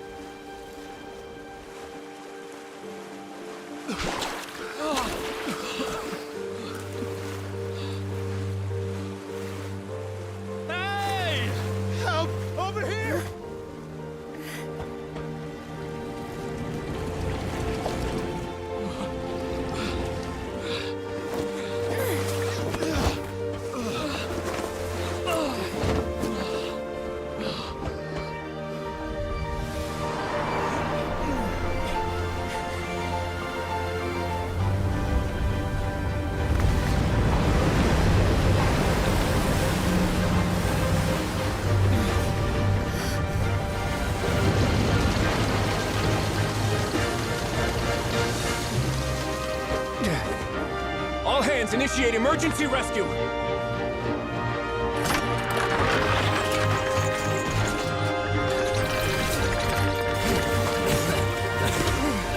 Hurry!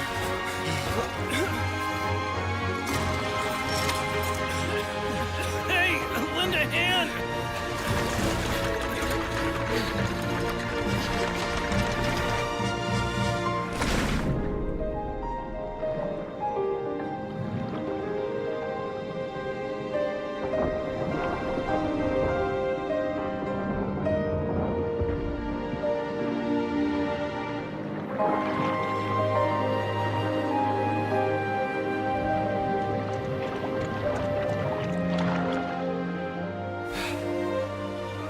Look! The water's receding!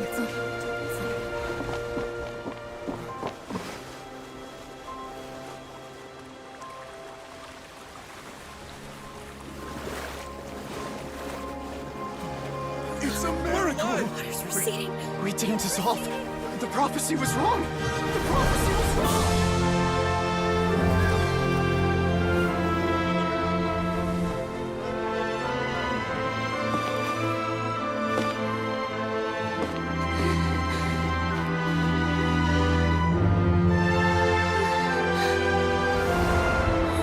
Are you alright? We're saved. The prophecy was wrong.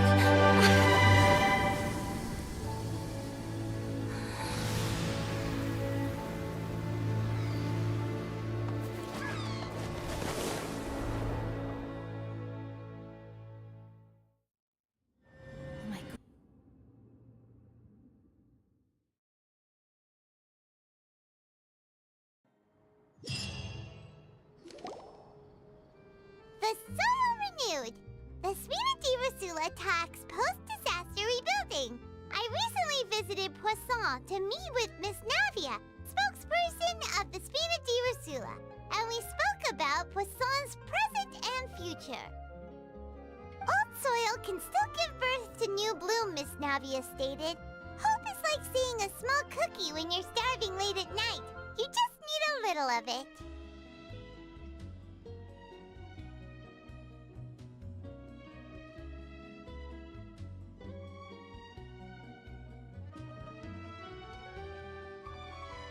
Skyship Winglet, lunar brain of the Fontaine Research Institute. The various disputes that have arisen on account of Mr. Edwin have suddenly become a shield over the Institute, with Jurier turning out to be a once-overlooked hidden gem. People always call the first researcher mad, but few know what to call the second.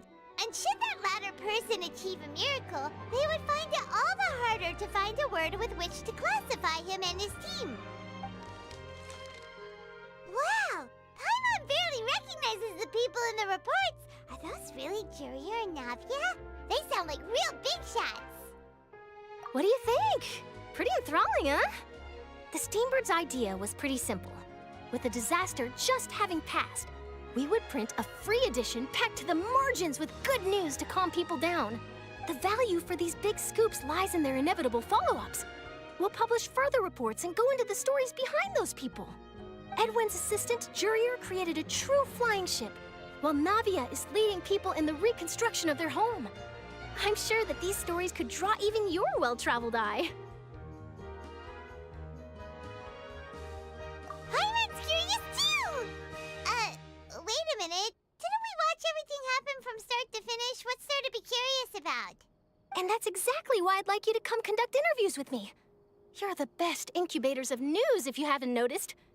And also, with you around, I'm sure I'll get to see that Duke. Are you sure? Hasn't he turned you down several times already? Oh, this time will be different. Come on, let's head to Poisson first, and then make a trip to the fortress. There are some things you'll only know when you get there.